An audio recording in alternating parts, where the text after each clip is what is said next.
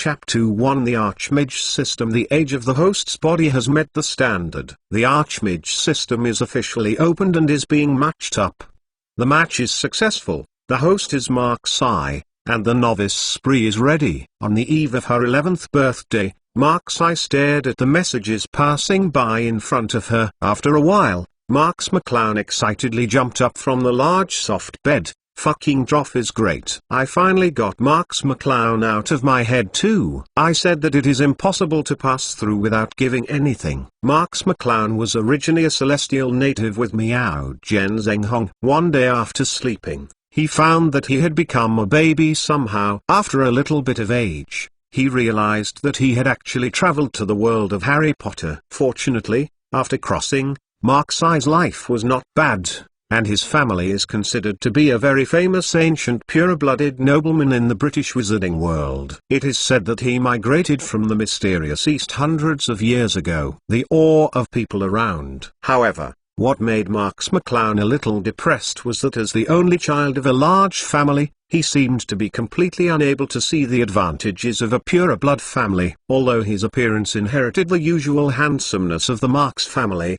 his performance in magic was mediocre. Most of the children with good talents in large families show some visions when they are young, and these visions are caused by out-of-control magic. But this does not mean that those children have poor talents, but it is the proof that they are born with huge magical powers. That is why they cannot be controlled because they are young, causing some supernatural phenomena to leak out. However, Marks McClown was different. He had no such thing at all. He looked like a mole child in every way. This made many nobles laugh. Secretly, it seems that the Cloud family, the glory of the Marks family for hundreds of years, is about to be cut off in the hands of the Marks-I generation. Fortunately, Marks McClown's parents always spoiled him very much, and there was no neglect because of his talent. This is why Marks McClown can accept his parents in this life. It's just that this system has not appeared for a long time, and Marks McClown has been despised for 10 years. Marks McClown still feels a bit resentful. Why did it only appear now? Because the power of the Archmage system is extremely powerful, the system immediately replied. Attaching to a body that is too young may cause the host to explode and die. Marks McClown shuddered after hearing this, but still curiously asked, will it not cause me pressure when the system was lurking before? It will also cause stress, and the most intuitive manifestation is that the host's own magic is seriously dragged down. Grass.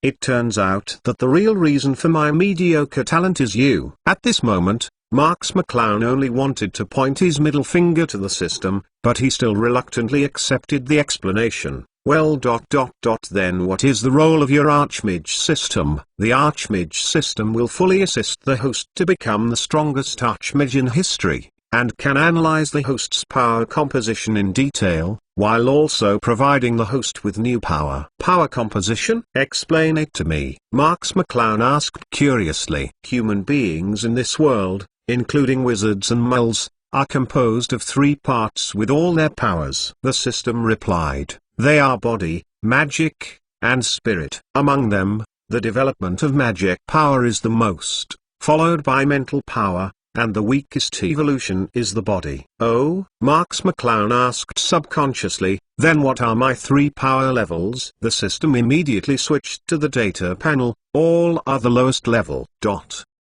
Marks McClown was a little bit eager to cry without tears, saying that good travelers are all super geniuses. Sure enough, all fairy tales are deceptive. But after listening to the system's words, Marks McClown was still a little concerned. You said the lowest level? Why, are these 3 powers still graded? The 3 powers are divided into 10 levels. The current level of the host is exactly the standard of most ordinary people. That is, the stage of a child. Marks McClown nodded.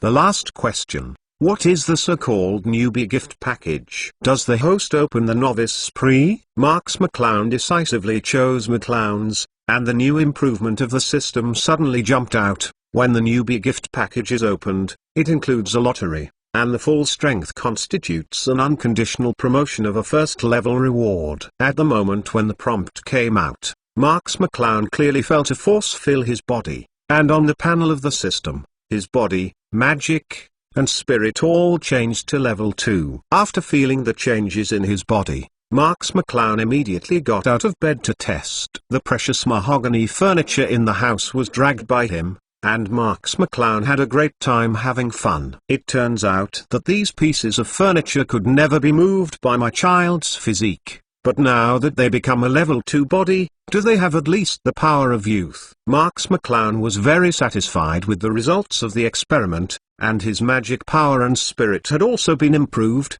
but these two items could not be tested temporarily. Later, Marks I focused on the lottery, which seems to be one of the functions of the system. Let's start the lottery. After receiving the order, the light of the Archmage system flashed quickly, and finally stopped on a line of words. Congratulations to the host for gaining the level 1 mutant ability feeling variation ability. Marks McClown heard Darky, as far as I know, there are no mutants in this world, right?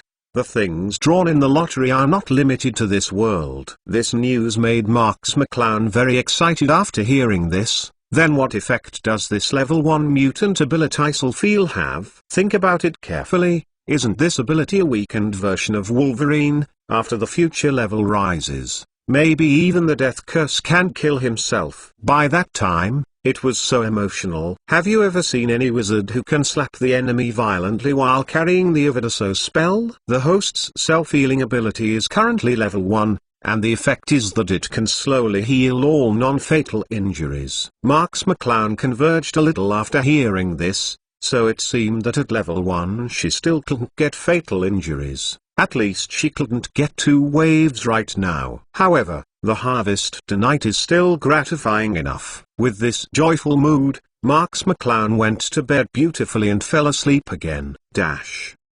P.S. There is a reaction in the book review area that the name Marks McClown is more playful. In fact, it is just like what was written in this chapter. In fact, the name of Marks McClown in the UK is Nightcrawler. It's just a Chinese translation. Book friends are welcome to visit and read. The latest, fastest and hottest serial works are all here. Harry Potter, The Most Powerful Mage Chapter 2 Draco Malfoy. Marks I woke up early the next morning, facing the morning light spilling into the bedroom. Marks I got dressed and went straight downstairs. Good morning, dear parents. Good morning, you seem to be in a good mood, Xiao McClown. Marks 6 Yuan, who was directing the house-raising elves to decorate the living room, greeted with a smile. After marrying into the Marks family, Marks McClown's mother also changed her surname to Marks McClown in accordance with British custom. Marks Fan's father is gone.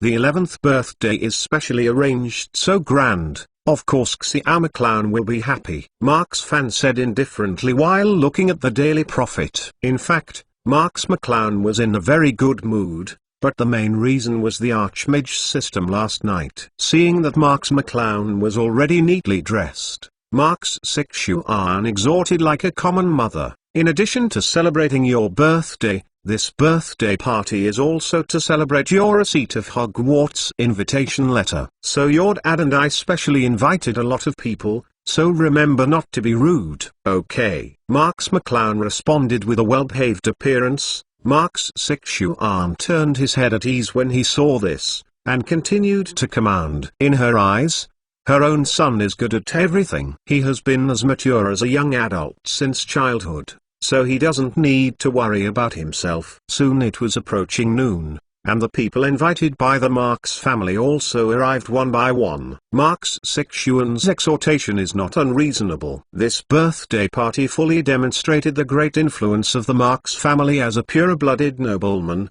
and everyone who came with an extraordinary identity. It is necessary to know that nobles must be pure blood, and pure blood is not necessarily a noble. In today's wizarding world, the top pureblood families still maintain the power of ancient times. There were as many as 5 Ministry of Magic officials who came here to celebrate Marks I's birthday, and they weren't any small fish or shrimps. Among them, even the current Minister of Magic Cornelius Fudge was there in person. Happy birthday, little guy. As soon as Fudge entered the door, he winked at Marks McClown, But Marks McClown really didn't want to look at the small eyes on his fat face. He just replied perfunctorily, "Then my dear Mr. Fudge, your congratulations." "Is it limited to talking in the mouth?" Fudge was stunned. He didn't expect that the little guy in front of him wanted a gift so straightforward. Fortunately, he didn't come empty-handed. "At your age, it's not suitable for me to give you some dangerous magic items. I don't want to ask me to settle accounts after the fall. It just so happens that you will go to Hogwarts this year to study. After thinking about it, I think this gift is the one that suits you best." With that said, Fudge motioned to follow Ludo Bagman, the director of the Department of Magic and Transportation, behind him, and Bagman immediately smiled and handed a long strip of parcel to Marks I. "This is?" Marks McClown has almost guessed what the gift is, and Bagman said with a smile, "This is a little bit from the Minister and I. Gwenglun Campaign's latest product, Gwenglun 2000. Hope you like it." "Wow!" Marks McClown blew his whistle. It was indeed the most appropriate thing to send this kind of thing. Moreover, Marks McClown had always been curious about the wizard's flying broomstick. Wouldn't it hurt to ride such a thin pole? Originally, Marks Sixuan had always felt that it was dangerous not to let him touch it, but now Marks McClown finally had her own flying broomstick. Marks Sixuan couldn't stop it even if she wanted to. The eager Marks McClown greeted him at random and left. Fudge didn't care when he saw it. He didn't care so much that he didn't think it was important at all. He would come here because of Marks Fan's face. As for Marks McClown, in Fuji's eyes, it was just a talent that would ruin the rich second generation of the family sooner or later. It was not worth mentioning. "Connelly, you look really good today." Marks Fan smiled and stood up and talked with Fudge cordially. On the other side, Marks McClown also welcomed his friends. "Brother Marks I, happy birthday." As the lovely childish voice fell, a little Lily with golden curly hair also flew into Marks McClown's arms. Marks McClown touched her curly hair. "Funny, thank you, Astoria." Astoria opened her watery eyes and looked at Marks I, who was one head taller than her. From Marks I's arms, "I heard from my father, Brother Marks I, you are going to study at Hogwarts this year. Are you not coming back?" Astoria's voice seemed to be crying. Marks I sighed inwardly that Lori was crying when she said she was crying, and comforted, "Don't worry, I will be back from vacation." Astoria waits next year. "I can go to Hogwarts too." "Really?" Little Lolita was immediately happy. "Then I want to go to Slytherin. I heard my father say that Slytherin is the best college." Marks McClown smiled and said, "Of course you can. If even the daughter of the ancient and noble Greengrass family can enter Slytherin, then there is really no one in this world who can enter."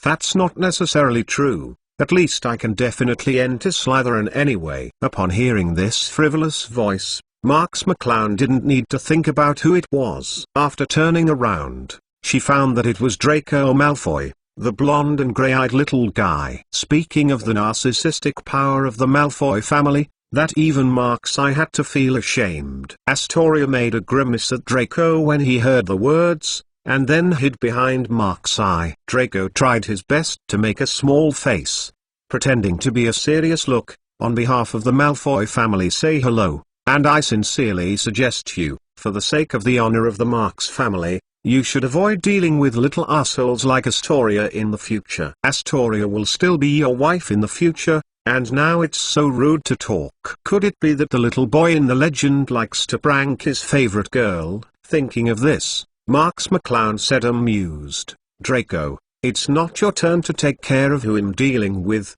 or are you itching again and want to suffer more?" Draco immediately said nervously after hearing this, I warn you not to mess around. My father came here today too." Book friends are welcome to visit and read. The latest, fastest and hottest serial works are all here. Chapter 3, The Gift of Blessing Potion. Pansy Parkinson Marks McClown said leisurely, "Really? Then I can just ask Mr. Malfoy, does his son's derogatory remarks about Greengrass also represent the attitude of the Malfoy family?" Draco's face flushed red. and he still knew that his father had a good relationship with the Greengrass family, and his words were known by his father Lucius, and it was a lesson. In the end Draco didn't hold back any rebuttals, so he could only walk away with 2 small followers. After all, he also knew that Marks McClown was behind the Marks family, who was not inferior to the Malfoy family's financial resources. It's not the civilians he bullies whenever he wants to. Malfoy is finally gone. Astoria made a cute face at Draco's back. Thank you, Brother Marks-I, for helping me drive him away. Marks McClown touched her head and slapped little Lolita again. He was a crossing adult who wanted to clean up Draco's ass as a kid with so many methods, and there were so many ways to do it. When he was a child, Draco still looked down upon Marks-I because of his talent, but after being repaired by Marks-I's repeated methods, now he dare not provoke Marks-I at all. Oh, seriously? I really don't think you will do any good to Draco. Marks McClown looked back at the little girl who was evaluating. It was Pansy of the Parkinson family. When did I target Draco? Didn't you find that Draco was always targeting me? Even so, having a good relationship with Draco, who is also the heir of the Pureblood family, will be beneficial to you in the future. Pansy said in a low voice, I am also doing this for your good. Everyone is going to Hogwarts this year. Isn't it good to be mature? Marks McClown knew that Pansy was also sincere, but the characteristics of Slytherin were obvious to her, so her concern always made people feel very twisted. But Pansy had not been helping Draco to speak. It makes Marks-I a little curious about passing through. You know that Pansy has never abandoned Draco in the original book for 7 consecutive years. In fact, Marks McClown didn't know how attractive a young boy with the mature temperament of an adult was to a girl of the same age. Pansy, who was heavily influenced by Slytherin's theory of excellence, certainly liked Marks-I more since he was a child. Hey! I just saw Draco walk over with a sullen expression. It must be because of you again. A little boy approached excitedly. And I have to say, your gift is so cool. Want to see Theodore? Then take it, but only for viewing, not for use. Marks McClown waved his hand generously. After all, I don't want to see it in the Daily Prophet the next day. The news that you fell to death, Theodore said unconvincedly. Of course not. I mean, haven't you learned how to ride a broomstick? This year one will also go to Hogwarts. Even if I start learning together, I will definitely be able to learn better. Hurry up, my talent has been praised by Mr. Horace. The proud object of Theodore is the big fat man who communicated with Marks Sexuan in the distance. Horace Slughorn's family is also well known among the pureblood, and can be among the most invited by the Marks family. The key is that he himself is a potion master. Noting that Marks-I and Theodore looked at him, Horace walked over with a grin. Why, did the little genius of the Knot family mention me? Oh, of course, Mr. Marks. I hope I didn't disturb you and the two. A ladies' exchange. Marks McClown nodded politely to him, but when Horace walked in, he let out a strange hey. You are that Marks-I of the Marks family? Marks McClown frowned. If there are no imposters, then I think yes. Weird ... It's so weird. Horace repeated the whispered mutters. Of course he was wondering what he knew. Originally, Horace heard that the next generation of the Marks family was just a mediocre person, so Horace didn't plan to have a deep friendship with Marks-I. He himself prefers and is good at discovering some talented people. Maybe not everyone knows it, but in fact, Horace was one of the first few people who discovered Voldemort's talents. He was born with the intuition and ability to discover talents. However, after Horace carefully observed Marks-I, he found that Marks-I was very different from the rumors. And more than that, Horace only felt that Marks-I was completely the opposite of the rumored version, which was definitely owned by a young age. Super genius of amazing power. Horace firmly believed that his instincts and judgments could not be wrong. He immediately touched his pocket with a smile. It's rude. In fact, I want to personally hand a gift to Mr. Marks, so I made a special confirmation. When Marks McClown heard the words, he stretched out his hand openly. What gift would a world-famous potion master like Horace give is worth looking forward to. Horace spent a long time in his pocket, and finally took out a dirty little bottle. Seeing this little bottle, Theodore's eyes were green with jealousy. A small bottle of blessing, Mr. Marks. Horace waved his hand away. After you go to Hogwarts, I hope you can come and learn about my slug club, which is all the same as you. Genius. I believe you talented young people can communicate happily. Then finally I wish you a happy birthday and good luck. What? Theodore looked at Horace's back in disbelief. You were actually invited by Mr. Horace to join the Slug Club? I didn't even receive the invitation. Horace likes to make friends with famous and powerful people. He founded the Slug Club at Hogwarts. The members of the club are all young witches and wizards with prominent family backgrounds or extraordinary talents. They are also very famous. Although the size of the club has been greatly reduced due to Horace's retirement, the glory of the past is still very influential among students. However, the most incredible thing for Theodore is the meaning of Horace's words. Marks I, you are a genius. How is this possible? Book friends are welcome to visit and read. The latest, fastest and hottest serial works are all here. Harry Potter, the most powerful mage Chapter 4 will show you a baby. The original Pride and Pride of Theodore were completely shattered under Horace's praise to Marks I. In addition, Horace even gave Marks I a blessing potion, which made Theodore feel more unbalanced, so he was also extremely excited, and the voice of speaking for a while was heard by everyone. We all know that. You have always been just a very mediocre person. I think Mr. Horace must be wrong. You are definitely not a genius. Marks McClown only found it a little funny. The child was a child, and he cared about genius names so much, but Theodore's brainless behavior, which was almost equivalent to pointing his nose and cursing, also made Marks McClown's expression gradually cold. Both Pansy and Astoria were even more angry. Brother Marks I is a genius in my eyes. Pansy also said harshly, Theodore, don't show too much of your sad narcissistic plot. The more you compare it with Marks I, the more you will show your naivety. Am I wrong?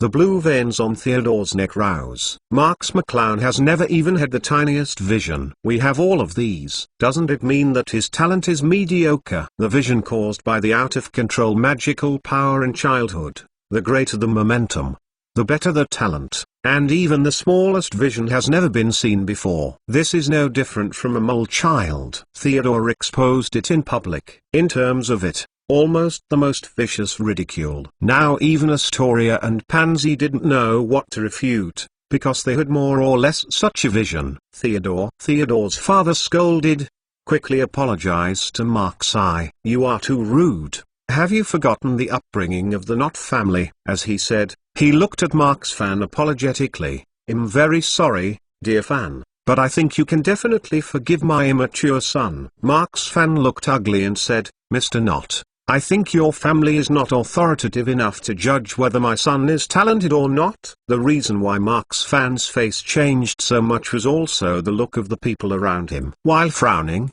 everyone was convinced. The Marks family's only son has an extremely poor talent. This is no longer a rumor. They all believe that even if Horace appraised Marks McClown as a genius, it would definitely be the first mistake that Horace had not experienced in decades. In this atmosphere, Marks Fan could not imagine how Marks McClown would be hit, but when he looked at Marks McClown worriedly, he found that Marks McClown's face was only calm. Just being able to have a vision makes you so proud. Marks McClown said faintly, I'll tell you the truth, in my opinion, the so-called visions are all because of your poor control of magic power. The situation that appears. You should not feel proud at all, but should be your shame. Speaking of this, Marks McClown spread his hands helplessly. Although I understand that children don't have much control, I am totally puzzled by this proud situation. Marks McClown's remarks made everyone on the scene look slightly worse. It is true that Marks McClown's vision principle is correct,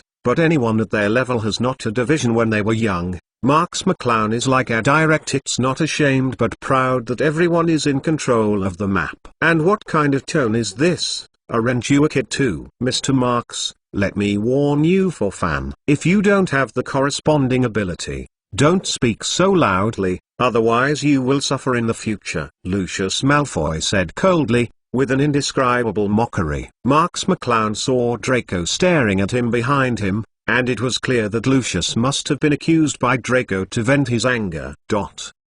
Where is Mr. Malfoy's self-confidence? Ignoring the father-in-law who was present and did not speak, and direct lie warning for the father. Marks McClown sighed, as if not seeing Lucius's face that looked ugly as an old bark. Moreover, in the dispute between a child like Theodore and me, the dignified Malfoy patriarch wants to be special. Speaking tit for tat, does it appear that your family is too narrow? You, Lucius, like Draco, was so angry that he couldn't speak for a while, and Marks fan waved his hand coldly to stop Lucius from saying, Lucius, you are at Marks's house. Look in the face of my Marks fan, I don't think you will have trouble with the juniors, right? Looking at Marks fan's squinted eyes, Lucius trembled angrily for a while, then snorted and ignored him. The guests on the scene saw Marks McClown's counterattack so sharp and marveled at the fact that Marks McClown's eloquence was inconsistent with the rumored dullness. At the same time, they also put away their hearts to teach Marks McClown to teach them. Lucius was speechless by Marks' eye. Where should I put that old face? But this is only limited to those adults who are good at communication. Theodore doesn't care about so many, and continues to yell. That's better than if you have no vision at all. You say it as if you have good control and you have no vision. Show me what you can do. Although it was inconvenient for him to speak for lessons, the guests were still secretly refreshed with Theodore's brainless work. No one of them believes that Marks I really has no vision because of his superb control. Such a peerless genius has never existed in the ages. There has never been a future before and will not appear. You must know that even the person who cannot say the name, it is said that many visions existed when I was young. Night. Marks Sixuan looked at Marks McClown worriedly, and was about to speak to ease the tension. Marks McClown even spoke first. Do you want to see my vision? Originally, Marks McClown thought about letting Theodore go, but he didn't expect Theodore to continue to persevere. McClown, Theodore shouted, I guess you certainly don't. Since you are asking so strongly, Marks McClown said with a smile, come on, Theodore, stretch your head out, and I will show you a baby book. Friends are welcome to visit and read. The latest, fastest and hottest serial works are all here. Harry Potter, The Most Powerful Mage Chapter 5 The Unlucky Lucius Malfoy. I don't know why the picture of Astoria in Chapter 2 doesn't show up, so just delete it and make it up here. Astoria Greengrass. Theodore didn't believe what tricks Marks I could play, so he approached obediently. What treasure can you have? Boom. There was a loud noise, and the air in front of Theodore suddenly exploded, causing him to roll in the air and fly out until he broke the glass before falling into the manor miserably. Sorry, you also know that the so-called vision is the runaway performance of the magic out of control, Marks McClown said without sincerity. So this is just an accident. It's not easy to create a vision. Now Marks McClown's mental power and magic power are both high. Letting go of control and letting the magic go away deliberately, it's really easy. These words made not stand up all of a sudden. His fists clenched, but he could not blame Marks McClown, because it was his son who provoked the conflict first, and it was his son who asked to see the vision. And Marks McClown said there is no flaw in the words. The vision is indeed a runaway phenomenon of out-of-control magic power. If it can be controlled, it will not be called runaway. So even if Marks McClown says I did it on purpose on his face, Note can't do anything about Marks McClown. Coupled with the worry about Theodore, he finally restrained the urge to pull out the wand and rushed out of the manor to find Theodore with a cold snort. Marks McClown couldn't help sighing when he saw this. He thought that Not could not resist attacking him. Then Marks McClown would be able to enjoy a magic war for free. This is the territory of the Marks family, and all the guests will help the Marks family in their sensibility and reasoning, and Not will only be crushed if he wants to go wild. But compared to this, Mark's fan and Mark's Sixuan were still more surprised by the sights before them. I'm a clown, was that true just now? In fact, you could have caused a vision long ago, right? They didn't blame Marks McClown for not telling them earlier that because Marks McClown is a traverser, she has been very mature and sensible since she was a child. In their opinion, Marks McClown must have his own reasons for not saying it.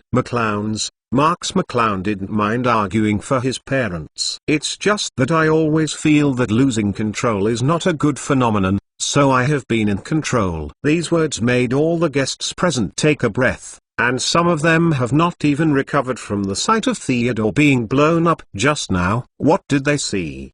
A super genius who can perfectly control his own magic power from an early age is right in front of them. This is no longer a once-in-a-century or eternally rare level. It is a truly unparalleled person. In the history of the wizarding world, there has never been such a level of peerless genius.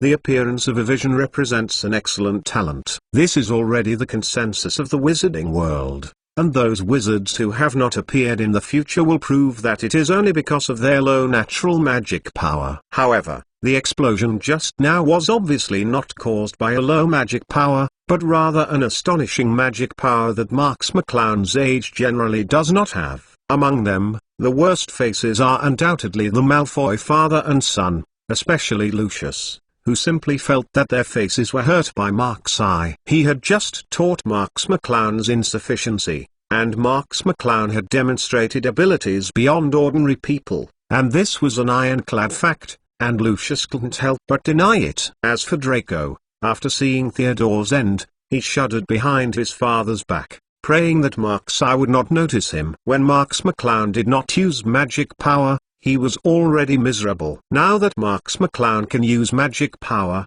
and it is still so powerful, then Draco can't even think about how tragic the future will be. Miss you. However, Malfoy and his son are willing to be turtles. It does not mean that Marks McClown is willing to let them go. The next moment Marks McClown said with a malicious smile, but unfortunately, because I just let go of control to show their vision, for this reason, my current magic power is already on the verge of running away. Before Malfoy and his son could react, Marks McClown yelled, "Oh, my magic is completely out of control," while urging the mind control magic to come out. Even Mark's fan and Mark's Sixuan couldn't bear to watch Marks McClown's false act, but the effect did not allow them to look away. Not only them, all the guests who came were looking straight. Sorry. Maybe the house elves will have more work later. It is a superlative vision poured out by a huge amount of magical power to cover up Mark's eye's words.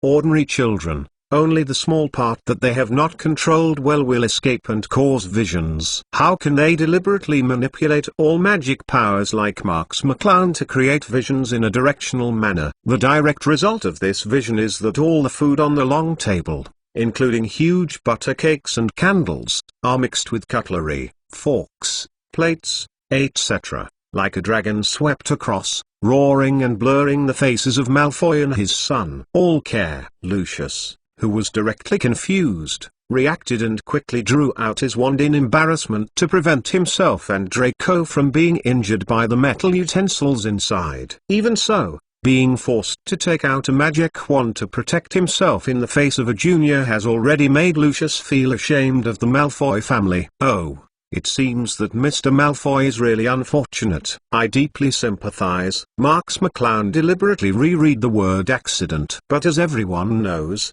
the vision is something I can't control, so I expressed my tenth to this accident. 2 apologies. At this time, Lucius finally realized the feeling of not just now. His eyes were almost staring with anger, and he just wished to cast an unforgivable curse on the little bastard in front of him. But what Marks McClown said was completely true. Lucius couldn't refute at all. He couldn't even make a blow back. Looking at the magic wands that everyone was touching subconsciously, Lucius could only knock down his front teeth and swallow it himself.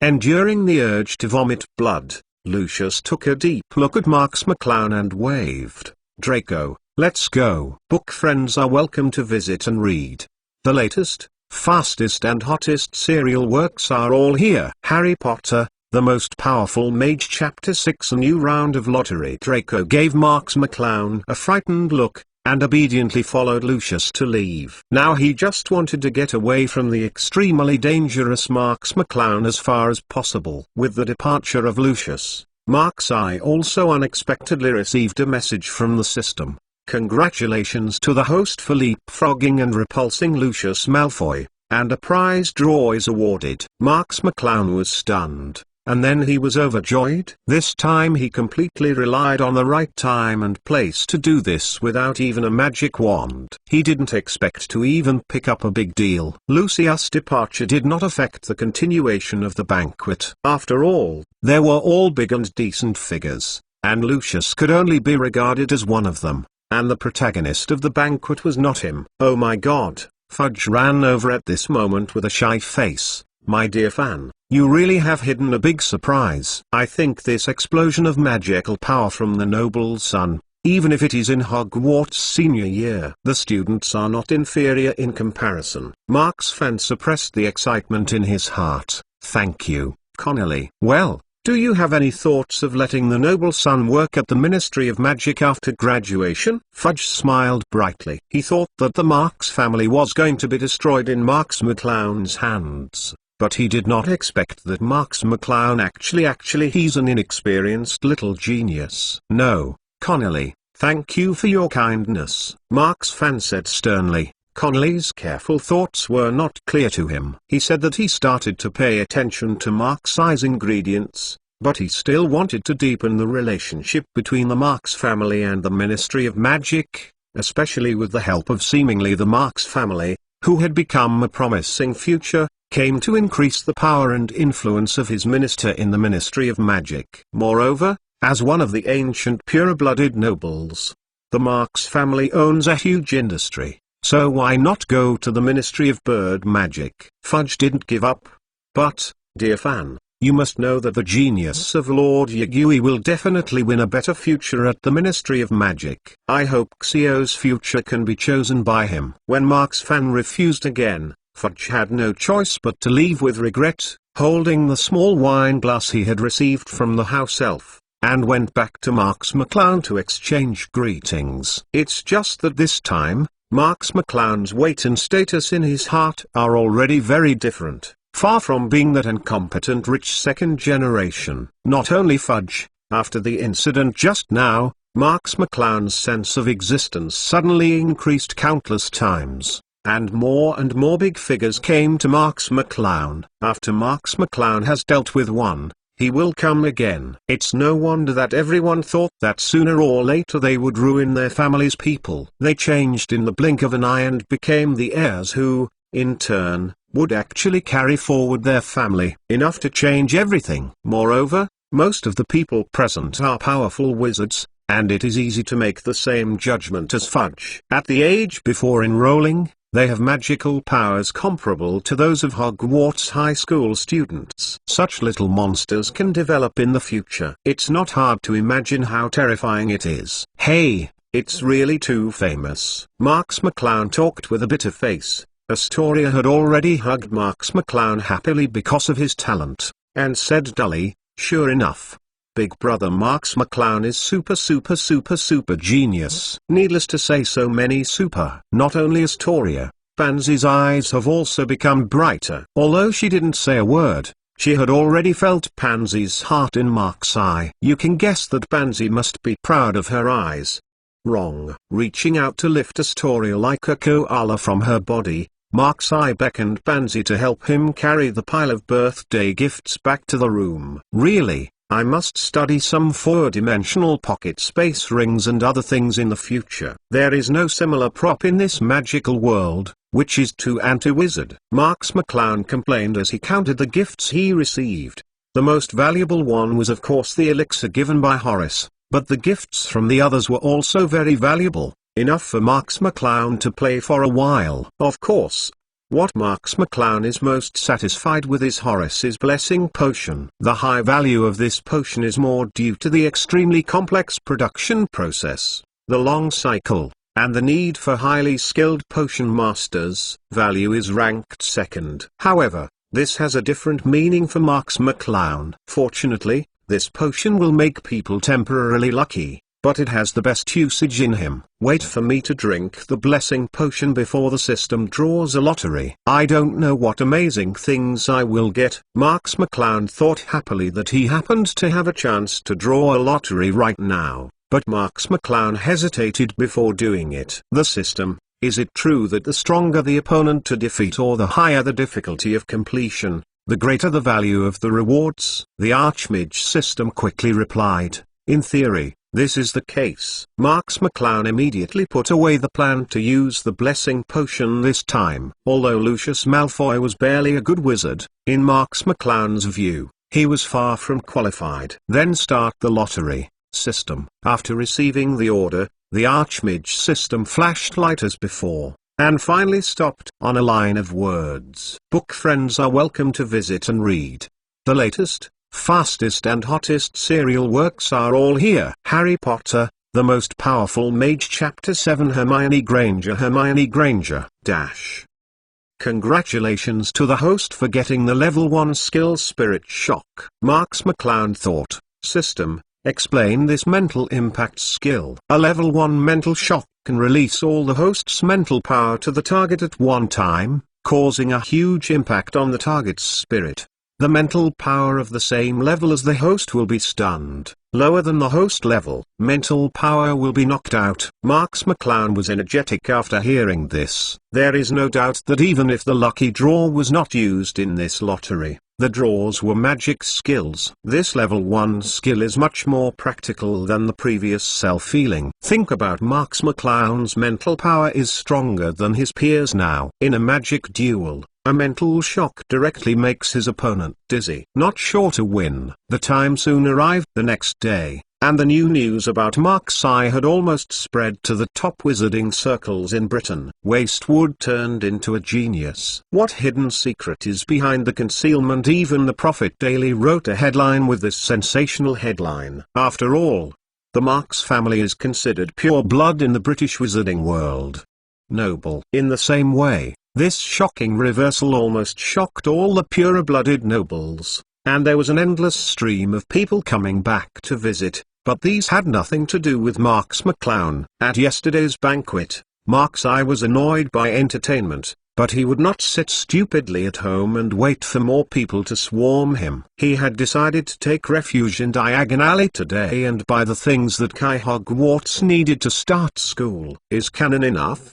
Bring it. What about Zyke? Marks Sixuan continued to babble. You have to know that you can go to Diagon Alley without some change. Marks McClown rolled his eyes silently. I see, don't worry, when did I make a mistake on this? Marks Sixuan was relieved, and smiled and tidied his collar for Marks McClown. Mom also knows that Xia McClown is the best, but I still can't help but want to confirm. One last question. You really don't want my mother to accompany you, go to Diagon Alley? No need, Marks McClown said. There have been several waves of people visiting today, aren't they? It is estimated that more people will come. Without you, it is estimated that Dad will be overwhelmed. It's not important for those people to have their own son. Marks Sixuan said so, but seeing Marks McClown's eyes, he still sighed. Okay. Then I know. You don't have a magic wand yet,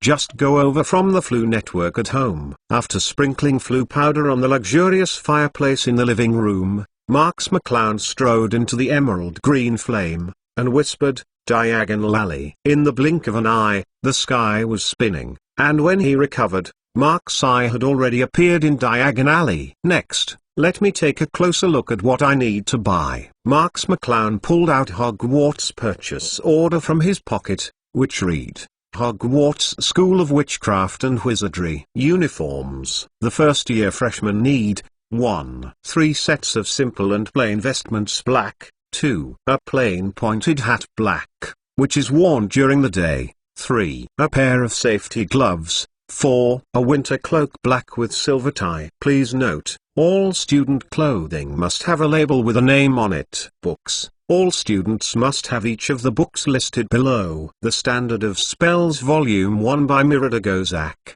The History of Magic by Basilda Bessart. Principles of Magic by Adalbert Wallin. Introduction to Transfiguration for Beginners Emeric Switch. 1000 Species of Magical Plants and Fungi by Felida Spool. Magic Figures and Magic Recipes by Ashanis Garja. Fantastic Animals and How to Find They by Newt Scamander.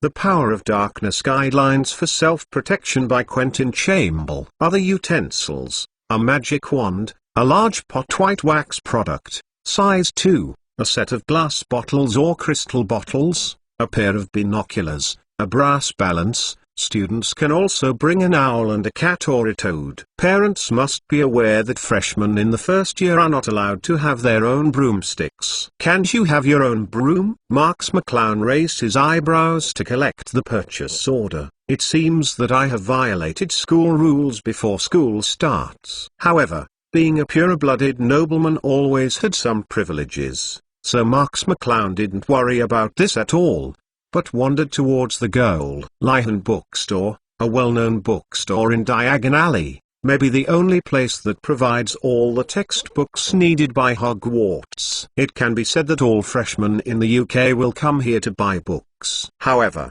it is obvious that this bookstore is not well managed. It is often crowded and noisy. Coupled with the signing meetings of celebrities from all walks of life held by the store manager from time to time, it has become more chaotic. Marks McClown frowned and interspersed among the crowd. I have to say that this kind of crowded chaos of wizards is very unfriendly to him as a teenager, and it is also unfamiliar to people who are completely unfamiliar with this magical world. Predicament exists. Just like this young couple with this little girl with blonde curly hair. They wore more modern clothes that were incompatible with their surroundings, and looked around with hesitation. The expressions on their faces full of curiosity, shock and confusion. However, obviously no clerk came up to help them. The clerk was already struggling to deal with the chaotic crowd. Mark's eye walked up and asked, "You look very troubled. May I help you?" Oh.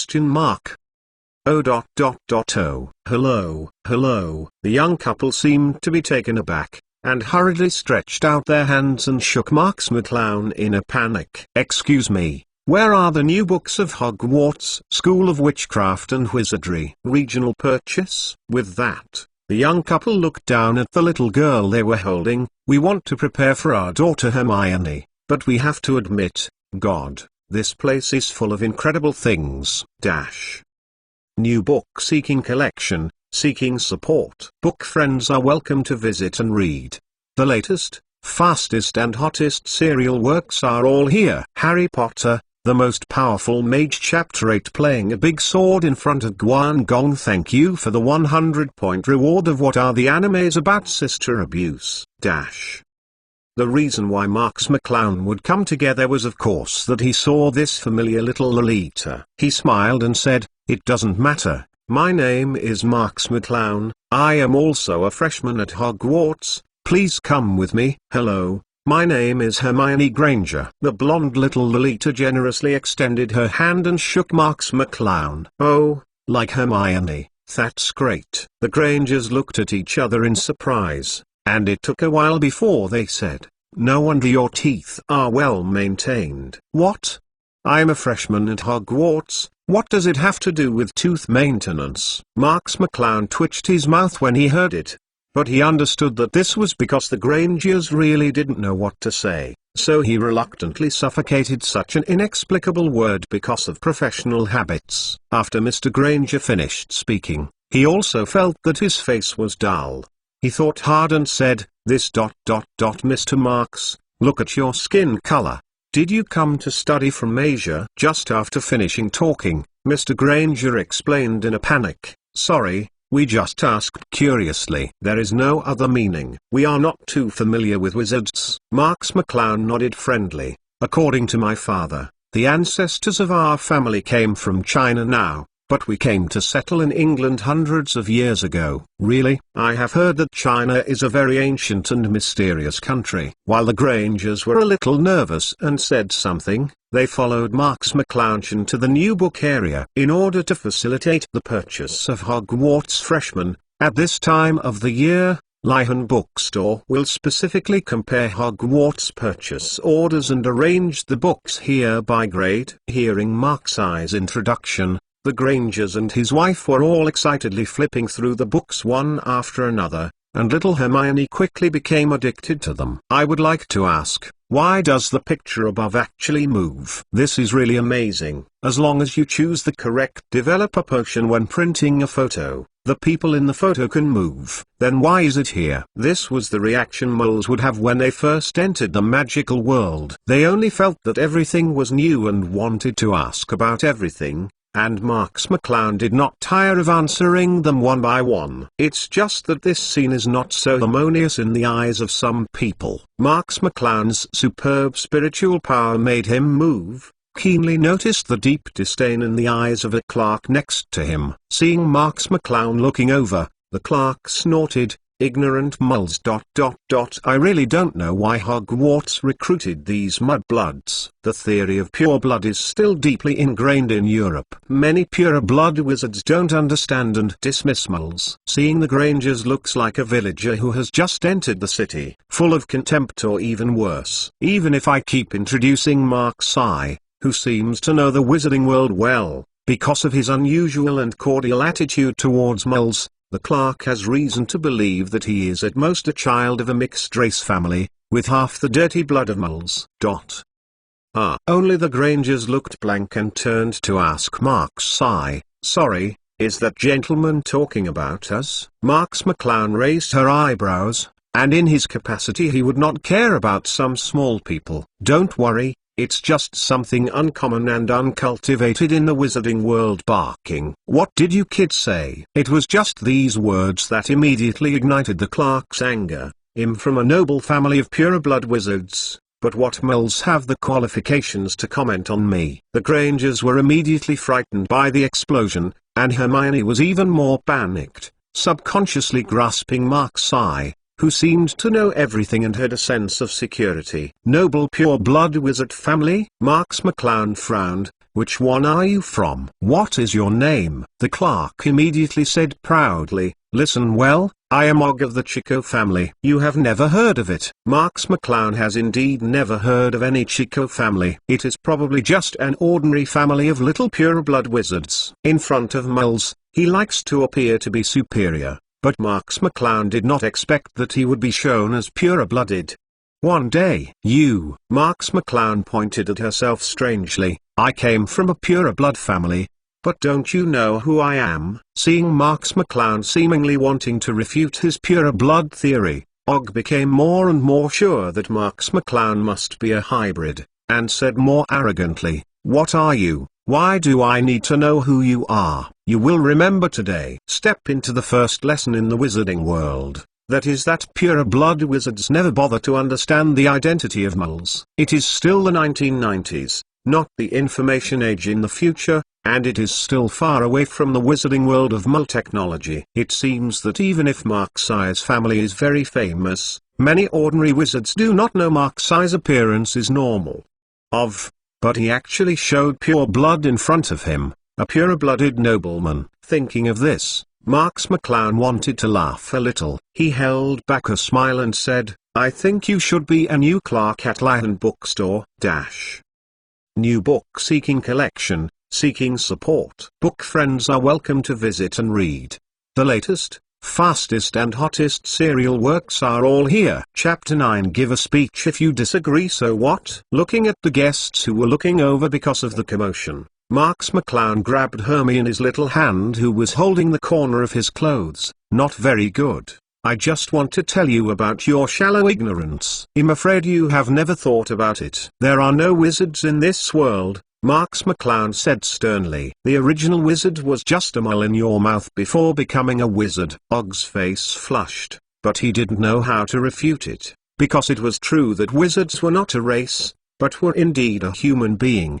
The prejudice and discrimination of the pureblood family against non-pureblood wizards cannot be changed in a short time.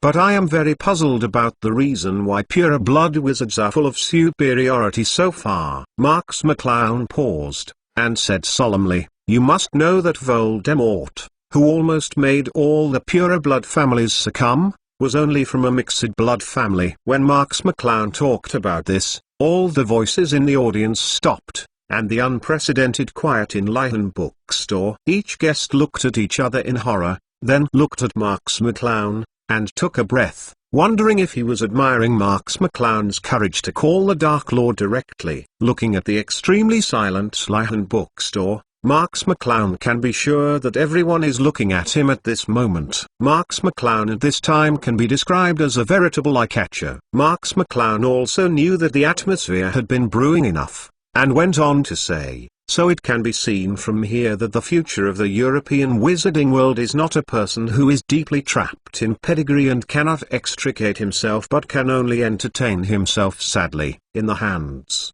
but in the hands of someone with real strength, whether he is a pure-blood wizard or not. Only in this way can the European wizarding world continue to develop for a long time, instead of gradually declining, and eventually being wiped out in the dust of history." After several seconds of Marks's words, no one spoke out. Some of them were still full of disdain, some were still disapproving, or some were full of thought, but there was no doubt, as the focus, the figure of Marks must be deeply engraved in everyone's heart. After a while, applause of admiration began to ring out, and eventually turned into applause from the audience. The applause almost overturned the roof of the entire Lyhan bookstore. "Wow!" Hermione blushed and stared at her hand held by Marks, and then she slowly raised her head to observe Marks bathed in applause and admiration more closely. She only felt that the boy who had only met for less than a day before her,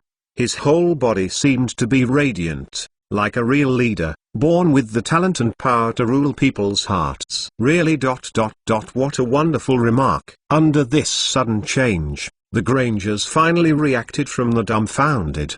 They were in a state of unawareness. They didn't understand half of the content at all.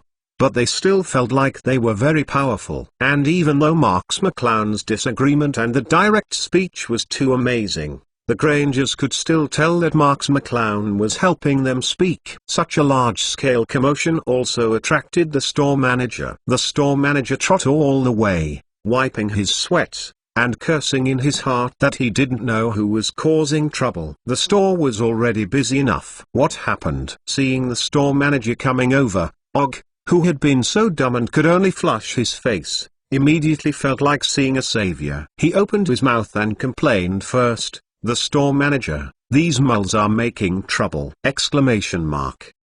When the Grangers heard the words, their faces turned white, and they waved their hands and explained, "No, no, we don't." Only when the store manager squeezed out of the crowd to see the scene, his face turned pale because of running around. He ignored Og, who could talk, and Grangers and Mrs. Granger, who could explain, and walked straight towards Marks. Og, who was still complacent, found that the manager was passing by completely blind to him, thinking that the manager hadn't heard what he said, and hurriedly shouted, "The manager, just a few of them." "Shut up." The store manager finally squirted Og's face intolerably, and pointed at Og's dumb face and shouted, "You idiot. Do you know who this distinguished gentleman is?" "McClown's ...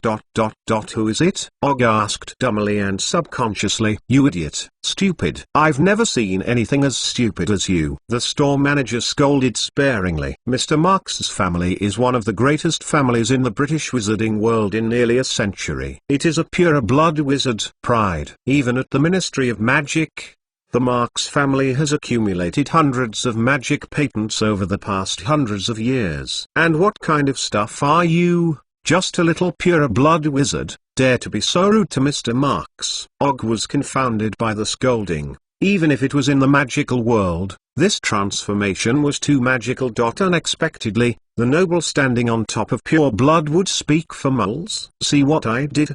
It was so rude to the pure-blooded nobles at the top. Thinking of this, Og immediately became scared. and the store manager was still cursing. Even if the target is not Mr. Marks, you should be cursing. Is it because the clerk at Lyhan Bookstore treats customers so rudely? What kind of loss Lyhan Bookstore will cause? I can't afford to sell you to Knockdown Alley. New book seeking collection, seeking support. Book friends are welcome to visit and read. The latest, fastest and hottest serial works are all here. Harry Potter, the most powerful mage. Chapter 10. Is it okay to listen to people? Well, Mr. Store Manager, I came out to buy Hogwarts textbooks this time. I didn't come to see you cursing. If there is nothing else, we will continue shopping. Marks McClown said faintly. The store manager should have Italy. He was still wondering whether he should just fire the guy who didn't have eyesight on the spot to let Marks McClown calm down. In fact, Mr. Marks can give me the book list. Later I will order people to pack all the books that Hogwarts needs and deliver them to the Marks family manor. No need. Marks McClown smiled and waved his hand. Since I want to study at Hogwarts, then I want to experience the beginning of school for ordinary students. The shop manager also laughed and said, that's natural, as long as Mr. Marks is happy. Please say hello to your father for me. I will. Marks McClown waved his hand to dismiss the store manager,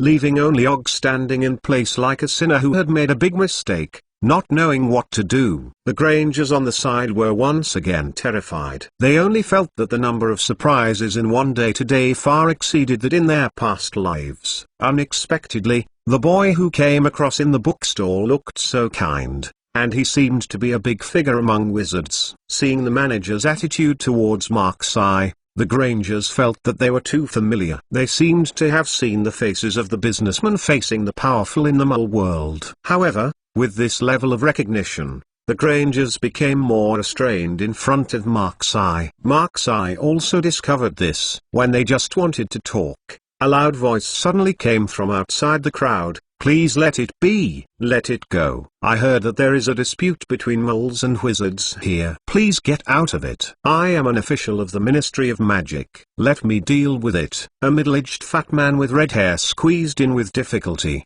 and his eyes beamed as soon as he saw the Grangers. Ah, you are Muggles. It's nice to meet you. I am Arthur Weasley. The Ministry of Magic prohibits the misuse of the work of the Muggle Supplies Department. Nice to meet you, Mr. Weasley. The Grangers grinned reluctantly, and shook hands with the unknown person in front of them, but Arthur was completely unconscious. Are you going to have a drink together? I just want to know how your Muggle transportation works.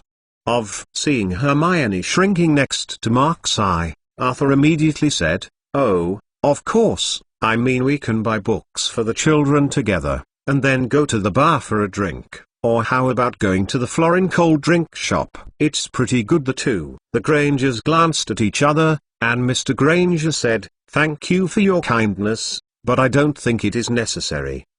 Don't be restrained. Your daughter is really a cute little angel. It just so happens that my youngest son is going to Hogwarts this year. They will be the best classmates and friends. Arthur's loud voice interrupted him again and reached out. A little boy with freckles appeared. This is my youngest son Ron. You can meet him. The Grangers had already smiled reluctantly. This time Mrs. Granger said, we are also very happy to see another classmate of Hermione. But, oh yes, I almost forgot to do business. Arthur suddenly hammered the palm of his hand, as if remembering something. I heard that you are in trouble here, right? Don't worry, this is caused by Muggles being unfamiliar with wizards. I'm very familiar with the trouble, and I can definitely help you. No, I think we have solved. Ah, I've heard of you. Arthur glanced at several people around Granger and his wife, and finally focused on Marks McClown. You are the only child of the Marks family,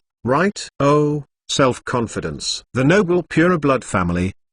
It's not hard to imagine what will happen now. I have also heard of you, Mr. Weasley. Marks McClown's smile was already a little impatient. But I am the first to say how rude Mr. Weasley does not listen to people. I saw it this time. Seeing that Arthur misunderstood Marks' eye as the person who was in conflict with them, the Grangers quickly wanted to explain, and Arthur had already leaned forward with a reliable face. Don't worry, In the wizarding world like them are pure blood. The family is far from covering the sky with one hand. I will handle it. Hey, what is your tone? Og swiped from the side and jumped out.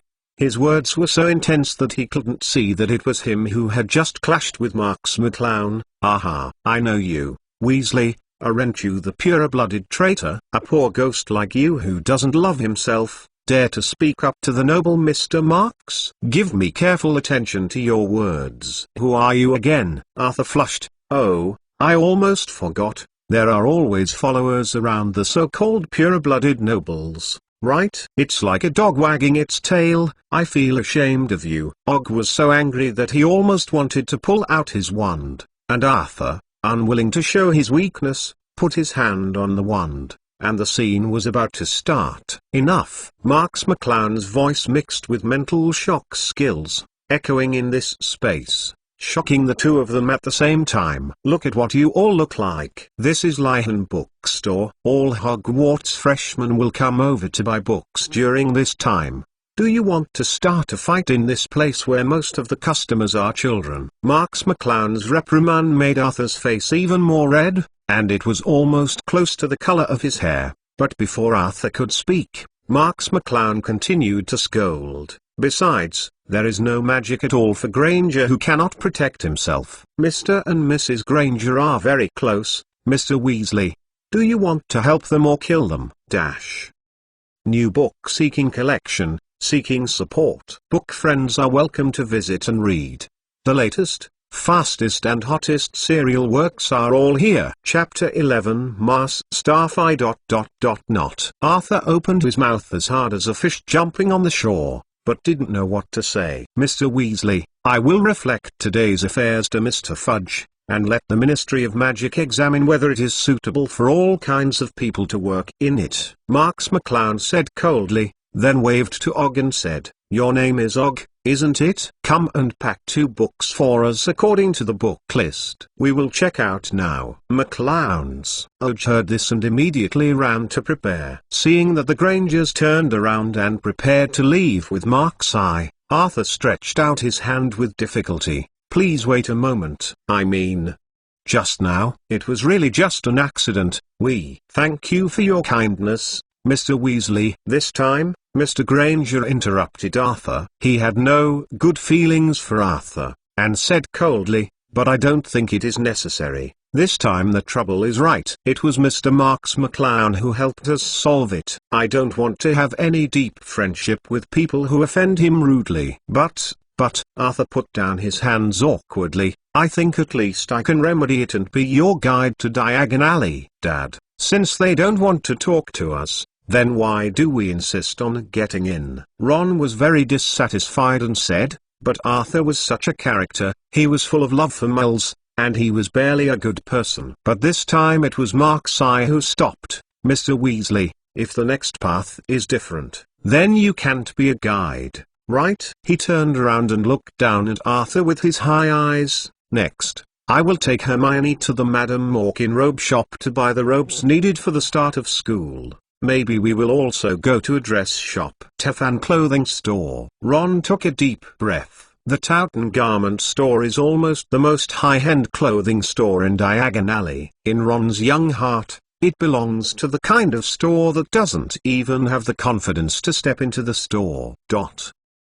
But I think you probably won't go there anymore. Ron, who has his brother's clothes, doesn't need to buy at all. Or maybe you want face and can be more luxurious and go to the second-hand robe shop to buy a relatively new school uniform. After all, Marks McClown left Arthur, who was blue and white, and left with the Grangers and Hermione from Slytherin bookstore. Although Marks McClown does not agree with the undecided theory of pure blood supremacy, he also does not think there is anything wrong with the pure blood family.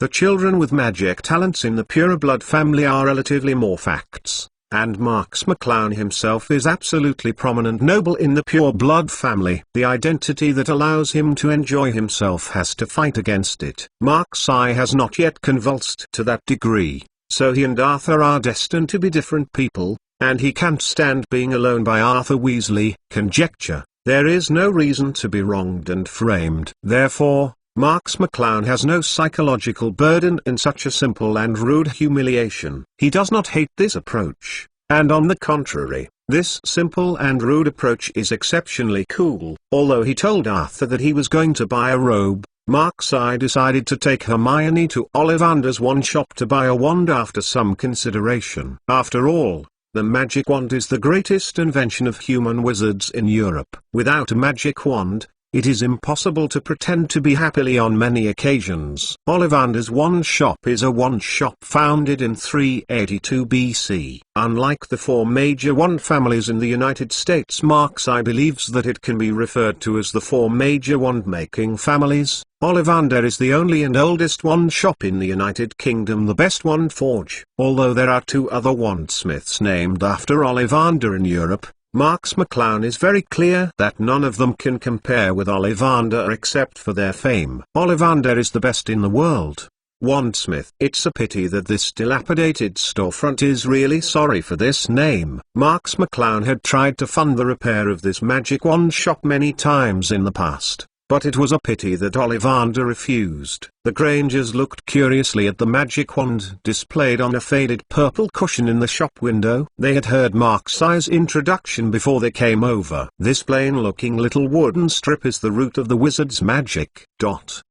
When they stepped into the store, a crisp bell rang from somewhere in the store. This is a small place with nothing but a chair, but it seems like a very strict library. Hundreds of thousands of small boxes are almost piled up to the ceiling. "Good afternoon," a soft voice said. The old man stood in front of them, his big blue eyes shining through the dimness of the shop. "Good afternoon, Mr. Ollivander." "Oh, I haven't seen it clearly just now." "Isn't this Hermione?" Ollivander said in surprise. "Please forgive me, I'm the only old man in the store, so I can get away to attend your birthday party, but this does not prevent me from wishing you a happy birthday." Marx McClown smiled and said, "It's okay. Today I will choose my own magic wand. I believe you will soon have a chance to make up for your lack of birthday gifts." McClown's Xiao Marxi is always so witty. Ollivander smiled. "Have you finally reached the day when you want to choose a magic wand? The thing about your father and mother coming over to buy a magic wand, for me it's as vivid as yesterday." This is something Marx McClown has never heard of. "Does my parents know each other before entering school?" McClown's, "I heard that your father would have entered Slytherin, but later chose Ravenclaw to be with your mother. The wands they bought were both 9 1/8 inches long, and the materials are all agarwood, which is an extremely matching wand. This is the first secret I heard today, but I won't agree with you using it as a replacement for my birthday present." Marx McClown smiled, and she showed a somewhat unnatural Hermione. "Of course, today I also hope that Mr. Ollivander can find a suitable wand for this lady." Ollivander said sternly, "That's for sure. Let's start with you first, Xiao Marxi dash. New book seeking collection, seeking support. Book friends are welcome to visit and read. The latest, fastest and hottest serial works are all here. Chapter 12 Earn 1,000 Sticks. McClown's today. I saw that the book friends in the book review area reported that the pictures were all gone. I went to check it and it turned out to be so. The editor later said that now fellows live-action pictures will be hanged, and it seems that there will be no way to put live-action pictures into the chapter in the future.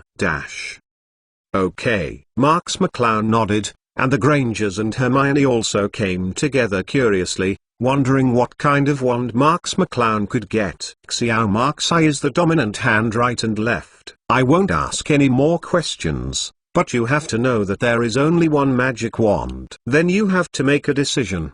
Do you want me to measure your left arm or let me measure your right arm? Looking at the tape measure in Ollivander's hand, Marx McClown shook his head. No need, Mr. Ollivander, I want to try the selection wand on my own. On your own? Ollivander asked in surprise. Why do you think this way? While surprised, Ollivander was still a little angry. I thought you had learned some magic wand knowledge from me since you were a child, so you won't say such layman's words. It is the wand who chooses the master instead of the master who chooses the magic wand. You can't do it yourself. As he said, Ollivander raised the tape measure in his hand. Even I can only use measurement and experience to infer a range as much as possible to reduce the difficulty of choosing a magic wand. I know. Marks McClown didn't get angry, but said to Ollivander, "But I still stick to my own ideas." Okay. Ollivander looked at the firm gaze in Marks McClown's eyes,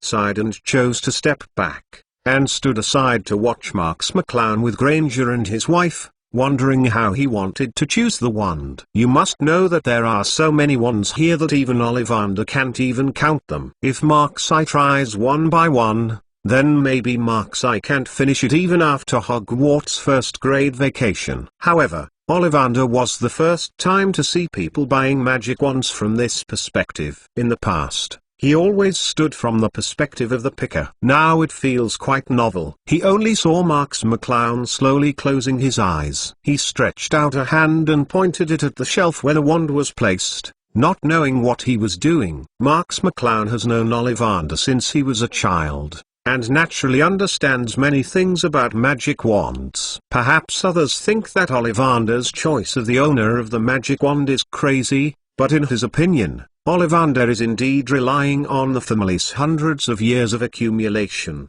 the absolutely correct talk of experience. And how does the wand choose its owner? When Ollivander gives the customer a possible suitable wand to try, the wand has the opportunity to touch the customer's spiritual power and magic. However, most of the people who buy magic wands are children. The undeveloped magic powers are basically the same. The only thing that is absolutely different for everyone is the spiritual power that is closely related to their soul. Thinking of this, Marks McClown silently urged a level 1 mental shock. He had already experimented at Lion Bookstore just now. Even if it wasn't for the purpose of attack, he could still use this technique to guide all his mental power. Ordinary people can only show their mental power to the wand when they are holding the wand. Why does Marks McClown need to do this?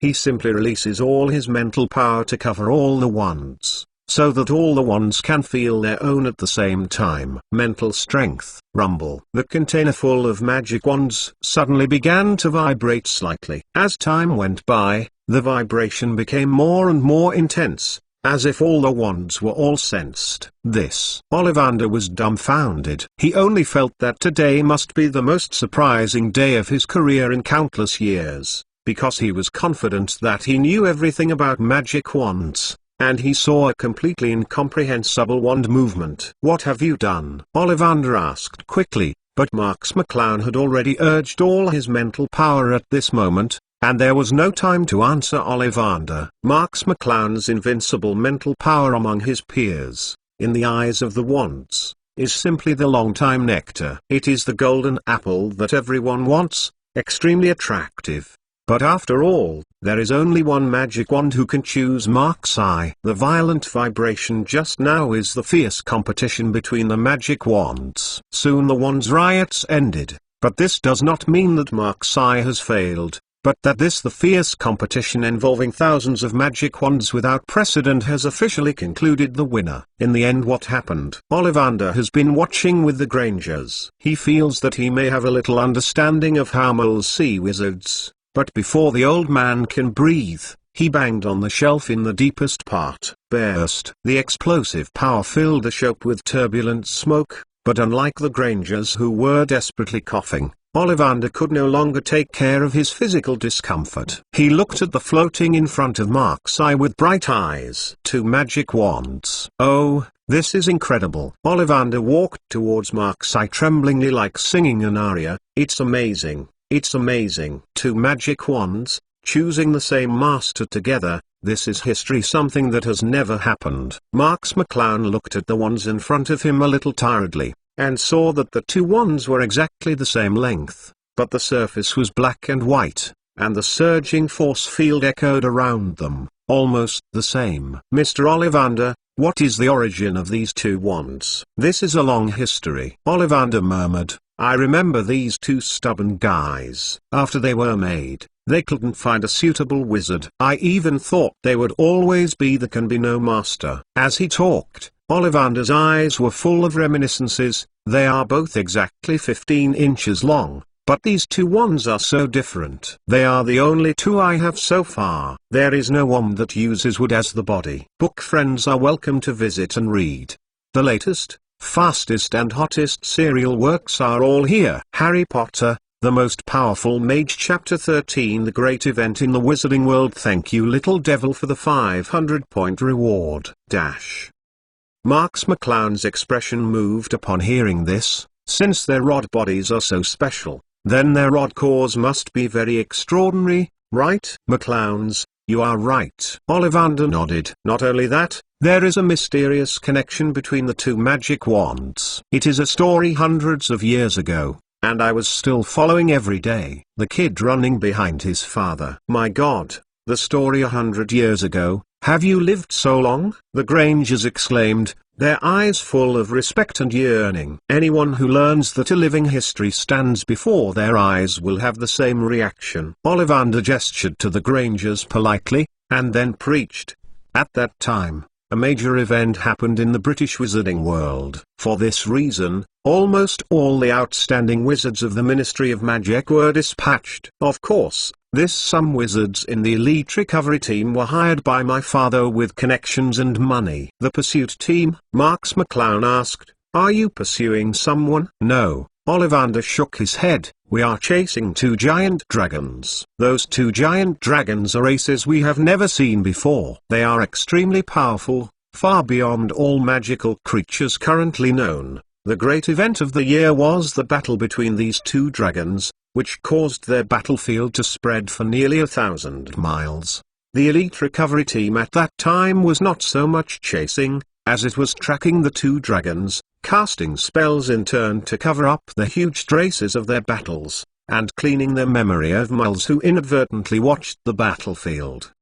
Because the spread is too widespread, and the aftermath work alone has exhausted the entire elite recovery team. Then how did you defeat the two giant dragons in the end? Marks McClown asked. According to Ollivander's description, such a powerful magical creature is simply not something the elite pursuit team can handle. How could we defeat it? Ollivander gave Marks a white look. The two dragons, one black and one white, have an unprecedented resistance to magic, and the black one is almost immune to all black magic. The white one can invalidate all other magic, and the entire elite recovery team has nothing to do with them. Right. Marks McClown touched her nose awkwardly. If he could handle the two dragons, the Ministry of Magic would not let them fight thousands of miles, but they would just keep doing the aftermath. In the end, they were both injured and killed. It was the person who paid the most. My father chose the material on their corpses first. My father chose the inverse scales and heart tendons on the two dragons, and the Ministry of Magic, which consumed countless manpower and material resources. All the remaining bodies were taken away. But it's okay, said Ollivander with a triumphant smile, because my father has obtained the most valuable part. But he didn't start making wands. Faced with this unprecedented excellent material, my father thought it should be handed over to him, who had a better talent than him at a young age, made it. In the prime of my growing up, I thought that the technology was fully mature, so I started to work on this precious material. At that time, I thought about it for several years, but never found a suitable wood combination. With a flash of inspiration, he understood his father's intention to leave Nilin. The story of Ollivander has been told here, and it has attracted everyone including little Hermione. Why do I have to find wood to make a magic wand? Ollivander said, I kept myself in the room for half a year while thinking about it, and finally I worked out the precise and meticulous curling of the scales. The technology for forging the rod body. I was ecstatic behind the rod, and couldn't wait to put the heart tendons of the two dragons in, and completed the last step of forging the wand. Speaking of this, Ollivander sighed. It's a pity that no one suitable for them has ever appeared. I can only dust them on the bottom of the shelf. Just when I thought it was impossible to see a wizard in my lifetime. When you got them, you showed up. Ollivander, who said this sentence, was already trembling slightly. This is undoubtedly his highest masterpiece, but a magic wand must find a suitable owner to be truly completed. Now it finally got his wish. How could Ollivander not be excited? Accept them. Xiao Mark's eye. The inner fluctuations finally turned into Ollivander's kind smile. Congratulations, you can subdue these two arrogant little guys. Marks McClown took a deep breath and stretched out his left and right hands to hold the two magic wands. The magic wands that were still in the air became extremely cunning when they arrived in Marks McClown's hands. These two wands are so precious, Marks McClown said, I can't accept them as gifts. Mr. Ollivander, you can say a price. However, Ollivander shook his head firmly, you can get them today, but it is a wish that has deprived me for many years. These two wands, just take them as my thanks for fulfilling my wish. Marks McClown looked at Ollivander's contented eyes, and stopped talking nonsense, and solemnly put away the two wands, one black and one white. The Grangers next to him were so shocked by this century-long historical story that Ollivander did not forget them, and greeted Hermione kindly. Then it's your turn, sweet girl. Which hand do you use to hold the wand? Book friends are welcome to visit and read. The latest, fastest and hottest serial works are all here. Harry Potter, the Most Powerful Mage Chapter 14. Doge. It didn't take long for Hermione to get her own magic wand. It was 14 inches long and made of grapevine wood. The core of the wand was the dragon's heart cord. Little Laurie was so happy that she waved it all the way. Listen to Mr. Ollivander. The heart of my wand is also the cord of the heart of the dragon, the same as you. Hermione said to Marks McClown happily. Looking at her happy face, Marks McClown didn't feel embarrassed to explain that this dragon is not the other dragon, and that it is totally different. Where shall we go later? The Grangers asked Marks McClown for his opinion, and Marks McClown meditated. Go to the owl store first. Owl shop. McClowns, you must have seen the owl delivering the letter when you received Hermione's admission notice. Marks, I explained. That is an indispensable means of communication among wizards. So that's it. Mrs. Granger nodded her head and looked down at Hermione, and found that Hermione's attention was obviously not here. Following Hermione's sight, Mark's eye could see the name of the shop she was looking at. Magic Zoo. Want to go there for a look? After hearing Mark's eye's question, Hermione nodded honestly after hesitating for a while. Then let's go there. Anyway, I still have an owl for the family. It doesn't matter. Marks McClown followed the kindness, and took Hermione into the Magic Zoo, and suddenly a smell that was unique to a pet shop rushed over her face. But this could not extinguish Hermione's enthusiasm. She looked left and right. Many of the creatures bought here were magical creatures, and there was no shortage of stranger-looking animals. Finally,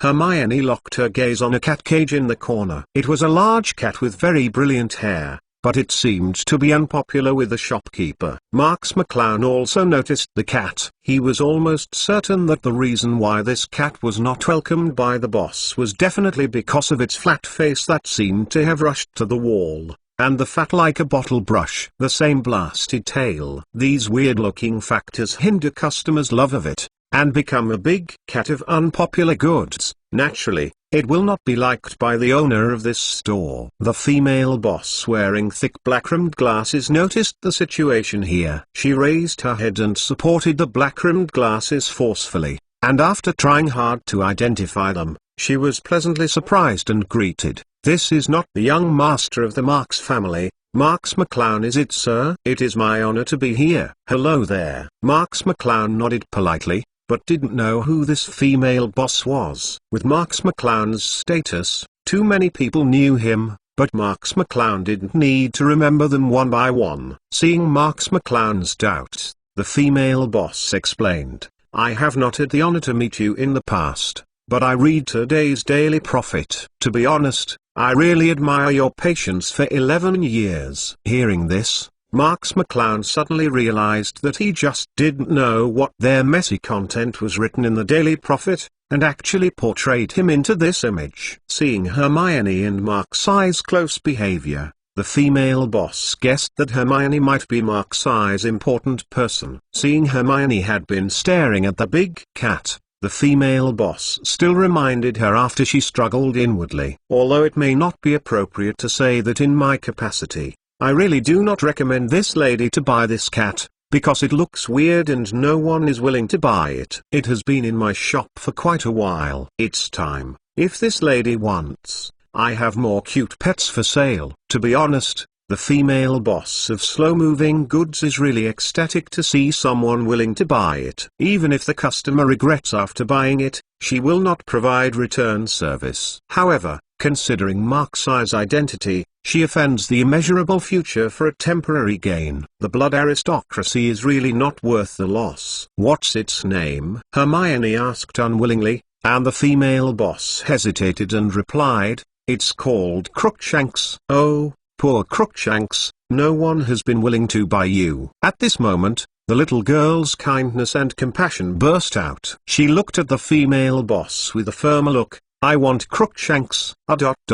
Really don't think about it. McClowns. The female boss quietly looked up at Marks McClown's reaction, and when she saw Marks McClown's expression of no objection, she said, well then, the customer's wishes are always the first. Hermione happily followed the female boss to check out. Marks McClown was also wandering in the shop. Although he had family owls available, Marks McClown still wanted to raise an animal of her own. After a few random glances, Marks McClown finally stopped his eyes on a huge iron cage, in which a listless Shiba Inu was lying. Boss. Marks McClown greeted the female boss. What's the situation with this Shiba Inu? The reason why Marks McClown's attention is attracted is precisely because it is just a Shiba Inu. Don't look at Crookshanks, it's also a common cat, but there is still a part of the pedigree of the cat civet in its body. The cat civet is a very intelligent animal that can quickly sniff out suspicious objects and make ferocious gestures to them. Once you develop a deep relationship with the wizard, you will be an ideal pet. This is the animal that should be sold in the magic zoo that provides food services for wizards. Like some ordinary pets, it is generally not available for purchase here. Are you talking about the dog with a strange face? It's been in our shop for a long time. The female boss looked over with her feet on her feet, and sighed in her heart why this young master was the same as the people he brought over, and she was all interested in some unsellable pets. Oh, yes, he can still talk. New book seeking collection. Seeking support. Book friends are welcome to visit and read. The latest, fastest and hottest serial works are all here. Harry Potter, the most powerful mage, Chapter 15. I choose to reject. Come and feel the power of spiritual pollution. Can talk. This made Marks McClown a little surprised. The female boss quickly explained, please don't worry, I have checked it with someone. It is definitely not animagus. But I don't know why it talks. Then why can't it be sold? Marks McClown asked puzzledly. Talking dog. Should be interested in many wizards. In fact, there are many reasons. First of all, many sellers responded that they could not stand its expression and felt that their spirit was contaminated. Secondly, its mantra was also very unfriendly, which offended many admirable wizards. The female boss said that Marks McClown was a little unclear. So, he squatted down and looked at the Shiba Inu carefully. He glanced at him weakly and really said, buy if you want, or get out if you don't. Is that its unfriendly mantra? Marks McClown didn't get angry, and turned to ask the female boss. The female boss sweated a little and said, no, it's not. Then she warned Shiba Inu. Shut up your mouth honestly. This one in front of you is a big man you can't afford to offend. Who knows that this Shiba Inu is not a bird like female boss? She rolled her eyes and cursed, mum's mental retardation. Marks McClown was silent for a while, then asked, could this be its mantra? There was more sweat on the face of the female boss. McClown's.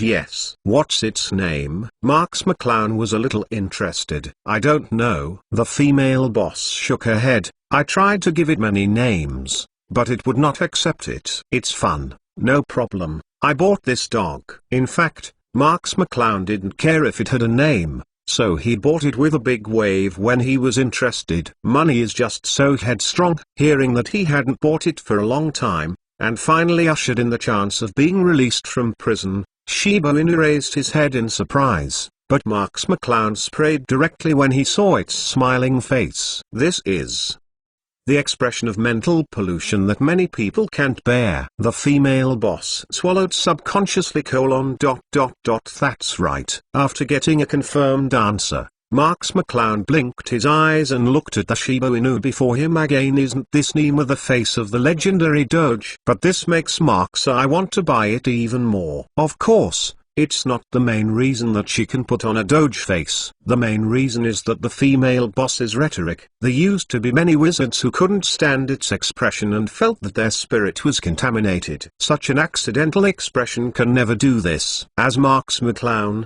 who possesses the spiritual power far beyond his peers, he can be sure that this is definitely a special kind of mental attack. Just like his mental shock, this Shiba Inu, who will only curse people with mental retardation and put on the face of Doge, is definitely not easy. After happily paying the money, Marks I took the dog leash and walked out of the magic zoo with Hermione. The Grangers still looked at Marks I's Shiba Inu, a talking dog, with their faces in amazement at the back. This completely subverted their common sense in the Mole world. Now I am your new owner. Tell me what your name is. Marks McClown chatted with Shiba Inu one after another while walking. I don't know. I don't have a name. Then how old are you now? 1.5 years old. Huh? Marks McClown was a little surprised. I thought you should be something like a century-old monster. Then why do you speak human language? I don't know. It will happen unconsciously. Then how did you learn that expression that can create mental pollution? Can you not ask such a mentally handicapped question?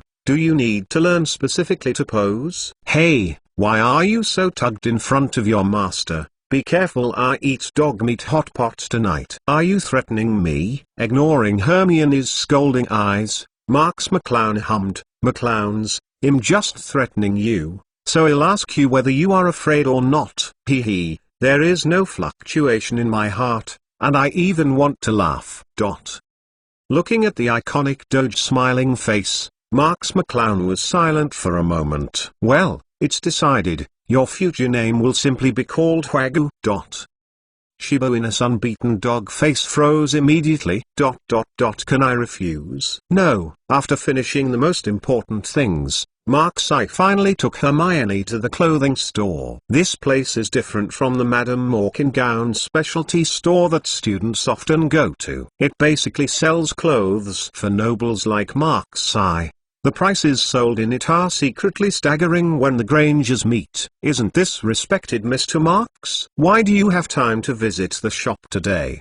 The owner of the Chuafan garment store knows almost all the upper-class people in the British wizarding world. Of course, it was impossible for him to miss out on the big Marks I yesterday. Oh, look at my memory, the shopkeeper said, blaming himself. In Mr. Marks's genius posture, he must have received the admission letter from Hogwarts this year. Are you here to buy a robe? Marks McClown nodded. McClowns, the handmade robe you bought last time was pretty good. It's the best if you can like it. The shopkeeper smiled. Does the lady next to you also need to buy a robe? Hermione looked at the price of the sign on the display, glanced back at her parents, and said hesitantly, oh I think I can't do it.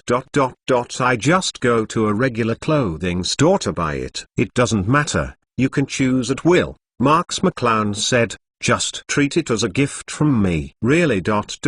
Really okay? After seeing Marks McClown nodding, Hermione cheered and plunged into the dazzling robe forest. Regardless of age, beauty is always a girl's nature. Mr. Marks has been asked to help us lead the way for free, and it has cost so much. It's really... The Grangers both showed wry smiles, but they couldn't say anything to stop them looking at the cheerful daughter. Soon Hermione bought her clothes and stood in front of Marks I with flushed faces. Does it look good? There can only be one answer at this time. It looks good. Hermione was happier after hearing Marks I's praise, and jumped to the Granger couple's side, pulled down Mr. Granger's body, and said something in his ear. Book friends are welcome to visit and read. The latest, fastest and hottest serial works are all here. Harry Potter, the Most Powerful Mage Chapter 16. The Royal Club. The Doge face in the previous chapter should have been more spiritually polluted. but I don't know why it can't be posted. Now Fellow is not only a real person, but a real dog. Are you really sure, Hermione? Mr. Granger asked again after hearing this. Hermione's face blushed, but she still took a brave look at Mark's eye and nodded to Mr. Granger. Okay. Mr. Granger also took a deep breath, seeming to be brewing a sentence. Mr. Marks, I have to say that the help you brought us today is so great. We don't know how to thank you. Just call me Marks-I. I will be a classmate of Hermione in the future. Marks-I knew that this was because Mr. Granger felt that he had a prominent status in the wizarding world, so he always spoke with a more respectable title.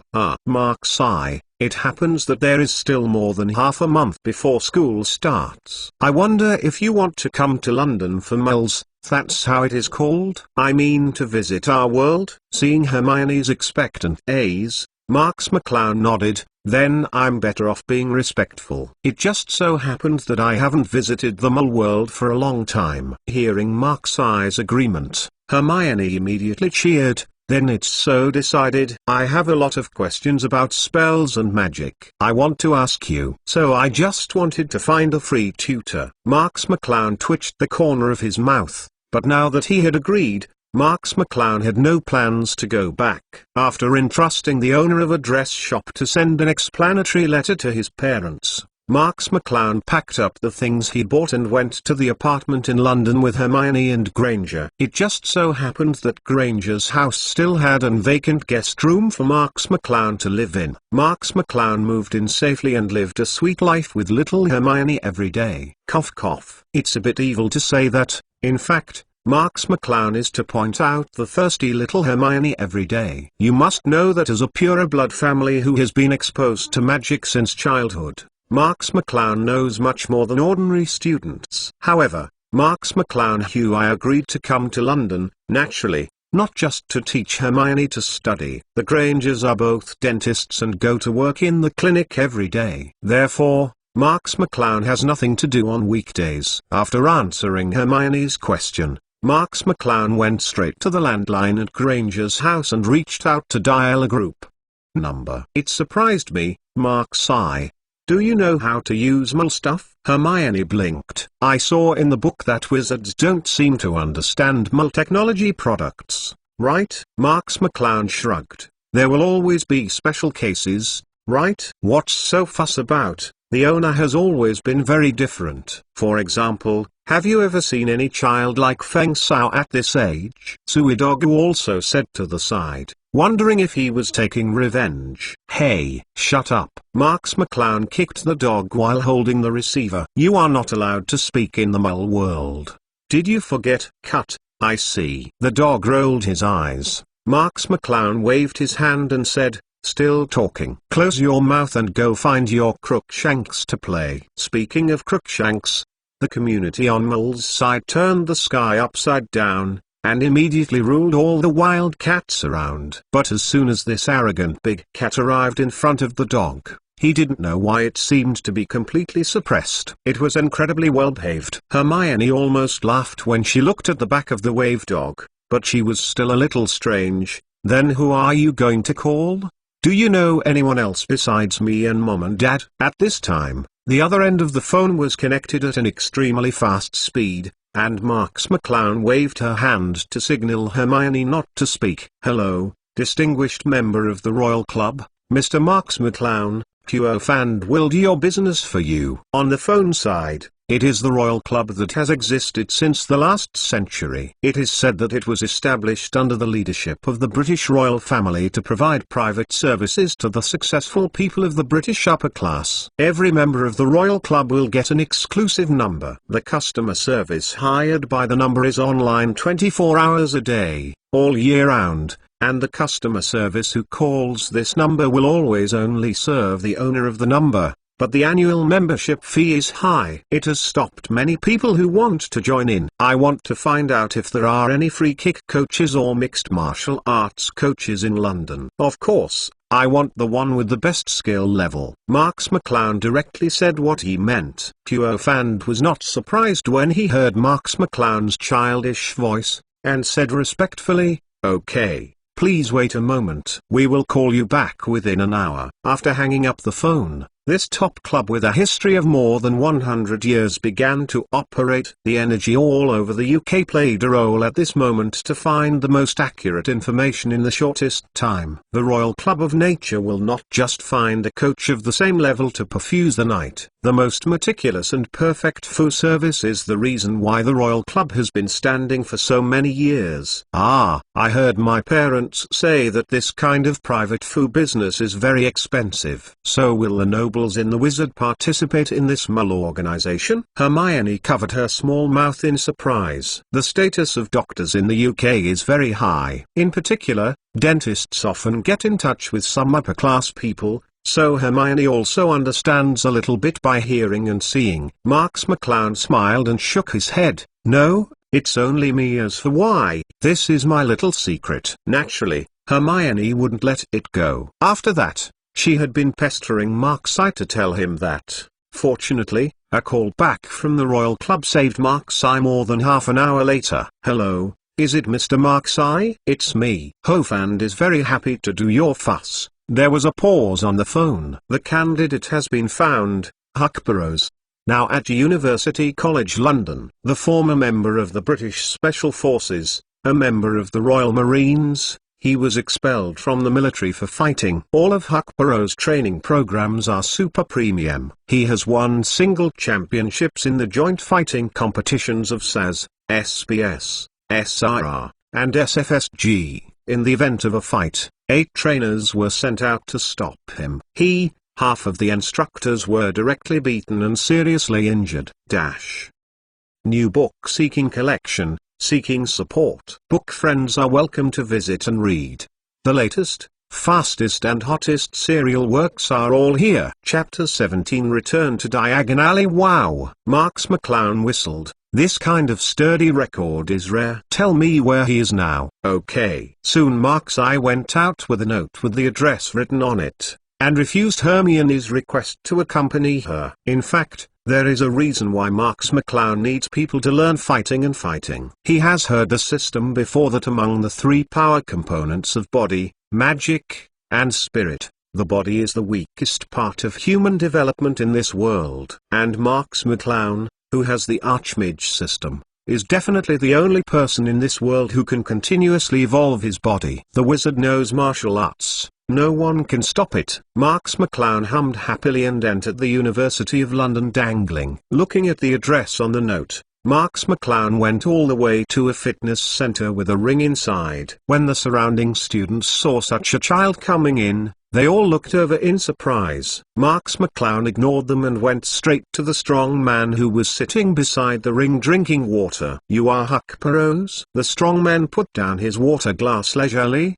and said lazily, McClowns, I am Huck Burrows. What can the kid do with me? I hope you can teach me the fighting skills in the shortest possible time. Marks McClown said, of course, compensation is not a problem. With that said, Marks McClown flipped his hand and took out a royal blue credit card, tossing it in his hand. Huck just wanted to laugh after hearing the first half of Marks McClown's words. Then he saw the royal blue credit card in Marks McClown's hand and almost squirted out the water he had just drunk. He knew very clearly that what Marks McClown had in his hand was the excellent investment card of Standard Chartered Bank, which contained a total financial value of more than £100,000. You kid is not good to stay at home. What are you doing stealing your parents' credit card? Before you get hurt, go home and drink milk. After thinking about it, Huck still refused. Marks McClown is obviously not an adult.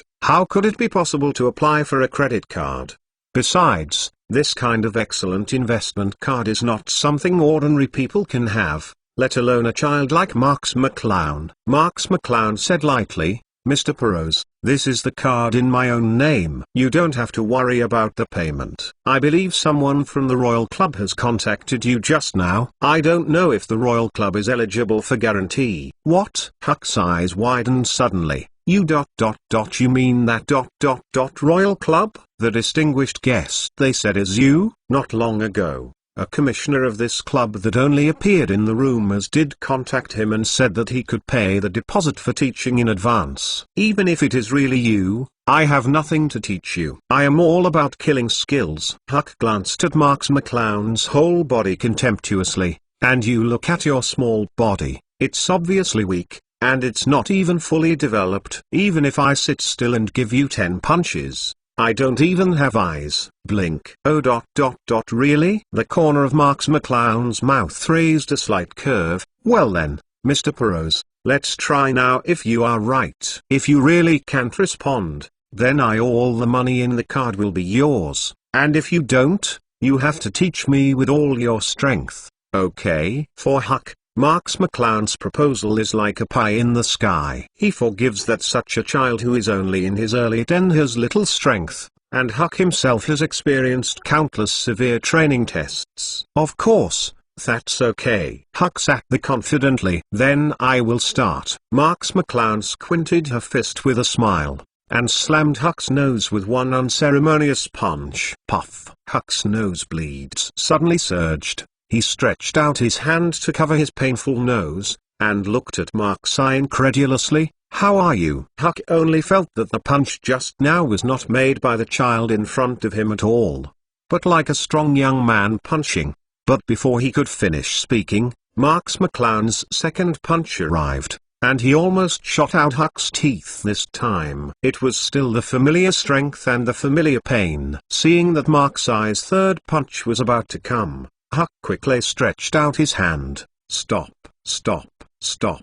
I give up. Can't I give up? Then did you agree to my request? Marks McClown asked with a smile still. Okay, I am willing to bet. This kid is simply born with weird power. Huck rolled his eyes while rubbing the place he was beaten, thinking that it must have been bruised. How could such a little monster exist in the world? What's your name? My name is Marks, and I will meet you officially, Mr. Burrows. Marks stretched out his hand and shook Huck. Marks' level 2 body is naturally unusual, and it is normal for Huck to be surprised. Okay, let's start the first lesson now. Now that he had agreed, Huck would naturally not be able to paddle.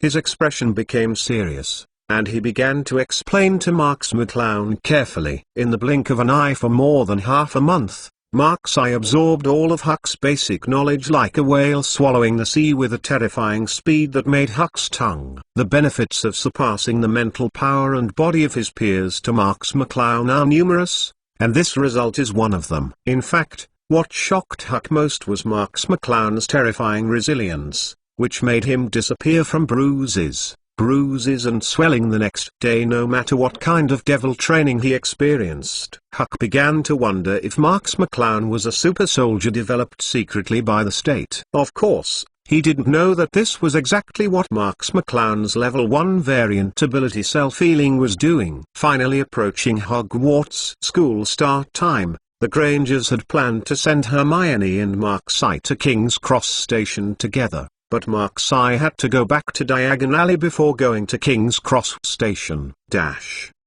New book seeking collection, seeking support. Book friends are welcome to visit and read.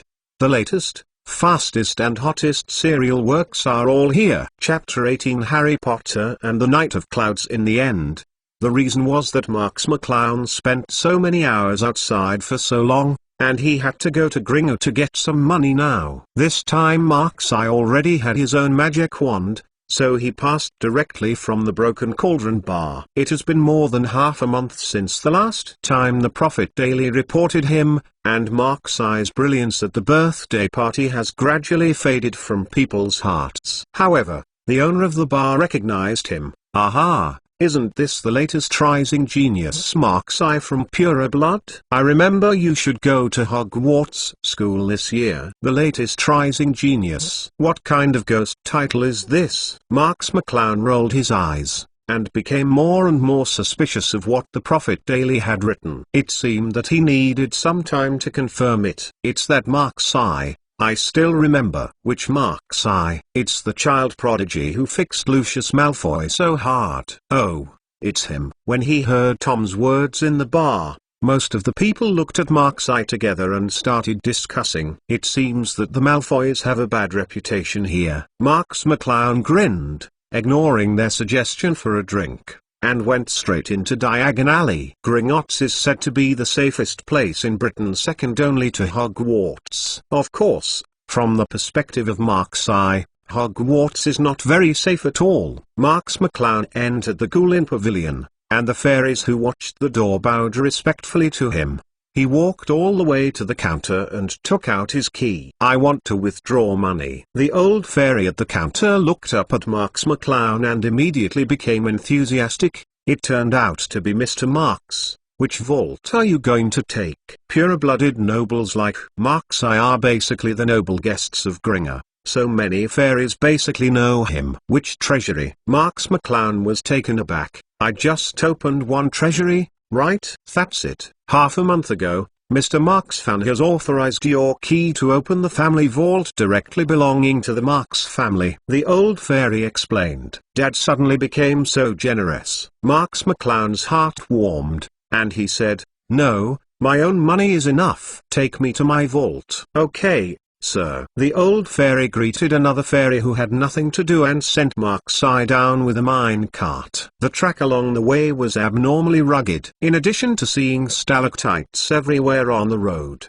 Mark's eye also saw flying dragons and a large number of magic traps. Obviously, the name of safety here is more than just talking. "Your treasury is here," the fairy said respectfully, taking Mark's eye's key and opening the big iron gate, revealing a mountain of gold coins. There were at least tens of thousands of gallons in it. This was because Marks McClown had part of it in exchange for mole currency investment. Marks McClown casually filled a sack of gold gallons and let the goblin bring himself back to the ground. "Good morning, let's get some money from Harry Potter's safe." As soon as he returned to the ground, Marks McClown heard a sound like a billowing spring thunder. "Do you have the key, Mr. Hagrid?" "Wait a moment, let me look for it." The speaker was a half-giant, and beside him was a little boy with round eyes. "It should be somewhere here." As Hagrid talked, he began to dig out the contents of his pocket on the counter. He spread a handful of moldy dog biscuits on the old fairy's books, and the fairies next to them quickly covered their noses. "That's it." Hagrid finally found the little golden key. The old fairy looked at the key carefully. "It seems to meet the requirements." "Very good." After finishing talking, he glanced at Mark's eye's side. "Ah, Mr. Marks, have you already withdrawn the money and come back?" "That's just right, Crook. You take Mr. Hagrid and Mr. Potter again." Underground vault. Mark's eye knew that the fairy beside him was originally called Greyhawk, and from the conversation just now, the little boy with glasses not far away should be the legendary Harry Potter. Although he was a little interested in the protagonist he saw in his previous life, Marks McClown didn't need to go there specifically. Anyway, the opportunity to meet again in the future was much more in Hogwarts. But when Harry was passing by Mark's eye, he saw the Hogwarts school uniform on Mark's eye and proactively said hello. "Hello. Are you also at Hogwarts School?" Marks McClown looked at him, and finally shook hands with Harry. "McClowns, we will meet again in the future, Harry Potter." "Do you know me too?" Harry blinked. A lot of things have happened since he entered this magical world. It seems that many people know him, but this is not as happy as meeting a peer or future classmate who can know him. "In a sense, you are quite famous. Maybe someone will buy it if you sign any name." "Really, I don't think there will be anyone who wants to buy," Harry said hesitantly, obviously not hearing Marks McClown's joking. "Harry, come here quickly. We're going to the underground vault." Hagrid frowned when he saw this. "I know him. He is one of those pure-blooded nobles. He has always been biased against us." "Very. You don't need to have a deep friendship with him." Harry didn't believe what Hagrid said. He obviously looked very kind in front of him. But Harry still said in regret, "Then we will meet again at school." Hagrid snorted and pulled Harry up to leave, but was stopped by Mark's eye's hand. "How? Do you want to put your prejudice into action now? Hagrid was always discriminated against and ridiculed by pureblood wizards because of his identity as a half-giant. He was framed by Voldemort when he was a child and dropped out of school. Therefore, he has never liked Marks McClown, whose family is the backbone of the pureblood.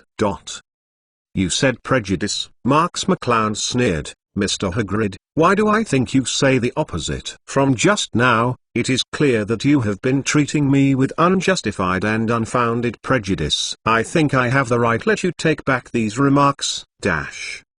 New book seeking collection, seeking support. Book friends are welcome to visit and read.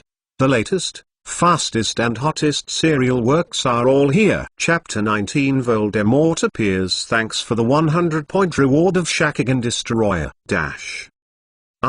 Hagrid got stuck as soon as he said a word. He suddenly remembered that he was here to do something for Dumbledore, so he shouldn't be in conflict with others. Okay, Hagrid said insincerely, I'm sorry, can you let it go now? Marks McClown squinted his eyes dangerously. But he was not the kind of person who held his head and said coldly, before apologizing next time, I suggest Mr. Hagrid to practice his acting skills. The level is really horrible. As soon as he finished speaking, Marks McClown passed directly over the flushed Hagrid, and walked straight to the gate of Gringotts. When passing by Harry, who was a little bewildered, Marks McClown paused specially, and Mr. Potter, I also suggest that you don't just enter the wizarding world, just like a bird that just opened your eyes. In the same way, whoever meets first is more trusted. Some people are untrustworthy. After that, he glanced at Hagrid coldly. For example, some guys who always want others to respect him, but don't know how to respect others, will only unilaterally shamelessly ask others to respect him. Marks McClown's poisonous tongue has remained the same in these years. Lucius Malfoy suffered a lot more than half a month ago. What's more, the simple-minded Hagrid can see him being crawled up with anger. Neck up. Marks McClown didn't bother to pay attention to how Hagrid's poor self-esteem had been hurt, but continued to step onto the gate of Ghoulin Pavilion. But when he was about to walk out, Marks McClown finally heard Hagrid muttering to Harry in a low voice, you see the hateful faces of these pure-blooded nobles now. They have been like this from the past, only relying on themselves. The power does not follow the rules. Rubber Hagrid. Marks McClown turned around, and the oppressive voice pierced Hagrid and Harry's eardrums like thunder. Do you want to know who doesn't follow the rules? Before he could finish his words, Marks McClown stretched out his white magic wand and pointed to the colorful umbrella in Hagrid's hand. I remember that since you were dropped out of school, you were strictly prohibited from using magic, right? But the umbrella in your hand, I believe, is handed over to the Ministry of Magic. They will be very interested in reviewing it to see if there is no one violated their rules. Hearing Marks's voice, and then feeling the eyes of the guests around Ghoulin Pavilion looking at him, Hagrid immediately sweated coldly behind him. He couldn't understand why Marks, a kid who was not even a Hogwarts student, could know so many things. But there is no doubt that the words Marks McClown said are true, completely grasping Hagrid's vitals, making him unable to make even the slightest resistance. He indeed hid the repaired wand privately and used magic in violation of the regulations. As long as it was sent to the Ministry of Magic for inspection, Hagrid believed that he would be able to find the traces. He knew all of these. Seeing that Harry was looking at himself with subtle eyes, Hagrid waved his hand in a panic and explained, Oh, Harry, listen to me. Haven't I also talked about it before? Because I am helping Professor Dumbledore. That's why. After hurriedly explaining a few words, Hagrid wiped out his cold sweat and raised his head, only to find that Marks McClown's figure was long gone. Damn it, Hagrid murmured. He didn't expect to be so scared by a Hogwarts freshman. But Hagrid didn't know that Marks hadn't left yet. When Hagrid was hurriedly explaining, Marks McClown's superb and keen mental power moved, and that spirit far surpassing his peers brought him a bad feeling. In the next moment, a man in a cloak with an unpleasant smell of garlic walked into Gringotts. Although the cloak man has already made a comprehensive disguise, Marks McClown still guessed who it is through the smell of garlic. He can be sure that this bad premonition comes from the cloakman Professor Quirrell, who has been possessed by Voldemort.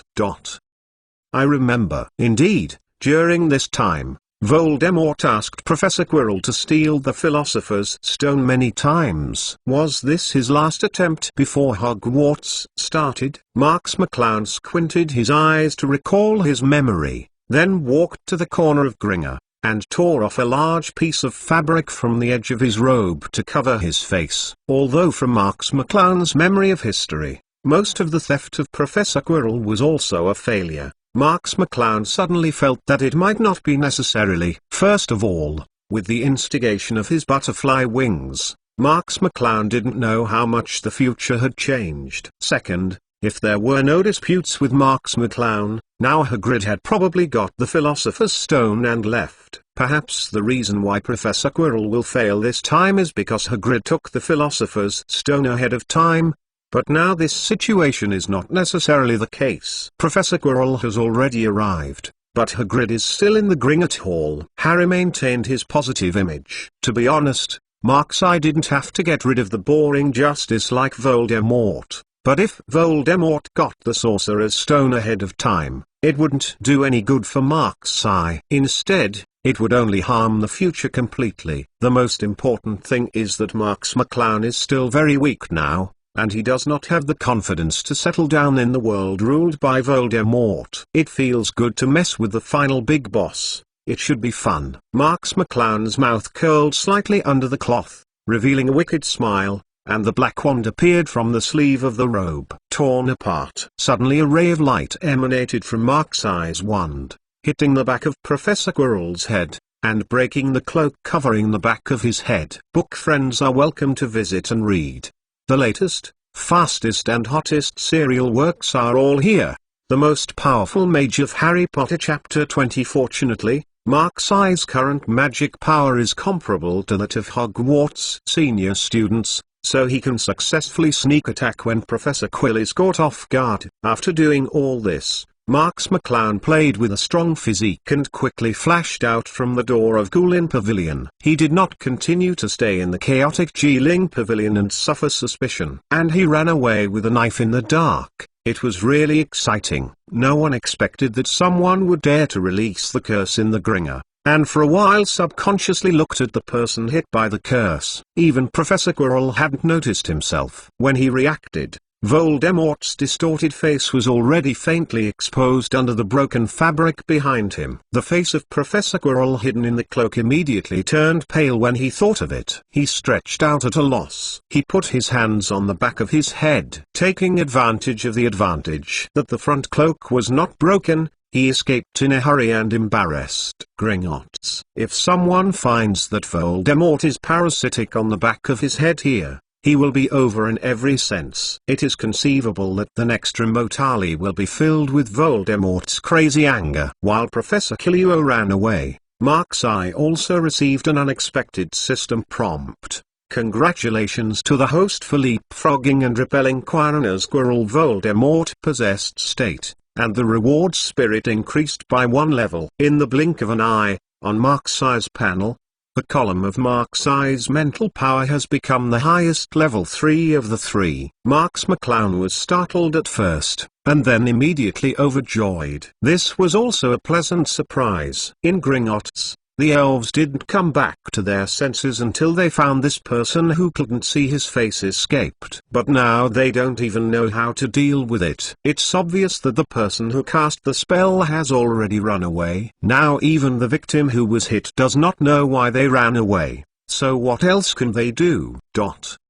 After withdrawing the money, Marks McClown went directly back to London. When she arrived at Hermione's house, she found that Hermione was already fully armed and ready. Seeing Marks, who was ready to go, was a little bit stunned. When Mrs. Granger had already pushed another cart out.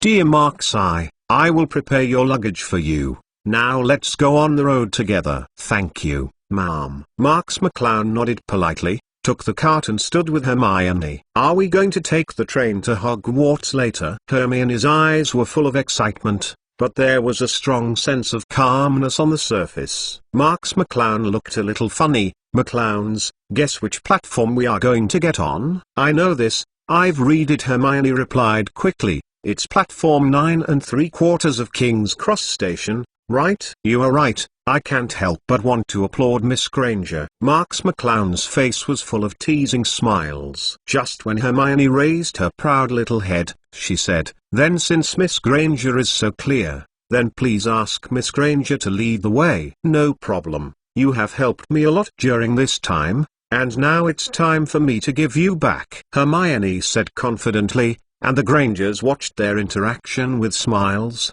and quickly sent Hermione and Marks to King's Cross Station. It's just that not long after entering King's Cross Station, the proud little Hermione wilted like a cock that was defeated. "Oh, I guess," Hermione said hesitantly, looking at the platform between platform 9 and platform 10. "Perhaps every year, in order to conceal people, Hogwarts will temporarily build a new platform before enrolling." Seeing the disgusting smile on Marks McClown's face, Hermione slid in her waist. "It is impossible that platform 9 3/4 has not been built until now, right?" "What are you laughing at? We can't go to Hogwarts without this platform." Up. Marks McClown thought that teasing Hermione could be over temporarily, and when she was about to speak, a surprise voice came from her side. "Hey, the one in Gringotts." "Ah. Sorry, what's your name?" Marks McClown turned his head and saw Harry pushing the trolley, and he saw Harry's embarrassed expression at this moment. "My name is Marks, and this one next to me is Hermione Granger." Marks smiled slightly. "Nice to meet you," Harry said happily, and then asked a little hesitantly, where is platform 9 3/4? "I'm sorry, I'm not very familiar with it. I haven't found it," Hermione said immediately. "In fact, we are also bothered by this problem." "Really?" Harry was immediately lost again. Originally, he thought he would finally be able to answer when meeting his classmates, but he didn't expect it to be of no help at all. "I think I have to correct it a little bit," Marks McClown said sternly. "It is notice that is bothered by this problem, but you are the only one." Hermione was dissatisfied and said, "What is meant by but? Don't you know where platform 9 3/4 is?" "Who said I didn't know?" Marks McClown asked Hermione strangely, making Hermione choked all of a sudden. "Have I personally said this?" "Okay. It seems no." Hermione whimpered unwillingly, and saw Marks McClown beckoning. "Well, you two, follow me." After that, Marks took the lead and rushed into the wall hiding the entrance of platform 9 3/4. After Hermione and Harry looked at each other in surprise, Hermione also rushed in because of her trust in Marks. In the end, Harry saw that only himself was left, gritted his teeth and followed in. "Okay, let's separate now." As soon as he entered Marks' he waved away Harry, and Harry asked in a low voice awkwardly, "Can't I sit in the same box as you?" "I said you, even if you wear glasses, it's okay to wink a bit," Marks McClown said dissatisfied. "Don't you have the conscience not to disturb the Topperson world between me and Hermione? New book seeking collection, seeking support. Book friends are welcome to visit and read. The latest, fastest and hottest serial works are all here. Chapter 21, The Hardest Boss in History. What a Topperson world. Hermione blushed. Marks "Don't talk nonsense." The corner of Marks McClown's mouth picked up slightly. "Oh, could it be that I was wrong? But Miss Granger doesn't want to sit in the same box with me." Hermione's face turned even more red, and she hesitated. "It's not ... I want to ask more questions about the spell, so I want to sit in the same box with you." Seeing the innocent girl's performance, Marks McClown finally satisfied her inner joy and dismissed Harry, who had a wry look on her face. I don't know how Harry will feel at the moment. He was fed a mouthful of dog food as soon as he entered the school. Since Harry entered the wizarding world, everyone was kind to him, and because of his reputation, he was very welcome, like Marks. It's the first time Harry has met the unassuming Harry. As soon as I entered the box in the Hogwarts Express, A chubby face came in at the door. It was a woman with a pretty smile. "My dear, would you like to buy some snacks from the car?" Before Hermione could answer, Marks McClown snapped his fingers. "Give us 2 copies of everything." "Oh, all right." The train salesman seemed to be taken aback by Marks McClown's boldness, and kept placing snacks on the table, which quickly became a hill. "Then I wish you a happy enjoyment." The train clerk, who made a lot of money, bowed out of the box, and Hermione reproached, "You shouldn't have bought so many, it's too wasteful." "Anyway, it's not food that expires immediately," Marks McClown said indifferently. "Even if you bring it into Hogwarts, it's fine. But eating so much can ruin your teeth." Marks McClown glanced at Hermione speechlessly. Shouldn't she be the dentist's daughter? "What are you afraid of?" Marks McClown waved his hand carelessly. "If you have me, don't worry about breaking your teeth. I will give you a full set of big gold teeth at that time." Hermione shuddered at the thought of her mouth full of golden teeth, and beat Mark's eye a few times, dumbfounded. "You hate it. Who wants to pretend to be big golden teeth?" During the two flirting, the train moved slowly. It didn't take long before Marks McClown's stronger mental power suddenly throbbed. Because he reached level 3, it was even stronger than that in Gringotts. Sure enough, the door of the box was opened in the next moment, and the unpleasant smell of garlic came over. Marks McClown Mr. The person who came was Professor Quirrell, who stammered, "Wait a minute.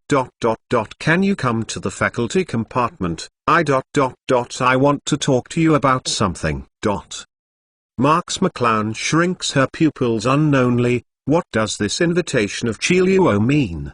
Could he have been discovered by Voldemort? But if Voldemort had discovered that he was making trouble on that day, then he should quietly find an opportunity to be himself, instead of an open interview. Besides, Marks McClown also thought that he was disguised enough to be secretive and running fast enough that he should have not revealed any traces. After thinking about it for a while, Marks McClown smiled and said, "Of course, Professor Quirrell, it'll be the later." Okay, Mr. Marks. Quirrell stumbling away, Hermione let go of her pinched nose and frowned and asked, "Who was that just now?" "Do you know Marks?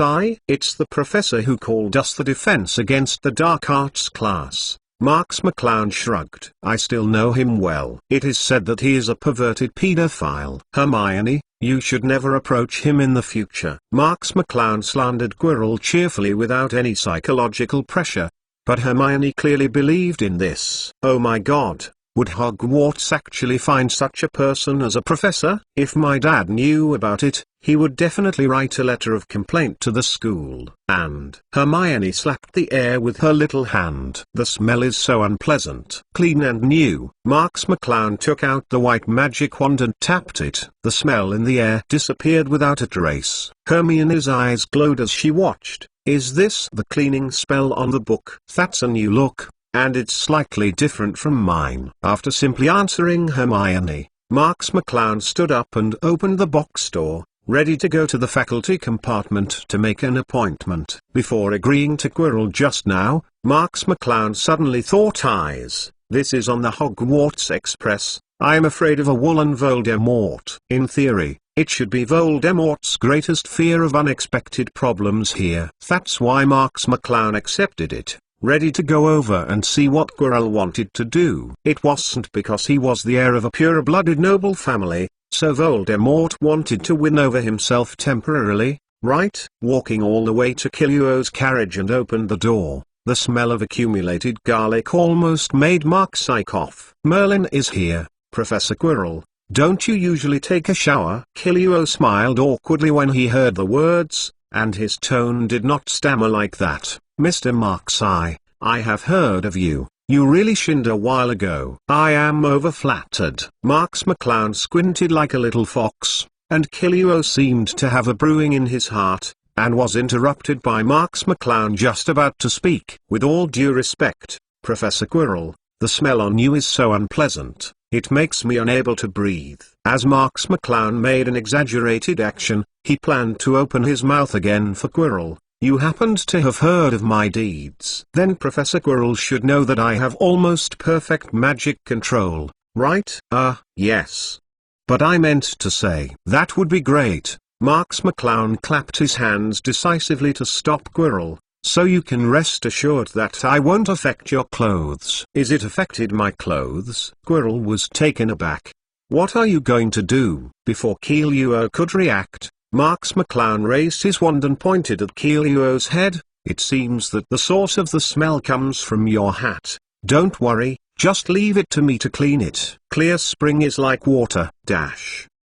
New book seeking collection, seeking support. Book friends are welcome to visit and read. The latest, fastest and hottest serial works are all here.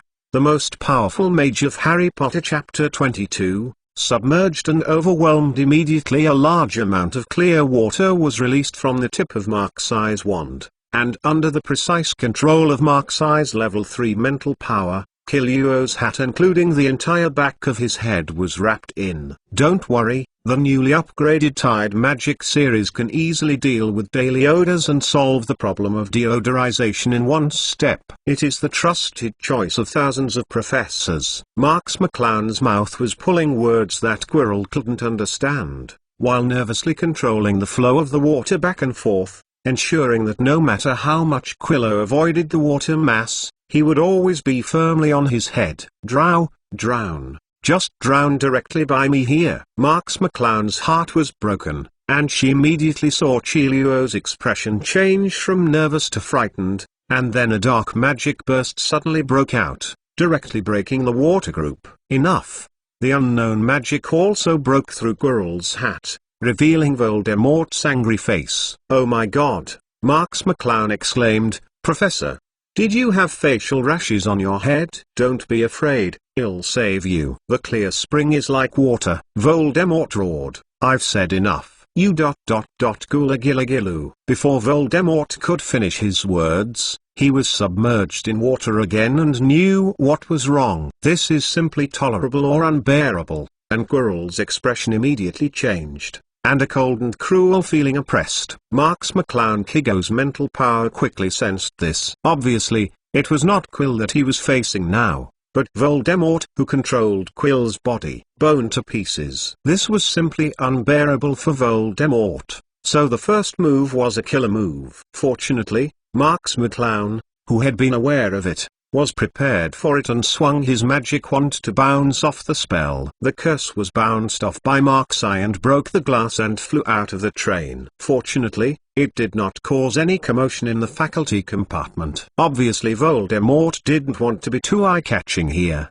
so he managed to converge to the greatest extent. Otherwise Marks' eye would not be so easy to follow. Hey, I think it's not good for the professor to act privately to the students, and it's the kind of killer. Should I get a complaint with Professor Dumbledore after arriving at Hogwarts? A little cold sweat oozes behind Marks McClown, but he still said without losing. I said already. Enough, Voldemort said angrily. Don't use meaningless disguise. You are the kid who attacked me at Gringotts that day. Marks McClown's heart tightened, and Voldemort went on to say, don't rush to refute. Your fault is that your talent is too high. The super magical and spiritual power that is absolutely impossible among people of the same age will make you in a group of young people. The child is directly exposed like a flock of chickens. It turns out that the loophole lies in this. Marks McClown was also helpless when he heard this. He had never thought about it, but the problem was actually here. Well, this is my mistake. Is there any attempt by the famous Dark Lord to show his identity in front of me? As soon as Marks McClown said this, even Voldemort almost spit out his old blood. What is it that I took the initiative to show my identity? It is clear that I was forced to show up because I was so confused by your curse that I almost drowned! Exclamation mark. Hee, Marks' eye. You are really strange. Voldemort reluctantly cleaned up his mood. I am not afraid at all when facing me, even dare to take the initiative to attack. Why should I be afraid of you? This is the Hogwarts Express, which draws the attention of the whole school. Is it possible that you can come out and bite me? Marks McClown was so surprised that Voldemort almost couldn't help but vomit blood. Are you not afraid that I will kill you? Come on. Kill someone on the Hogwarts Express, and you still kill it so that you will definitely be tracked down and the only heir to the pure-blooded nobleman who has a huge impact.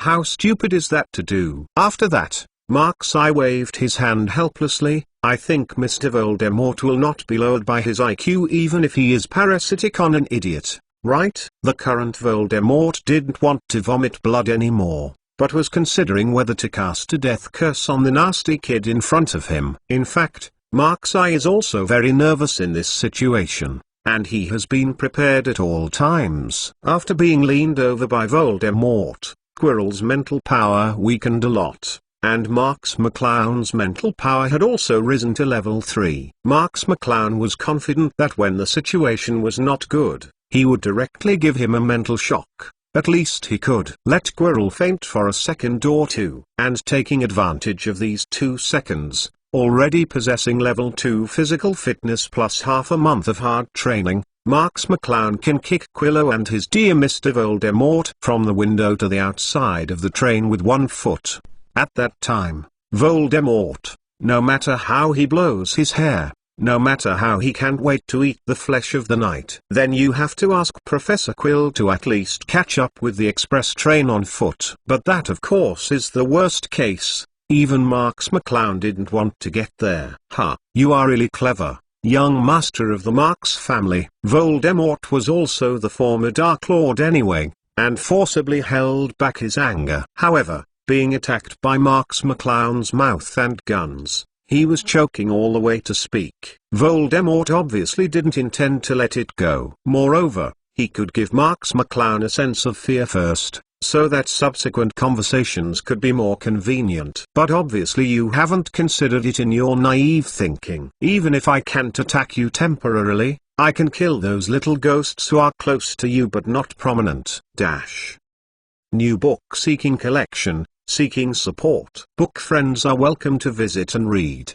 The latest, fastest and hottest serial works are all here. Chapter 23 Fool. Thank you little devil for the 300-point reward.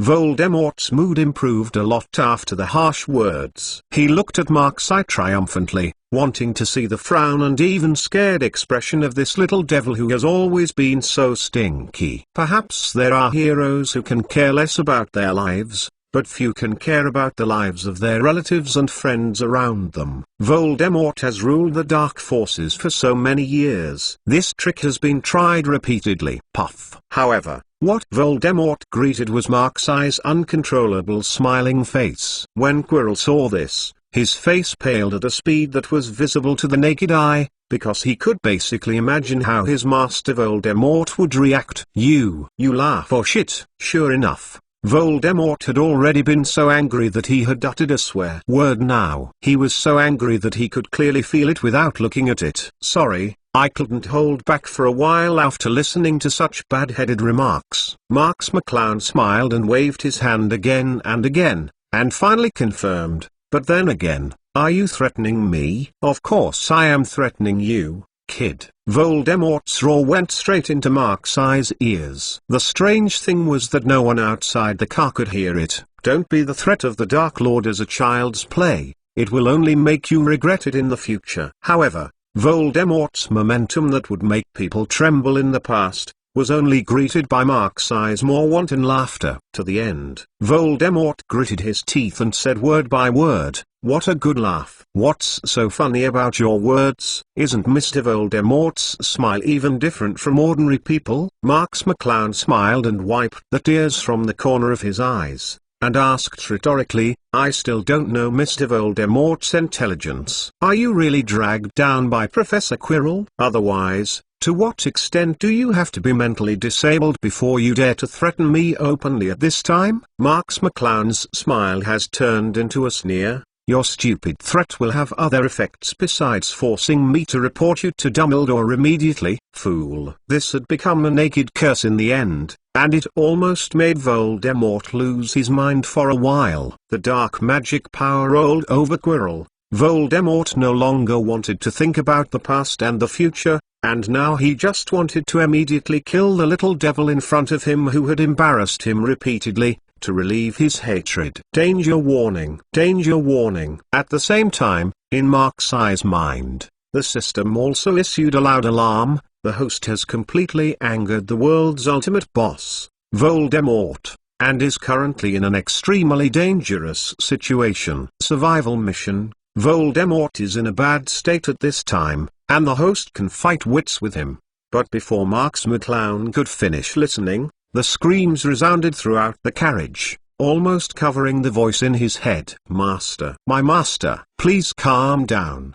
Don't do this." Quirrell immediately screamed out, and if Voldemort broke out here now, he could imagine what he would end up with. "Shut up, you useless trash," Voldemort roared. "I don't want to care about what will happen in the future. I will kill this kid immediately." Marks McClown's heart tightened, and the sea of spirit in his brain was ready. As long as Cheeluo moved a little in the next moment, a full level 3 terrifying mental power would impact Cheeluo's brain like a tsunami. Quirrell was already in a cold sweat. "Master, we have all managed to get into Hogwarts before Dumbledore's eyes. Please think about your goals. Don't fail here." The desire for the Sorcerer's Stone finally made Voldemort sober. After confirming that Mark's eye could not guess what he wanted based on Quirrell's words alone, Voldemort finally decided to swallow his breath for the Sorcerer's Stone. Anyway, after he was killed, even a small rodent leaned over. What humiliation could not be tolerated? The Dark Lord can bend and stretch. It's just that after successfully resurrecting the Sorcerer's Stone, the first person he decided to kill was definitely Mark's eye. Seeing Voldemort controlling his rampage, Marks McClown secretly breathed a sigh of relief. When he was threatened by someone next to him, he also had a moment of rage, so he recklessly cursed Voldemort with blood. However, for the scheming Voldemort, it is far from a good time to turn his face. "Don't get excited, young man," Voldemort said depressedly, but he was actually the most excited before. "I can feel the talent in you and the ambition in your heart. You are the most talented wizard I have ever seen. Even when I was a child, I was not as strong as you at your age." "Of course," Voldemort added immediately, "you were born in the superior growth environment of a pure-blooded nobleman, which is also incomparable to me in the past." The meaning of Voldemort's words was of course that if I were in the same environment, my age would definitely not be worse than you or even better. Marks McClown was also amused when he heard this. The Dark Lord didn't forget his own face when he was persuaded. And then, there was an inexplicable look in Voldemort's eyes. "Nothing." "Then, I just want to warn you, young man. Even if you are a genius now, it is not worth mentioning in the eyes of the strong who have been famous for a long time." Marks McClown curled his lips. "Really? But now a certain strong man who has been famous for a long time appears in front of me with a half-dead appearance." With the previous continuous stimulation, Voldemort can already start to restrain himself very well. "No, kid of the Marks family, you still don't understand," Voldemort slowly said. "The most precious thing about the strong man who has been famous for a long time is not his power, but his knowledge. Think about it, with your geniuses, why bother to learn with the mediocrities of Hogwarts? You are the eagle that will eventually fly in the future, and you should not be trapped in a small bird cage like Hogwarts. But I am different. I have endless knowledge in my mind that can make you stronger quickly." This is Voldemort's most commonly used method of persuasion. He believes that no one can resist the temptation of power. "So follow me. Only I can guide you better, and only I can perfectly display all your talents." Book friends are welcome to visit and read. The latest, fastest and hottest serial works are all here. Harry Potter, The Most Powerful Mage Chapter 25 Potential and Exploration. As soon as Marks McClown finished thinking about this, the system's prompt sound appeared again. "Congratulations to the host for completing the survival mission. Reward a new level 1 skill, Spiritual Exploration." Congratulations to the host for completing the survival mission in an unusual way, and the ultimate boss of this world, Voldemort, who won the Battle of Beliefs and retired with all his body, rewarding 100 potential points. Marks McClown was stunned by these two prompts, but she still couldn't help shouting in her heart, "Cool system, Explain this new level 1 ability, spiritual exploration. The system immediately explained. Level 1 mental exploration can radiate all the host's mental powers around, and collect the rebounding scenes in the brain like a radar, with a range of about 200 meters in diameter. Oh, Marks McClown nodded clearly. It was as if he had become a humanoid radar, and no matter who was in front of him in the future, he would not be able to hide. Don't listen to the effect that 200 meters in diameter seems small, but in fact it is almost the size of 2 football fields, and the range is really super wide. Then what is going on with this 100 potential points? The potential point of this thing, Marks McClown has heard for the first time since getting the system. And it's because he and Voldemort won in the Battle of Bilfs. In other words, they may have been won by winning the mouthpiece. It must be very extraordinary. Potential points can be freely controlled by the host and used to improve all levels, including the 3 major strengths and skills. This explanation made Marks McClown's spirits shocked. In the past, he could only rely on his fate to see the system lottery draws. Marks McClown seemed to be too passive. And now, as long as he has this potential point, Marks I can definitely use this Archmage system more flexibly. As soon as he returned to the original carriage, Marks I saw Hermione poking her head at the carriage door. What are you doing? Do you miss me so much so that I just started to become so anxious within a few minutes of leaving? Marks McClown approached quietly and patted Hermione on the shoulder, which shocked Hermione. Don't talk nonsense, and can you make a noise next time you walk? Hermione gave him an angry look. But I'm really looking for you. Look for me? Is there anything wrong? Marks McClown was a little strange. Because this, Mr. Longbottom, he seems to need a little help. But I want to wait for you to come back first, and then I will tell you before leaving the car. The toad I raised is lost. It's called Lifu. Hermione turned away to reveal a crying little boy standing in the carriage. Can you help me find it? Marks McClown didn't like his intermittent sobs. He listened hard. Listen, Mr. Longbottom, I promise you will find him when you get to the school. Can you please go back now? Marks McClown. Hermione blamed slightly. He looks pitiful. Can't you help him a little bit? I don't know that Marks McClown is surprisingly confident in helping him, saving him some wasted energy. Then how can you be sure that he will find his toad after he arrives at school? When Hermione said this, the round-faced boy behind her cried louder. It doesn't like me. It always leaves me like this. If people toad don't like you, don't force them to follow you. Of course, Marks I still can't say that directly in front of Hermione. He said without blushing, I'm telling you a little secret. Actually we the family is of prophet's blood, so I have foreseen that his toad will be found in school. Really? Hermione asked suspiciously. I think we should try to find out this kind of inaccurate prediction first. All right. Marks McClown shrugged helplessly and turned to the little boy. Mr. Longbottom, your name is Neville Longbottom. Hermione quickly added from the side. Then Neville, stop your crying now. And then take action. Just crying will not solve any problems. Hearing Marks I's words, Neville quickly forced herself to cheer up. This scene can also be seen in Hermione's eyes next to her. She once again thought of the scene where she met Marks McClown at the Lion bookstore before. Sure enough, Marks McClown has a natural leadership temperament in her body. It's just that Hermione is still too young to feel this way. But she doesn't pay much attention to it. Marks McClown led Hermione and Neville out of the carriage. In fact, finding Toad was quite easy for he, who had just acquired a new skill. Just take this opportunity to try new skills. Marks McClown meditated and looked at Hermione after some calculations in her heart. You and Neville will go to the first half of the train to find them,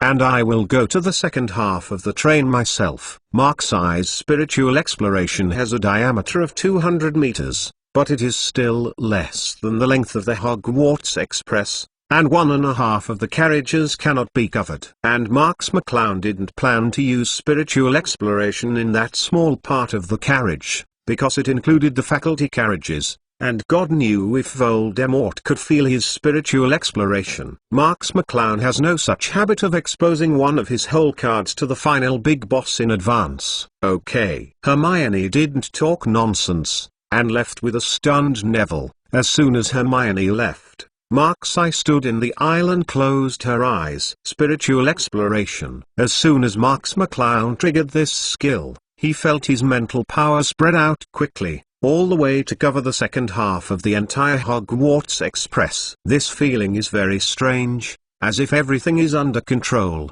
Marks McClown likes it very much. All the objects, lives, and even the smallest things were swept away by Mark's eye's mental power, and then gathered into his mind to form an image. He could see Hermione, who was not far away, the location of everyone's luggage, and Malfoy sitting in the carriage and two attendants talking sneakily.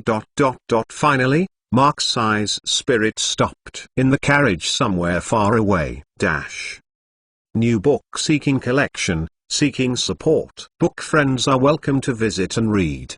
The latest, fastest and hottest serial works are all here. Harry Potter, the most powerful mage, chapter 26. Making his dreams, it seems to have found it. Marks McClown opened his eyes and strode to the locked position. Opened the box door. A little boy with a white bandage wrapped around his head sat alone in the car with a little loneliness. Who? The little boy was taken aback. You? Marks sigh. What are you doing here? Oh, it's Theodore. Marks McClown glanced at Theodore casually. No doubt that the bandage on Theodore's head was his masterpiece. What do you want to do when you come here? I can warn you, don't mess around. Theodore looked nervous, stood up from his seat and said tremblingly, it seems that Mark's eye did what he did at the birthday party, for leaving him a great psychological shadow. However, Marks McClown was too lazy to leave him, just drew out his wand and pointed it in Theodore's direction. Are you really going to attack me here? When Theodore saw this,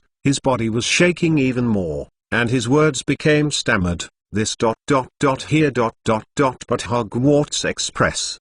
You think carefully. Consequences. Did you become uncomfortable because of your head injury? Who said you were going to hit you? Let me get out of the way. Marks McClown didn't bother to pay attention to him, pushed Theodore away, and tapped with a magic wand. Order the table. Toad is flying. Immediately a struggling little thing flew out from under the table, and was held in midair by Mark's eye with a floating curse. It seems that this is the clam called Lifu. Coughing a toad. I really don't understand why wizards like to keep such sticky, disgusting creatures as pets. Marks McClown frowned and took Toad directly past Theodore in a daze, and left without looking back. This attitude of seeing Theodore as if there was nothing, on the contrary, made Theodore wake up. Marks McClown. Theodore's eyes were burning with angry fire, and he looked at Mark's eyes further and further back. This feeling of ignorance. It was as if in Marks McClown's heart, he was not as heavy as the Toad he was looking for. Now that the Toad has been found, all that is left is to call Hermione back, and then give this clam to Neville as soon as possible to continue with me and me.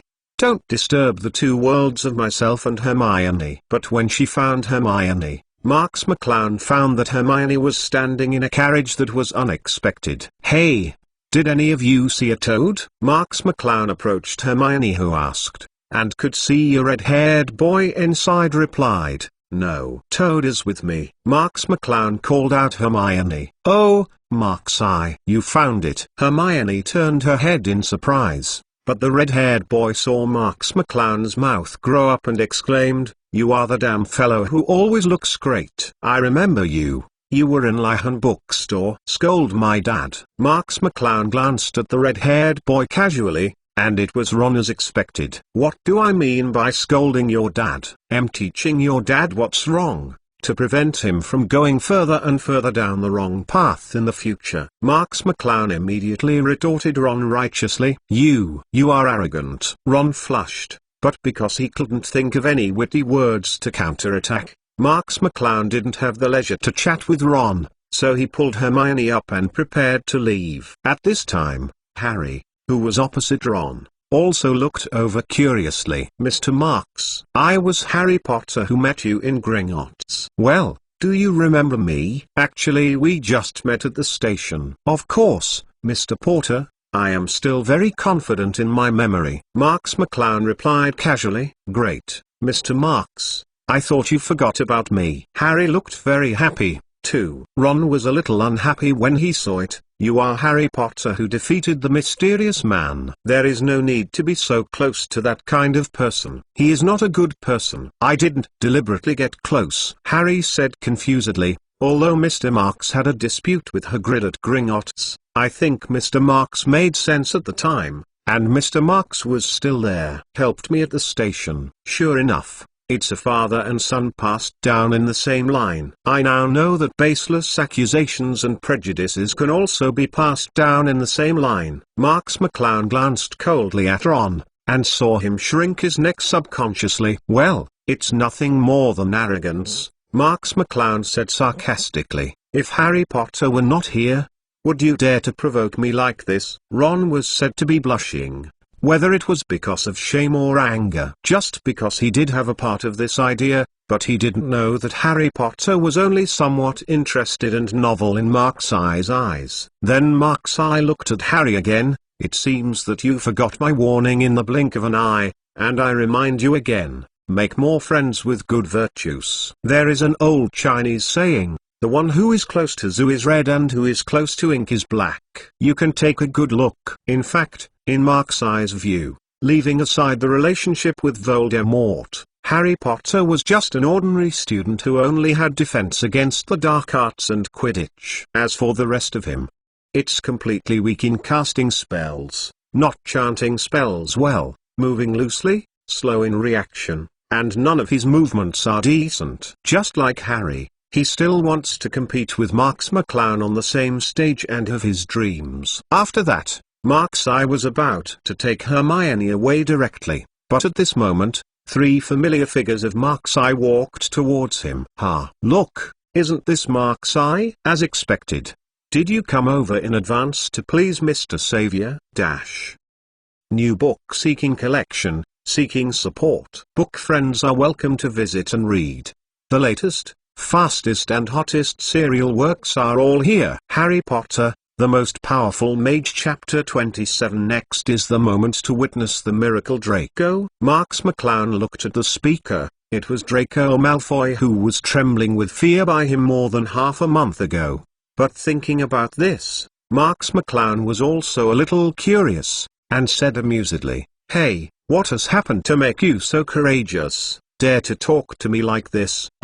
Draco shrank his head subconsciously, then found that two followers, Bangrab and Gore, were looking at him, and immediately took the courage. Why should I be afraid of you? This is the Hogwarts Express. If you dare to attack me here, Dumbledore will definitely let you drop out. When did I ask you why you are afraid of me? Don't confess like this, okay? Marks McClown snorted. Draco also made Hermione laugh subconsciously, but she barely stopped her laugh immediately. Draco felt greatly insulted, but he really didn't dare to provoke Mark's eye face, so he had to turn the artillery and face Hermione. What a laugh. You dirty mud. Malfoy. Marks McClown interrupted Draco in a cold tone. Although Marks McClown didn't actually say anything, when he was interrupted, Draco suddenly found that he no longer had the courage to continue reading Mudblood. It was as if the only sentence that Marks McClown uttered in a provocative tone had used up all his courage. Feeling Marks McClown's cold eyes, Draco only felt cold from the soul. But he really didn't want to just talk like that. Draco looked around and forcibly turned the subject back. You will also come to the carriage where Harry Potter is in the rumored car. It seems that my father is right. Sure enough, you want to come to cheat him, so as to expand your school influence. Is it really okay to just state my purpose and impose it on others? As soon as Marks McClown finished speaking, Harry couldn't help but laugh. Draco couldn't stand it even if he was so cheeky when he was mocked by the master. What's so funny? Draco knew that he might never be able to fight Mark's eye. He glared at Harry, who was holding back a smile, and he really had no face to stay here. Let's go. Mark's eye. Harry Potter, we will meet again at school. Before he left, Draco didn't forget to let out cruel words. As for Ron and Hermione, a pure-blooded traitor and a mole, Draco would have long since seen them. However, Marks McClown didn't plan to let him go. "I think you'd better pray that we don't meet at school, otherwise you will be like before at school. If you see me, you'll be shocked and faint." "That's too much of a pure-blooded nobleman." "My face." "What are you talking about?" Draco gritted his teeth and turned around. "I've never been fainted by you." Marks McClown shrugged. "Everyone who wants to keep their pitiful face will say so. In fact, you are already shaking all over, and you almost fainted again, right?" "I do not have." Draco roared word by word, but he found that both Hermione and Harry looked at him sympathetically, apparently believing Marks McClown's words. Because Draco, as Marks McClown said, was really shaking all over now, but the two didn't know that it was because Draco was shaking with anger. "Are you sure? How about we make a bet? If you are stunned by me, then you will run into Hogwarts naked. If you are not stunned by me, how about I also run into Hogwarts later?" Seeing the evil smile at the corner of Marks McClown's mouth, Draco felt wrong instinctively, but he didn't want to show his timidity here, and Draco tried hard to remember the past, and he had never been scared by Marks McClown. Thinking of this, Draco felt confident. "Okay, then I'll wait to see you making a fool of yourself, Marks. I want to see how much Marks family's face will be lost by you." "McClowns, I swear by the name of the Marks family, Crowder family. I also swear by the reputation of the Malfoy family." As soon as the bet between the two sides was established, Harry and Hermione both looked over curiously, and even Ron couldn't help aiming here, wanting to see if Draco would really be fainted by Marks. "Marks McClown, what should you do if you lose?" "Stop playing." After all, Hermione was the most worried about Marks McClown, pulling Marks McClown's sleeve and whispering to persuade McClowner, "I don't want Mr. Marks to be embarrassed as soon as school starts." Harry thought about it and said in a low voice, "He still has a good sense of Marks McClown." Aside from watching the excitement, he also didn't want Marks McClown lost to Draco. But no matter what Harry thought, he didn't think it was possible to really scare people out in person, right?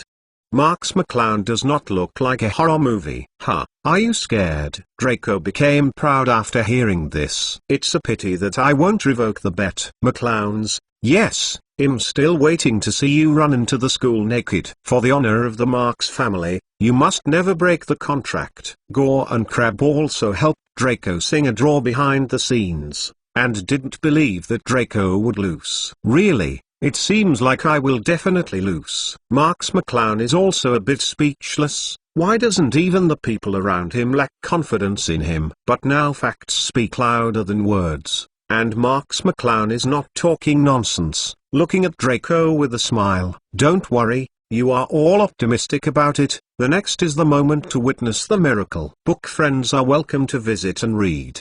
The latest, fastest and hottest serial works are all here. Chapter 28. Can a scholar's attack be considered an attack? As soon as Marks McClown said this, everyone present held their breath and looked at him. What will Marks do? Especially Draco, even though he has been repaired by Marks countless times since he was a child. He really hasn't been scared and dizzy. This fact gave Draco great confidence. He looked straight at Marks McClown's face confidently, and his mouth moved slightly when he saw Marks McClown. Spiritual shock. This was a sentence that no one could hear clearly, and of course Draco couldn't hear it even more, because he had no chance to hear it anymore. In the next moment, Draco felt as if his head had been hit hard by a big hammer, and then he fell to the ground without waking up in the dark. "No way!" Ron exclaimed directly. "Is this true? Is this ...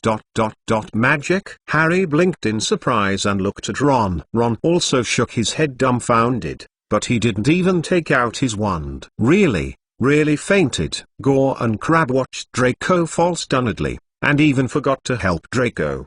They just knocked Draco's head on the floor. Obviously Marks was not going to remind them. "I hope poor Malfoy won't be smashed even more demented by this." Marks McClown prayed without sincerity in her heart, took Hermione's little hand, and stepped directly on Draco. Ah yes. Marks McClown stopped suddenly, stretched out his hand and patted the fat faces of the two little attendants. Don't forget to wait for Draco to wake up and tell him, for the glory of the Malfoy family, don't break the contract. After that, Marks I left without looking back.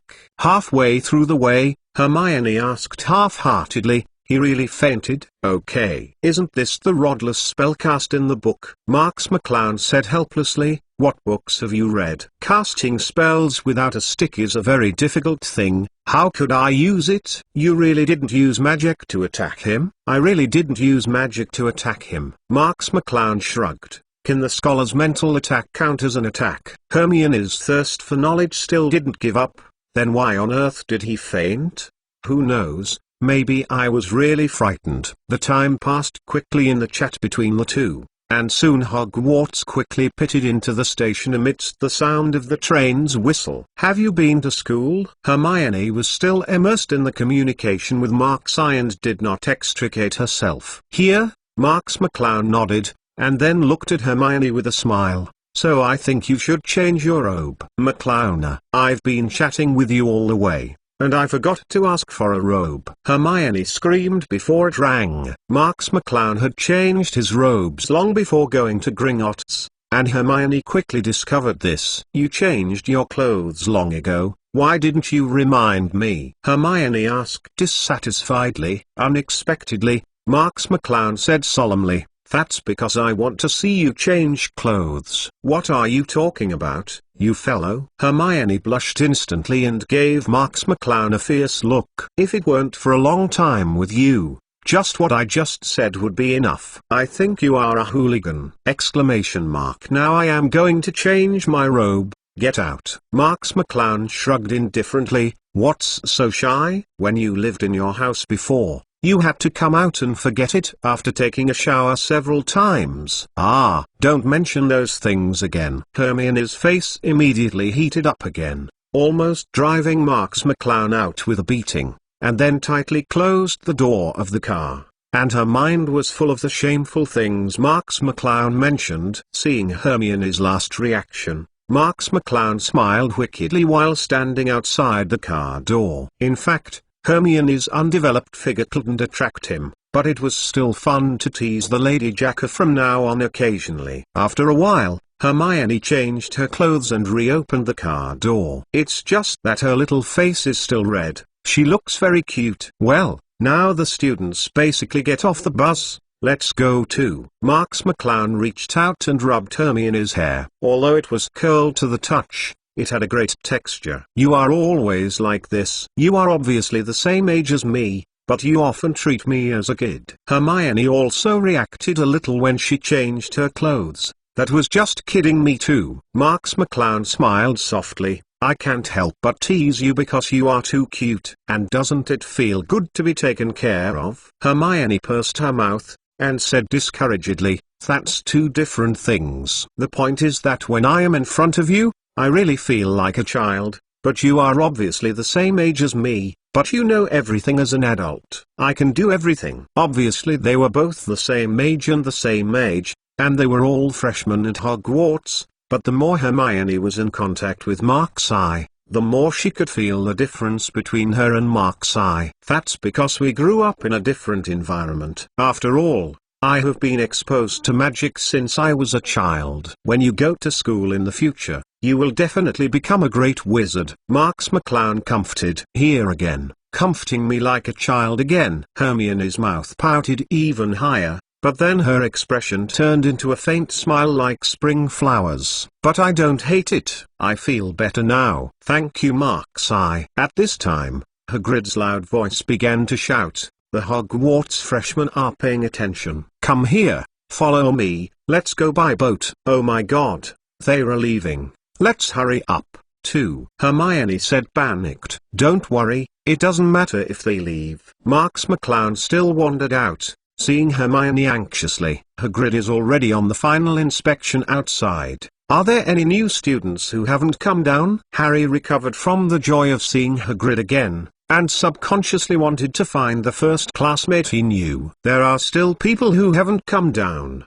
Hagrid. Harry didn't notice Marks McClown's trace at all, and quickly shouted, Marks McClown hasn't come down yet.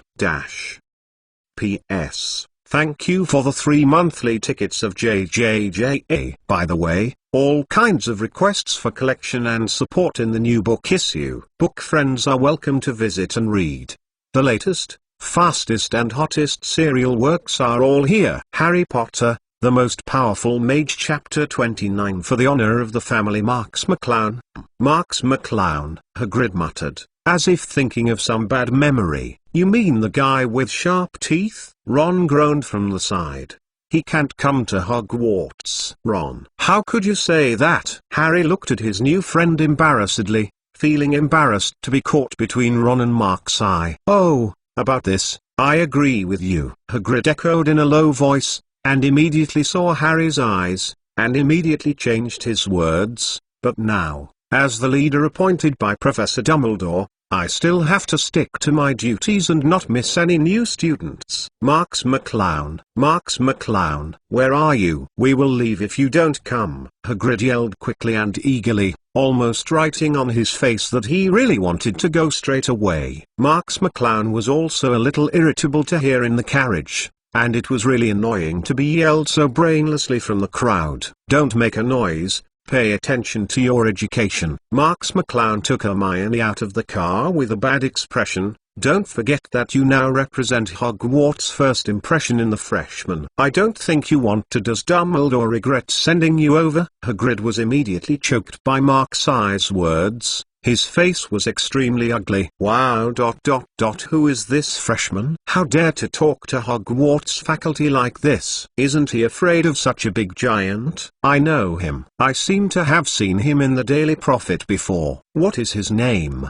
The new students were a little uproar upon seeing this, discussing with each other and asking Marks McClown's identity. Originally, before officially entering Hogwarts to go to school, Hogwarts had always represented mystery in their young hearts, and the people sent by Hogwarts to respond naturally also wore this mysterious halo. In addition to the physique of Hagrid's hybrid giant, it is even more stressful for children to look at. But at this moment, they were surprised to find that there was a new student among them, and the momentum completely overwhelmed Hogwarts correspondent when he came up. Hearing the discussions among the freshmen, Hagrid also felt shameless and forcibly cheered up. This does not need your reminder, Mr. Marks. Professor Dumbledore will have his own consideration. Now I am the responder, you just need to follow me obediently, or I will leave you behind. Oh, speaking of this, Hagrid's heart was also much smoother. Yes, what did he counsel himself? No matter what, he was just facing a child. Moreover, he is still at an age where he still needs parental care and is afraid of staying alone in an unfamiliar environment. He is simply frightened temporarily. Really, you might as well give it a try. What will happen if you really leave me here? Marks McClown said with a faint smile on her back and her mouth. What are you talking about, Mark's eye? We wouldn't be able to reach Hogwarts without him. Hermione squeezed Mark's eye's hand nervously. Didn't I just say it in the car? It doesn't matter if they leave. Mark's eye smiled at Hermione. Will you believe me? Hermione opened her mouth, then bit her cute front teeth like a little bunny, and looked firmly at Mark's eyes.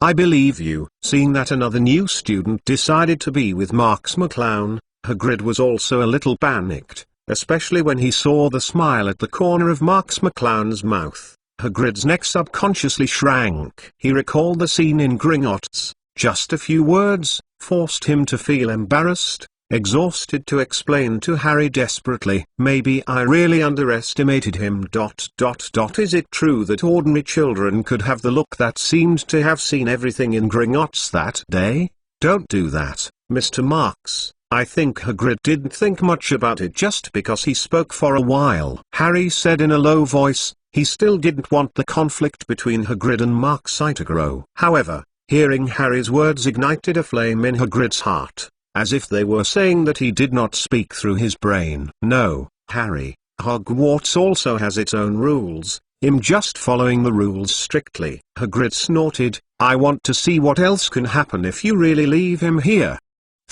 After that, Hagrid left the team directly, and the new students passed by Mark's eye, looking at him in surprise and admiration. This kind of courage is enough to admire them when they dare to work with Hogwarts faculty and staff at the beginning of school. Hey Mark's eye, I think tomorrow's newspapers will be able to report on it. The only son of the Marks family can't even enter the Hogwarts gate on the first day of school. When Draco passed by Mark's eye, he still didn't forget to ridicule loudly, and Mark's eye snorted, "Draco, why are you still wearing clothes?" Upon hearing this, Draco shut his mouth obediently, his entire face rising like pig liver. "It's a pity, I don't think the old Malfoy can think of it." His son actually lost the reputation of the Malfoy family on the first day of school and broke the contract in public. Marks McClown continued relentlessly. Draco's words were sent back intact. "I am not." Draco was agitated, and a little enthusiastic, and tremblingly lifted his robe, seemingly wanting to undress in public. But shame finally defeated his poor pride. Draco shook his hands and lowered the corners of his clothes, biting his lip severely. "You remembered it, Mark's eye. What do you want me to remember?" Marks McClown had a surprised expression on his face, as if he had raised the volume of speech because of surprise. If he could ignore his move and clear his throat deliberately, he asked loudly, "Want me to remember you, Draco Malfoy?" He clearly swears by the Malfoy family's reputation and made a bet off Nate into Hogwarts, but after losing, he completely ignored the Malfoy family's honor and broke the contract on the spot. New book seeking collection, seeking support. Book friends are welcome to visit and read. The latest, fastest and hottest serial works are all here. Chapter 30. God in a Quiet Night. In a station that is not too noisy, Mark's eye's volume was suddenly heard by all the new students. The freshmen who were still following Hagrid, all turned around curiously. The scene immediately became quiet, but the abnormal silence turned into a huge pressure on Draco. Feeling all the gazes staring at him again, Draco suddenly felt like he was being pointed at by 1,000 men, and the line of defense in his young mind collapsed in an instant. "Who? Bullshit. You bullshit. There is no such thing." Draco trembling, his face extremely pale. "He's just talking nonsense, right?" Not long ago, he made a swearing bet with Mark's eye, and he looked very confident. Harry whispered to Ron, who was also present at the time, and his whispering voice would be very obvious in this quiet. "I'm sorry.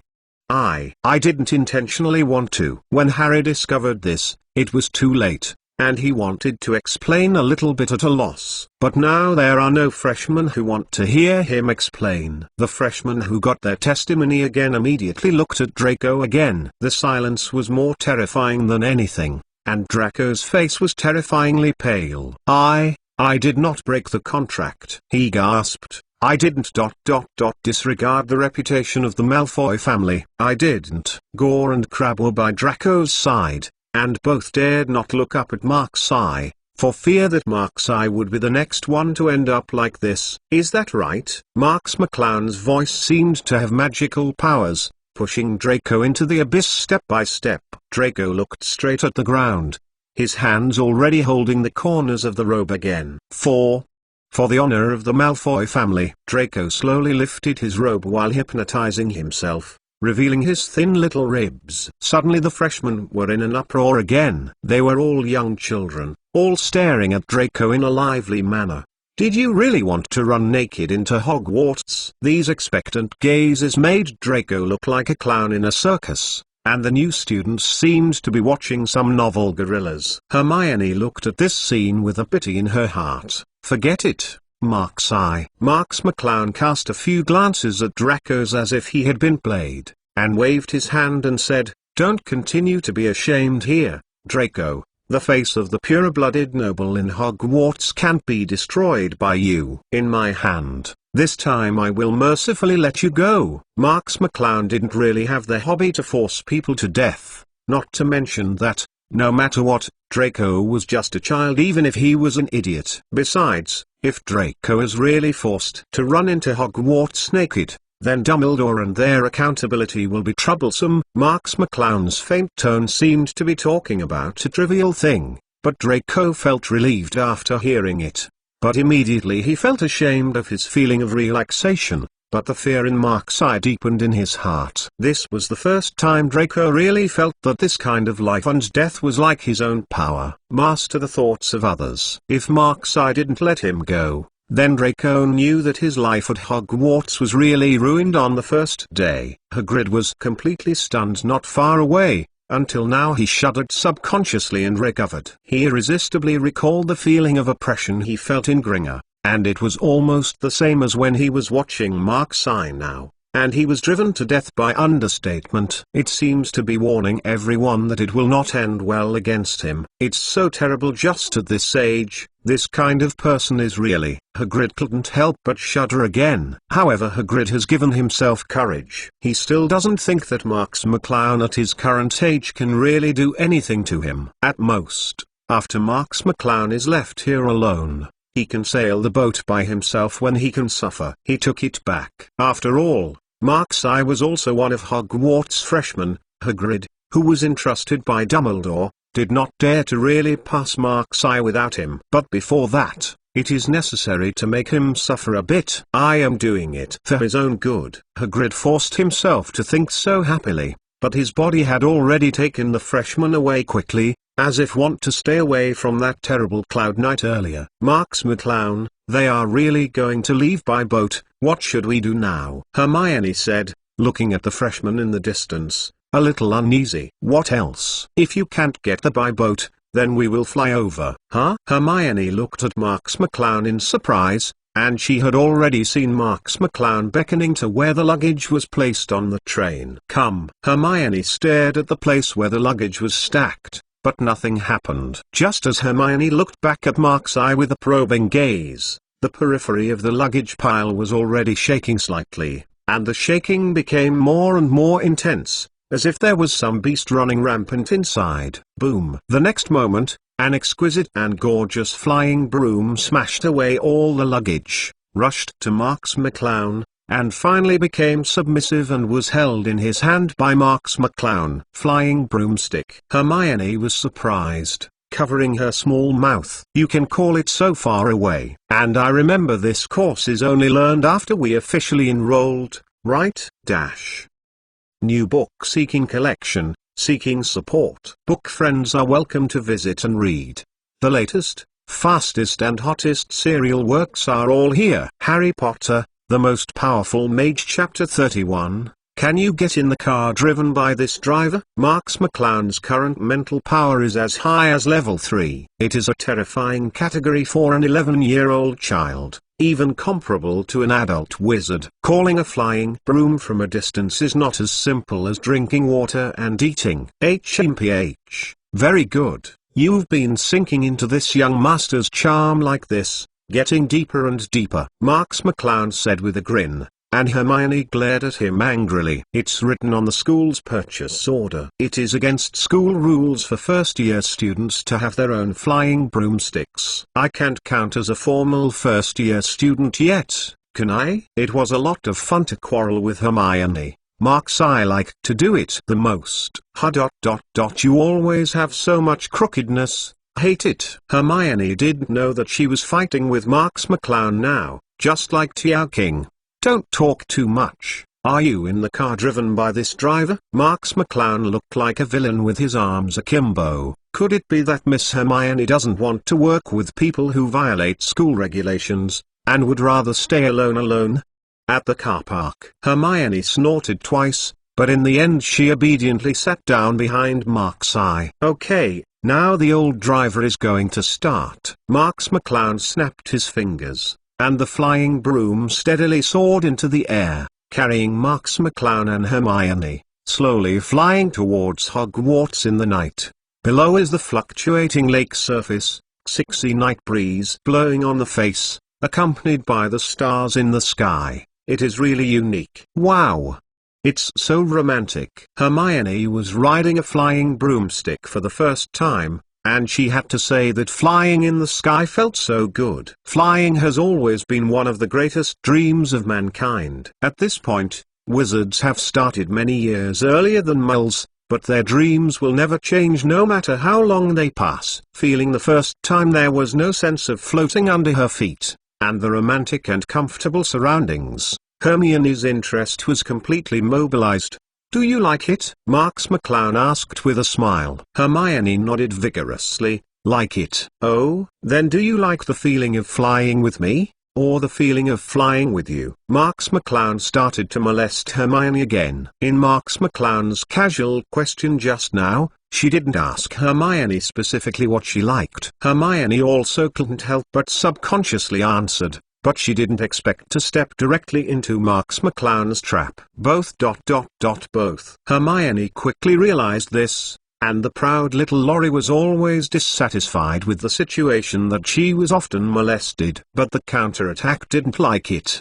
But Hermione couldn't say it for some reason. In fact, Hermione rubbed her blushing face under the cover of the night, and thought secretly, in fact, she liked both feelings. Maybe. Seeing Hermione lowered her head, she didn't know what she was thinking carefully. Marks McClown smiled slightly and let her go. "Look. Someone is flying in the sky." "What?" "Someone went to heaven?" Right below Marks and Hermione.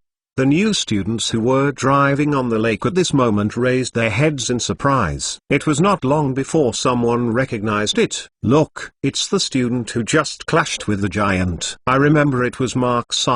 Did he plan to fly to school?" "It's great. I can actually have my own flying broomstick to fly, and I really want to fly by myself." Everyone was amazed, and some were jealous of Marks' companions. "That girl is here too. Damn, why didn't I stay with him?" I don't know which girl's mind is, indeed, flying across the lake to the school in the night and evening breeze. It is really chic and cool. However, there are many people who know the goods, and Harry's glasses are shining under the reflection of the moonlight. "Oh, it's so cool." Harry leaned on the edge of the boat excitedly. "Mr. Marks, did you ride a light wheel 2000? Hey Harry, be careful not to do this. Be careful to fall out of the boat." Hagrid, who was caught off guard by Marks' way to Hogwarts on the spot, was naturally even more unhappy. It was a pity that he was completely ignored, and many students exploded as soon as Harry called out, "What? It's Hikari 2000. Isn't that the latest flagship flying broomstick of Hikari Wheel?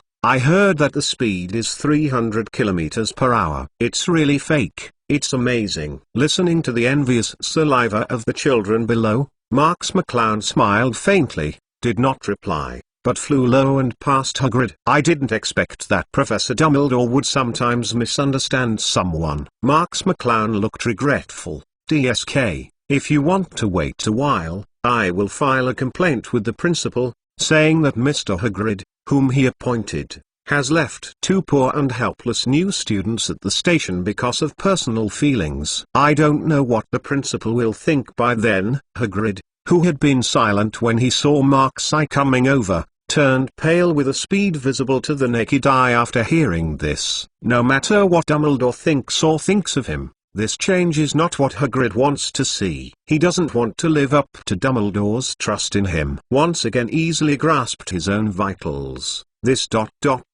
is a devil. Seeing Hagrid's cold sweat instantly, Harry couldn't bear to persuade him. "Please don't do this, Mr. Marks." "Hagrid, you don't need to intercede with him, Harry." Hagrid swallowed hard. "I didn't do anything wrong. I was following the rules." Marks McClown happily clapped his hands after hearing this. "It's really great, Mr. Hagrid, who is abiding by the rules. Then I think that some unruly dangerous magic creatures will probably not be found in and around your abiding residence, right? Otherwise, just think about it. Oh my god.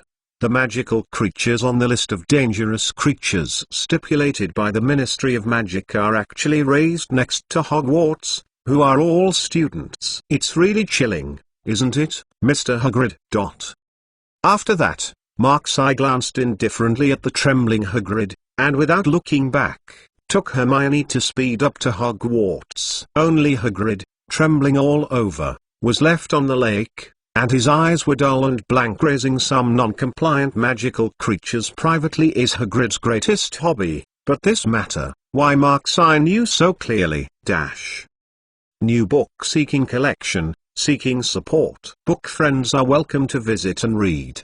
The latest, fastest and hottest serial works are all here. Harry Potter, the Most Powerful Mage, Chapter 32. It is a pity that Mark's Xiao ended here when he entered the college. Just as soon as the flying broomsticks were put away, the gloomy old lady walked towards him. Mark's eye recognized Minerva McGonagall, the dean of Gryffindor College. There were 3 more people behind her. The big dark bat was obviously Slytherin's Dean Severus Snape, and the very short-bearded old man was undoubtedly Ravenclaw's Dean. Philippa's Flitwick is out. Marks McClown didn't have any impression of the last fat and rich woman, but judging from her colleagues, it should be Pomona Sprout, the Dean of Hufflepuff. Well, this lineup is really luxurious enough. Marks McClown sighed helplessly. For the first time he violated the school rules. He was directly caught by the 4 luxurious deans. Marks McClown estimated that they were originally going to attend the sorting ceremony together,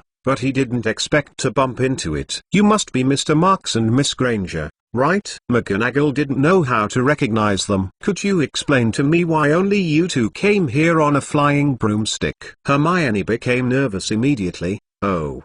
4 professors.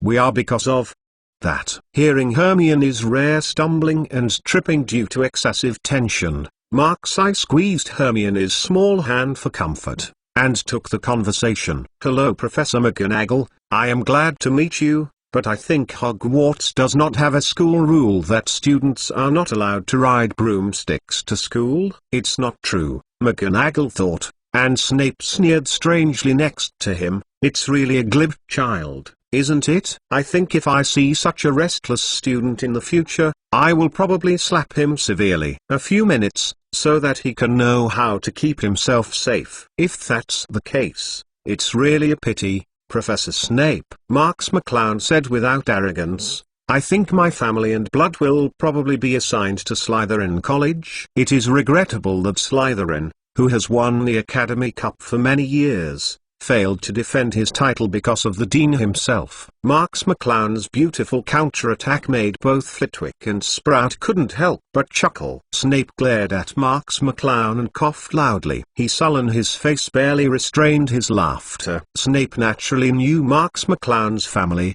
but because of his relationship with the Malfoy family, he never had any deep friendship with the Marks family. But the college Marks I was most likely to be assigned was Slytherin. And even Snape had to admit that, at this moment, he could only suffer a loss. However, Marks McClown's demeanor and education still interest the 2 deans. It is important to know that few freshmen who have just entered school and are young and impulsive can remain calm and make a beautiful counterattack under Snape's cynicism. Children of the Marks family. Ah, my memory is still fresh, Flitwick said kindly. The 2 talented and hard-working students of Fan and Xiao really impressed me. They are active in my class. The scene is just like yesterday. Now they have sent an equally clever child. I betrayed the orthodox Slytherin for his own desires. I can't praise this behavior. Snape didn't forget to spray venom on the side, obviously referring to Mark's fan choosing to go to Ravenclaw for Mark's Xiao. Loud things. Severus, how can you say that? Fan and Xiao were still your classmates back then, Sproutla said. Seeing that McGonagall and Flitwick looked over at the same reproach,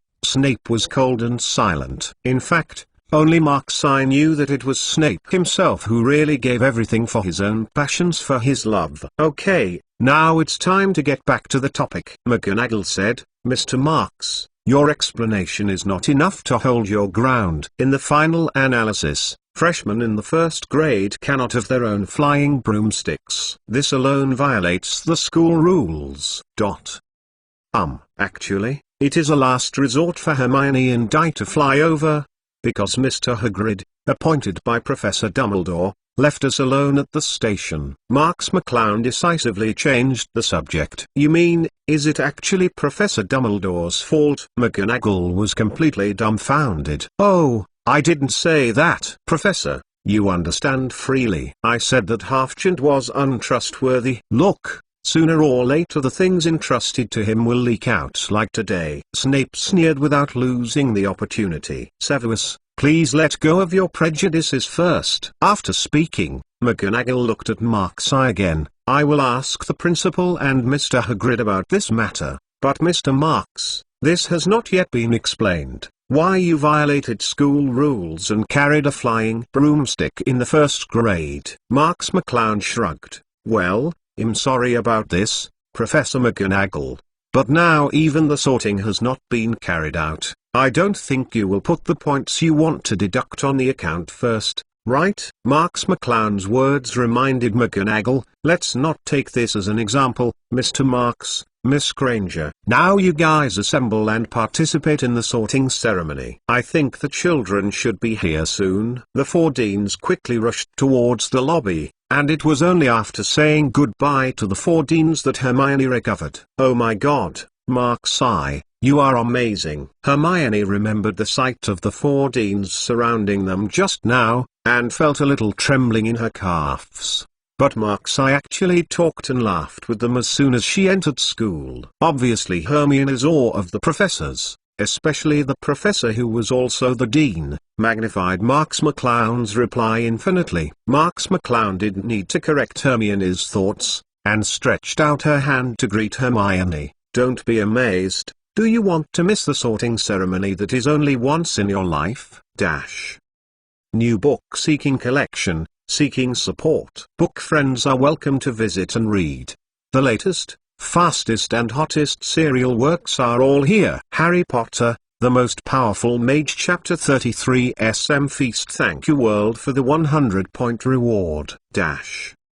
By the time Markseye and Hermione arrived at the canteen, the sorting ceremony was almost starting. The students of all grades have already sat in rows in the back. On the ceiling is the sky through the magic after casting, and countless candles are swaying above the students. Markseye doubts whether these candles will give the students below from time to time. SM Feast of Wax Rain. And this year's freshmen gathered in the front row, waiting for the start of the sorting ceremony. Marks McClown entered the team silently. Hermione was still a little nervous. What college do you think I will be assigned to? I don't know, Marks McClown said casually, looking at how smart you are and like knowledge. Maybe you are assigned to Ravenclaw? Really? But I read that Gryffindor is the best college. Then you tell the Broken Hat that you want to go to Gryffindor. It will consider your opinion, I promise. Markseye wiped Hermione's little nose. This is a top secret trick, most people I do. Don't tell him. Suddenly, Hermione gripped the robe a little bit and whispered, But Gryffindor, I don't want to go either. Huh? You didn't say everything yourself just now. Is Gryffindor the best? Marks McClown is a bit curious now, because if history doesn't go wrong, in the end, the academy that Hermione most yearns and will enter is undoubtedly Gryffindor. Because Hermione's voice became smaller, as light as a mosquito. You just said that you will enter Slytherin, and I don't want to go to the college where you are not. Marks McClown said funny and moved. Don't make trouble. Although I don't know which book you read that Gryffindor is the best academy, but it must also say that Slytherin is the worst college, right? The author of this book must have graduated from Gryffindor. Marks McClown silently added in her heart that Gryffindor and Slytherin have always been deadly enemies, and there are always places that praise Gryffindor greatly. Try to belittle Slytherin. Well, it does say those notorious Death Eaters, dark wizards, criminals, most of them graduated from Slytherin. Hermione nodded slightly and admitted, but immediately raised her head to look at Marks McClown's eyes. But Marks McClown is definitely different, so as long as Marks McClown is there, it doesn't matter if I enter Slytherin. Little fool, don't worry too much about this kind of thing. No matter what college we are in the same school, we can meet every day. Marks McClown raised her hand and stroked Hermione's hair like a kitten. So it is the best choice to enter the college that suits you best. Although Markseye was moved by Hermione's thoughts, Markseye knew that it was probably impossible. The sorting hat will refer to the student's own wishes. but the scope of reference is only limited. When the student is suitable for multiple colleges, the sorting hat will listen to the student's opinions and be assigned to one of the colleges. Otherwise, as soon as the student comes up, they will say what college they want to go to, and if the sorting hat does so. What is the meaning of the sorting hat itself? The most suitable for Hermione are Gryffindor and Ravenclaw. For a place like Slytherin that is incompatible with Hermione, no matter how strong Hermione's wishes are, the sorting hat will not agree. Okay. Hermione pouted, accepting Mark's opinion, and squeezed forward to look at the sorting hat. Marks McClown didn't have much interest in that dirty sorting hat. He looked around and walked towards the black-haired girl, who also restrained himself from seeing it. "Hey, Pansy, why didn't I see you on the Hogwarts Express?" Pansy was taken aback, turned round and looked around, seeing that Marks McClown, who subconsciously smiled. "My father thought it was obvious that I entered Hogwarts earlier, and it would be better to meet the professors in advance." Speaking of this, Pansy couldn't help but said, "I wanted you to come with me, which is great for us. But since your birthday party, I have not been able to find you." "Oh, because I went to the Mole world and traveled a little bit." In fact, Marks McClown knew exactly what Pansy was talking about. In fact, many ancient pureblood families had a deep relationship with Hogwarts, and the Parkinson family's initiatives to send children over earlier were quite a few. Draco threw Draco on the train with Harry because Lucius had ulterior motives for Harry. He didn't think that his son of waste did not live up to his expectations. And Theodore is because the Knott family has fallen very badly. So to be honest, there are still very few pure-blooded nobles who have a flourishing family power like Mark's but do not have the convenience of going through the back door. As soon as Pansy wanted to speak, Professor McGonagall's voice came over. "Before we start, Professor Dumbledore has a few words to say." Upon hearing McGonagall's words, all the students in the audience calmed down and looked at Dumbledore on the stage. For a while,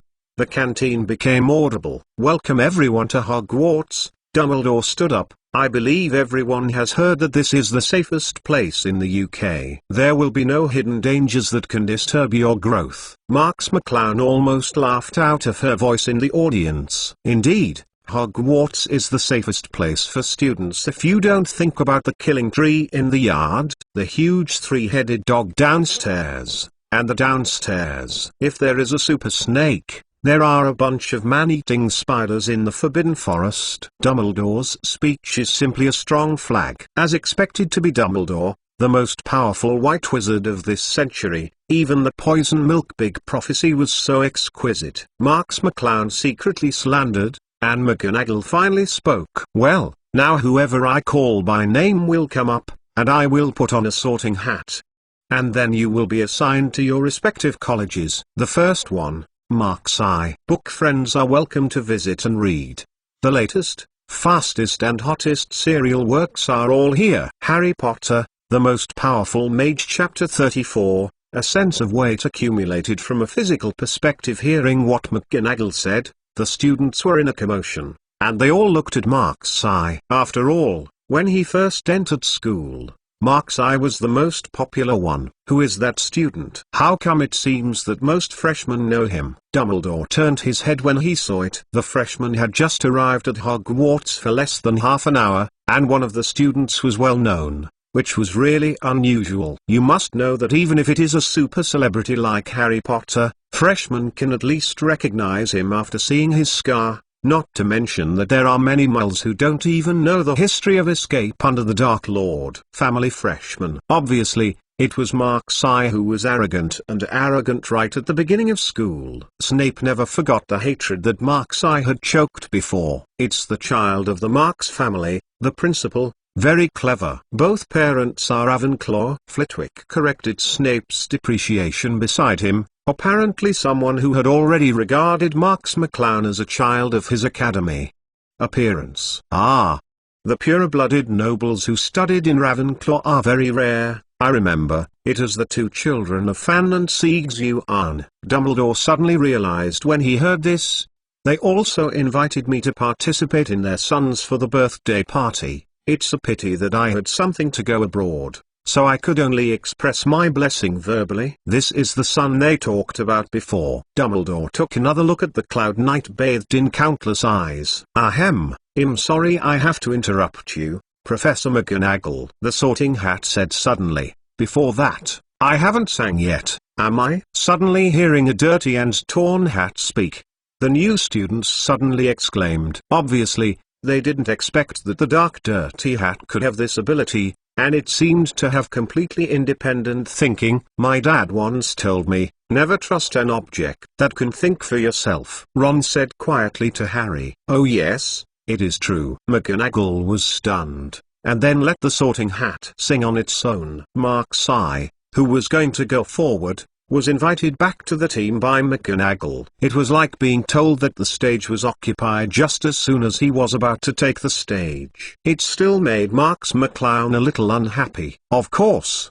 the most important thing that caused the unhappy mood was that the Sorting Hat singing was too ugly. It's just an unsuccessful voice with a lack of frequency, and the lyrics sung have no meaning. Simply put, it is to brag about the greatness of the 4 academies, and then brag about the greatness of oneself. In summary, it is all bragging. I also have a pair of soundproof earplugs here. Do you want to use it? Marks, I asked Hermione while plugging the earplugs. I can't think about it. I think it's good to listen to the Sorting Hat singing. Hermione thought for a while and refused. After all, for her, the scene before her was still very novel and worth listening to. Marks McClown curled his lips, stepped back a few more rows, returned to Pansy, and sold earplugs again. This time I got Pansy's response. Little Lolita put in her earplugs awkwardly according to Mark's eyes teaching. Obviously, she was not interested in Song of the Sorting Hat. After the Sorting Hat finished singing,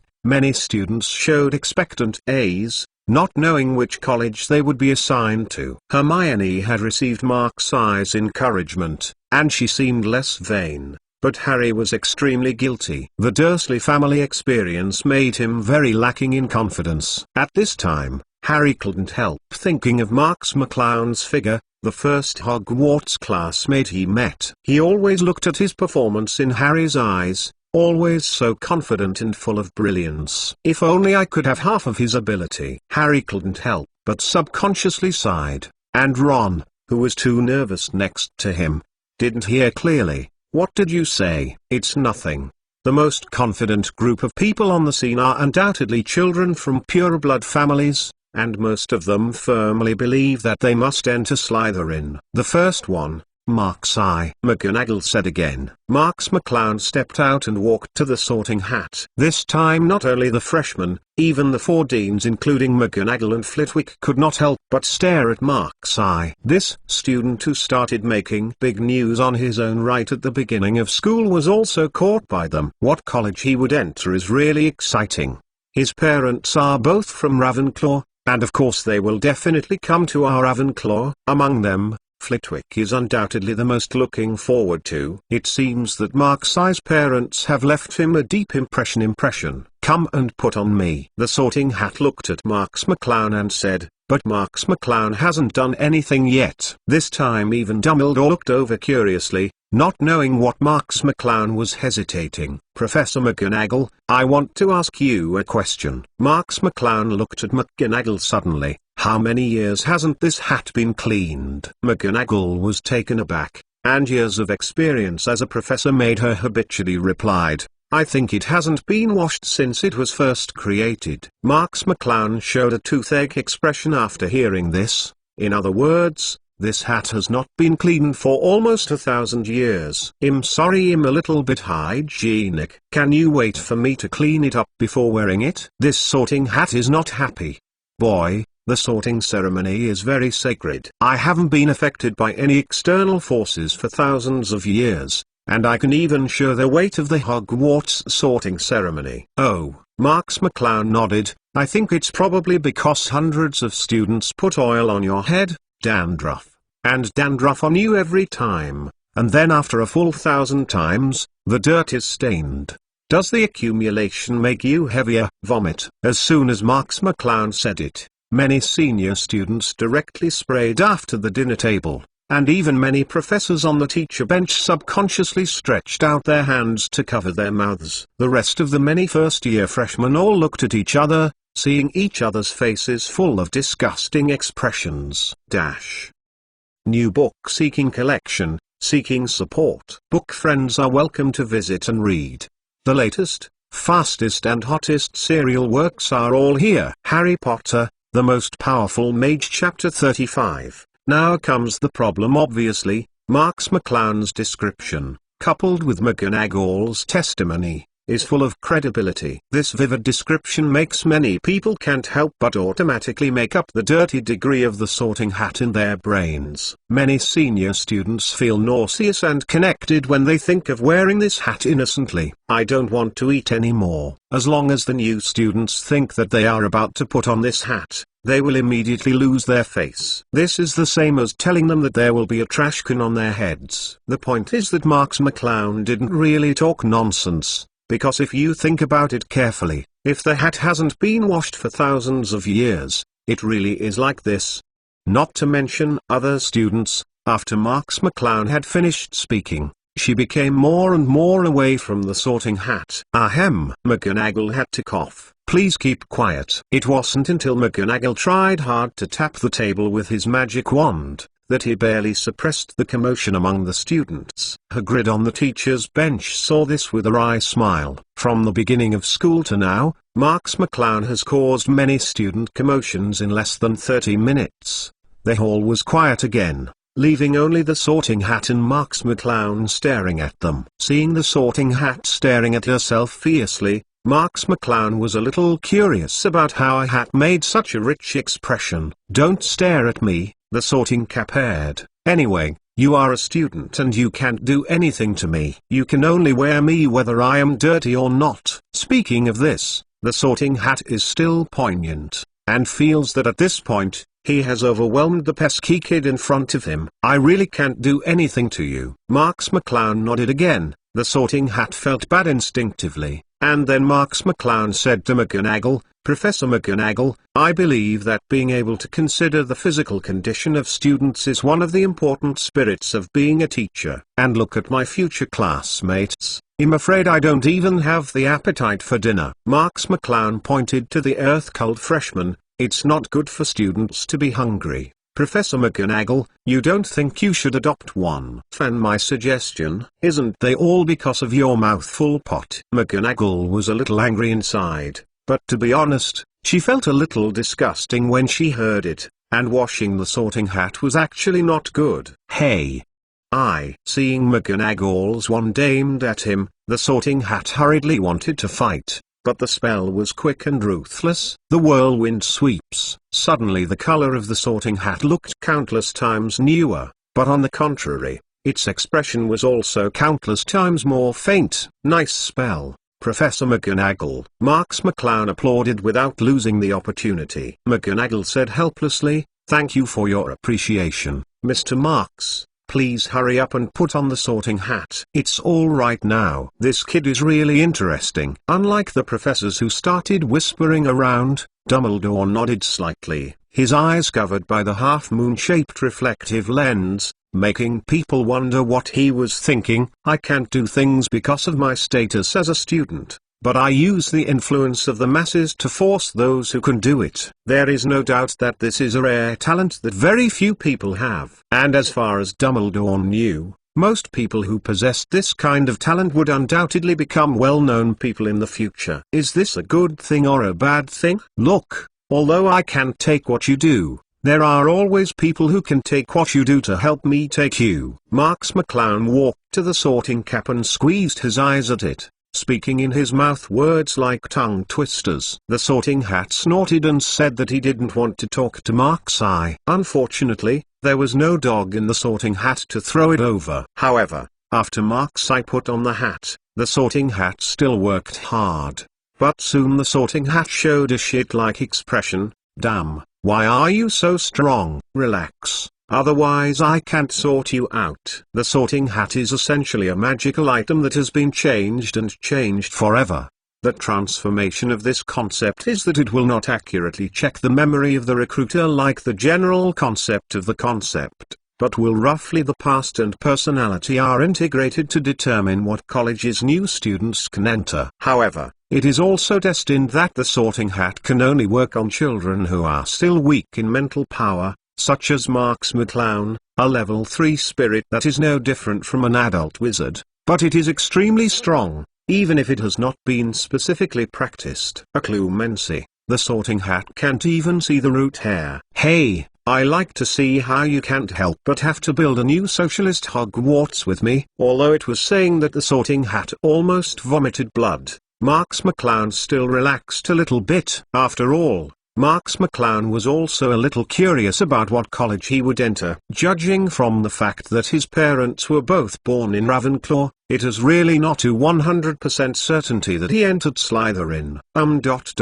Just as difficult as you seem to be on the surface, you are also a hard-to-coos kid in your heart. Hearing the words of the sorting hat, the senior students all looked over. According to past experience, the sorting hat will generally announce the college directly, and it is rare that it is difficult to make a decision. This also makes many people have a stronger interest in this first-year star student, although they don't even know why Marx McClown is suddenly so famous among freshmen. You are very courageous. This is absolutely undeniable. It seems that you have done something that even many adults dare not do. Then, should you be assigned to Gryffindor? Marx McClown felt that the sorting hat might refer to his face of Voldemort. Fortunately, the sorting hat could not see exactly what was going on. He could only vaguely know that Marx McClown had done a very dangerous brave move. But your superb wisdom and extraordinary knowledge are undoubtedly very suitable for Ravenclaw, of course.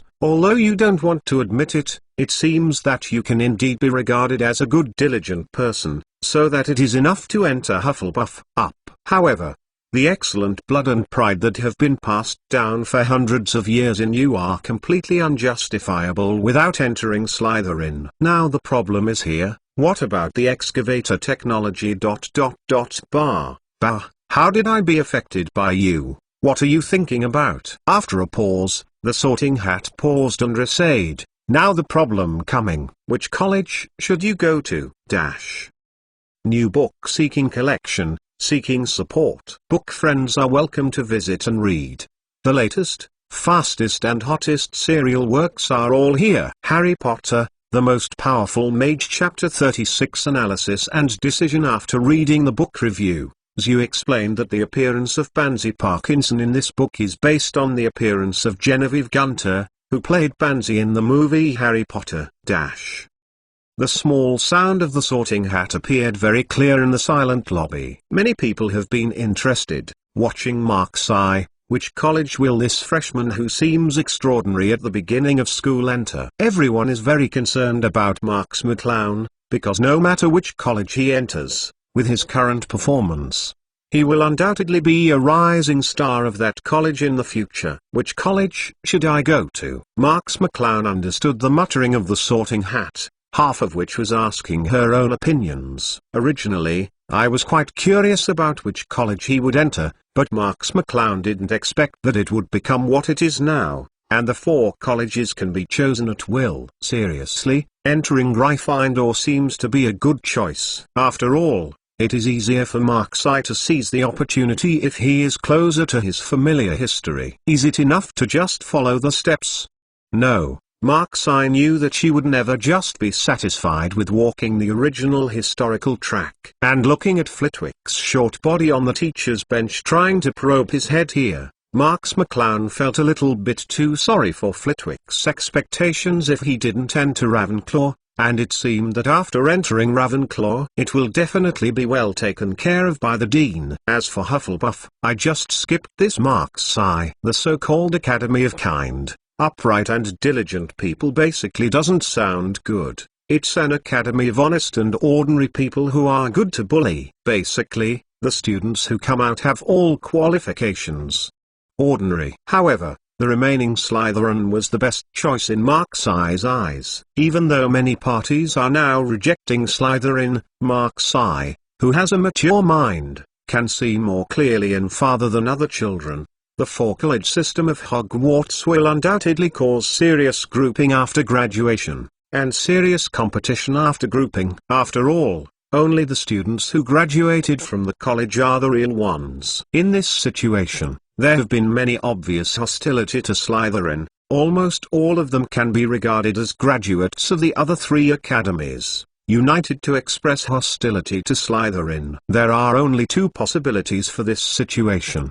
The first is that Slytherin's power is absolutely weak. Anyone can bully and bully, but most of the Slytherins are composed of pure-blood wizard families and even ancient pure-blood nobles. Is it possible to assume the position of the weak? Of course the answer is no. Then there is only the second possibility. Slytherin's power is especially powerful due to its student composition, which makes the other three academies in the wizarding world have to unite against Slytherin. Moreover, Slytherin has indeed seen many talented powerhouses. The most famous one is Merlin, who was introduced on the Chocolate Frog card, who came from Slytherin College. When thinking of this, Marx McClown had already made a decision in her heart. I think I know what college to go to. Upon hearing Marx McClown's words, the students in the audience held their breath, lest they accidentally didn't hear King Marxi's words. However, Marx McClown did not speak immediately. Instead,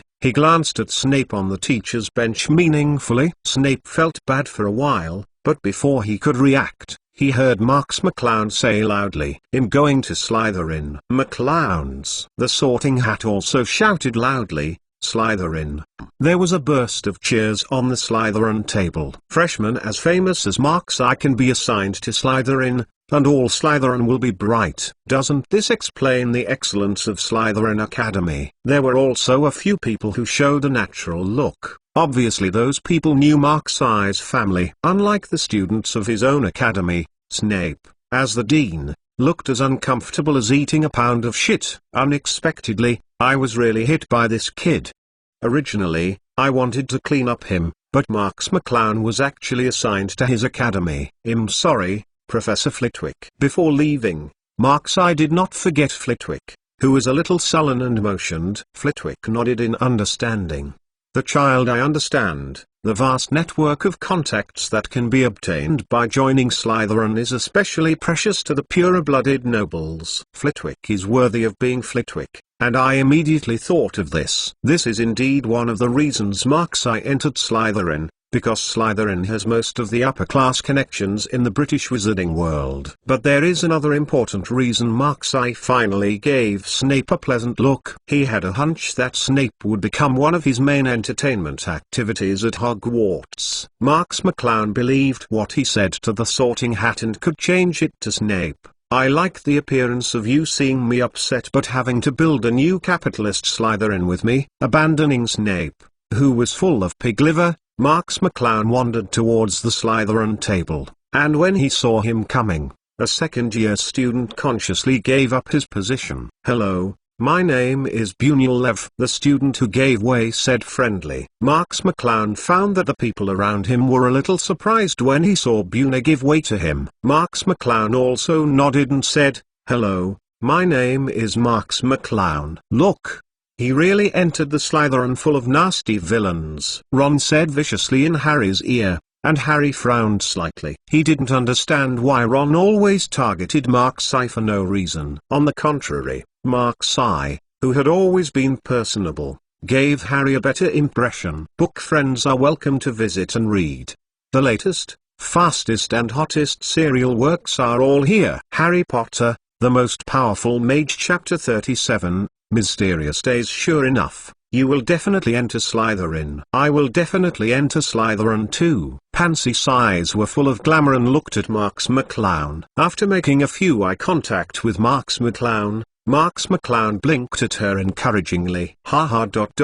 Have you entered Slytherin?" Voldemort also sneered behind Quirrell's head, not knowing what he thought of. Voldemort has been watching the performance of Ki Marxi all the time, and coupled with the extraordinary courage and strength he has seen on the train, they all appeared to a child who was only 11 years old. Quiet, quiet." McGonagall clapped his hands and said to the sheepskin scroll in his hand, "Next, Hermione Granger." Hermione felt aroused when she heard the voice, but she didn't expect that the next person in Mark's eye would be herself. The sorting came so fast that Hermione was overwhelmed, and she took a few deep breaths and stepped onto the stage to put on the sorting hat.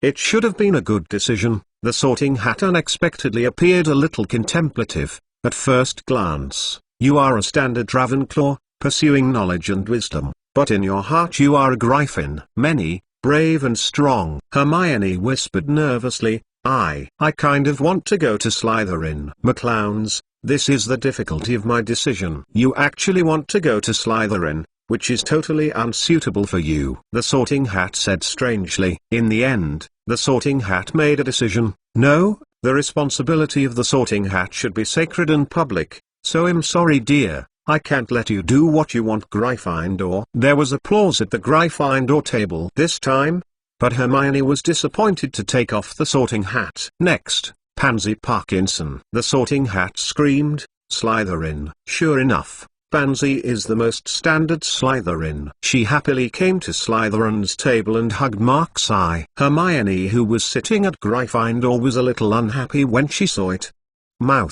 But maybe even she herself hadn't noticed this little movement. Next, McGonagall continued, Ron Weasley. Ron walked up tremblingly, put on the sorting hat, and the sorting hat laughed loudly, aha. Another Weasley, I knew where I should be assigned. Gryffindor. Hearing the name of Gryffindor's academy, Ron's eyes suddenly filled with expression, and he gave Marks McClown a provocative look. However, he found that Marks McClown had no interest in him at all, and he didn't even bother to look at it, as if he was just there. This made Ron even more uncomfortable than Mark's eye discriminating against him. Ron couldn't help but recall how he and his father Arthur were humiliated by Mark's eye that day at Lyhan Bookstore. After Ron turned pale, McGonagall continued to say, Draco Malfoy. Draco took a few deep breaths and put on the sorting hat with a confident smile on his face. Sure enough, the sorting hat shouted without hesitation,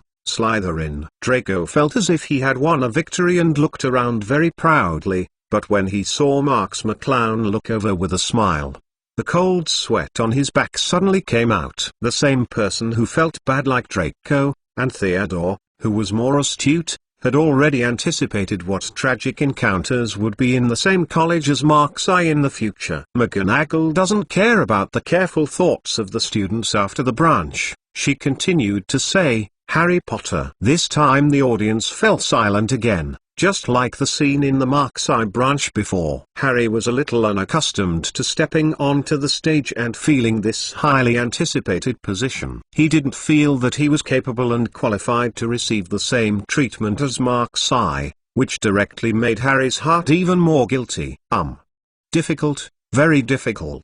As soon as the sorting hat touched Harry's head, he started to mutter to himself, is it difficult? I think I shouldn't be as talented as Mr. Marks. Harry said unconfidently. This was the second time in this year's sorting ceremony that the sorting hat was difficult to make a decision, and it became more similar to Mark's eye's situation at that time, which made Harry with a guilty conscience sit on the stove like sitting on a stove. No, it's not about that. The sorting hat said, you can see that you are very courageous, not bad at heart, very talented, and eager to prove yourself. But where should you be assigned? Harry swallowed. He saw Ron on the Gryffindor table constantly making Gryffindor with his mouth, but, thinking of here, Harry glanced at Mark's eye subconsciously. Compared with Ron's hypnotized Slytherin trash theory along the way, Harry is still more willing to believe in the facts he has seen. He is at the same age as himself but is extremely good. He has kindly helped himself but made him only look forward to Mark's eye. He is a student of Slytherin College. When discovering that Mark's eye was not paying attention to him at all, Harry muttered to himself with some loss, I think it might be good to go to Slytherin. Are you really sure? The sorting hat said in surprise. I know you, Harry Potter. Your parents are both Gryffindor students. What is going on today? Suitable for Gryffindor children who always want to go to Slytherin? New book seeking collection, seeking support. Book friends are welcome to visit and read the latest, fastest and hottest serial works are all here. Chapter 38, Shadow Chief. Thank you Liwehow0901 for your 1888 reward.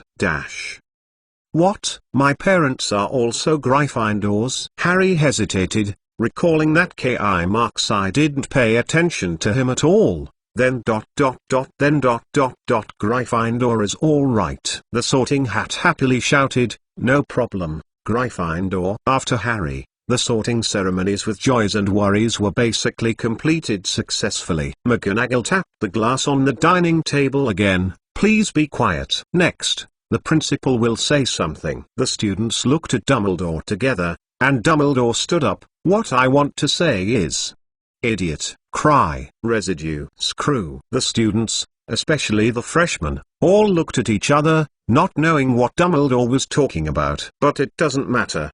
The next thing is pleasant meal time. Hey, do you know what he meant? Pansy subconsciously approached Marks-I and asked. From a young age to Marks-I, she has been an image that understands everything and knows almost everything. Forget it. Don't ask him. He definitely doesn't know. Buna, who had just given up his seat to Marks-I, laughed. McClowner, we are all used to it. And Dumbledore said the same a few years ago, said a senior student opposite. Oh. Idiot crying and scumming. Who knows what crazy things he is talking about? ? This sentence was clearly recognized by the surrounding Slytherin, and everyone laughed together. Only Pansy still looked at Marks McClown firmly, and Marks McClown said slowly, of course Eldorf, he is a troublesome old guy. He usually doesn't talk nonsense. Marks McClown's words suddenly stopped the laughter of the surrounding Slytherin. They all looked at Marks McClown, with exploration and disdain in their eyes, wanting to see what Marks McClown could say. Idiot, crying nose, scum, twist. These words, if they are translated into Latin and then reorganized, the sentence they get will mean may Merlin bless you. Marks McClown said after a slight pause. After listening to the Slytherin students around, all the students in Slytherin looked at each other. Does it really have such a meaning? But no one understands Latin and can't tell the truth. Speaking of why, this freshman in the first grade actually knows more than our seniors. When everyone looked over again, Marks McClown had already gracefully raised the cup and looked at them with a smile. Speaking of which, Merlin still graduated from our Slytherin college. May Merlin bless you. Hat is, wish the predecessors of Slytherin bless Slytherin forever. Marks McClown sans a few words to stir up the atmosphere again, and all the tension disappeared. The students in the surrounding Slytherin, regardless of their grades, raised their cups like Marks McClown to signal to Marks McClown, shouting in unison. May Slytherin's predecessors bless Slytherin forever. Slytherin everlasting. Hearing that, Slytherin's long table burst into cheers again inexplicably. The students of the other three academies looked at it curiously, but did not know the reason for the cheers. Most of them can only vaguely see that the focus of cheering is undoubtedly the newborn who left the deepest impression on everyone. Marks-I. Dumbledore smiled slightly when he saw this, and waved his wand and shouted, next is the time to sing the school song. Please start singing in your favorite tone. In Marks-I's eyes, this was a disaster worse than the Song of the Sorting Hat. Every student sang the same lyrics in different tunes, and the whole lobby seemed to be turned into a chaotic mess. So it was time for Marks-I Amway's earplugs again. The difference was that many Slytherin students accepted Marks-I's kindness this time. After singing the school song, dinner can finally be started. The elegant dining habits Marks McClown has cultivated since childhood also made the surrounding students look at him for a while, and they can gradually guess Marks McClown's family status. Because this is the most standard aristocratic dining style, the natural noble temperament revealed cannot be cultivated overnight. After the meal, the students went to the common room in Slytherin under the leadership of a 5th grade male prefect. The 5th grader Marks McClown knew him as Samuel of the Crouch family. His grandfather was international magic. Barty Crouch, director of the Cooperation and Exchange Department. A crowd of bustling students came all the way to the basement where Slytherin belonged. Suddenly Samuel stopped and stood before a wet wall. Being clear is the policy of protecting oneself, and unscrupulous means is the principle of action. Samuel said the password, and suddenly a hidden stone gate appeared on the wall with a rumbling sound. After opening the stone door, Samuel led the students into the Slytherin lounge. This is a translucent lounge at the bottom of the lake.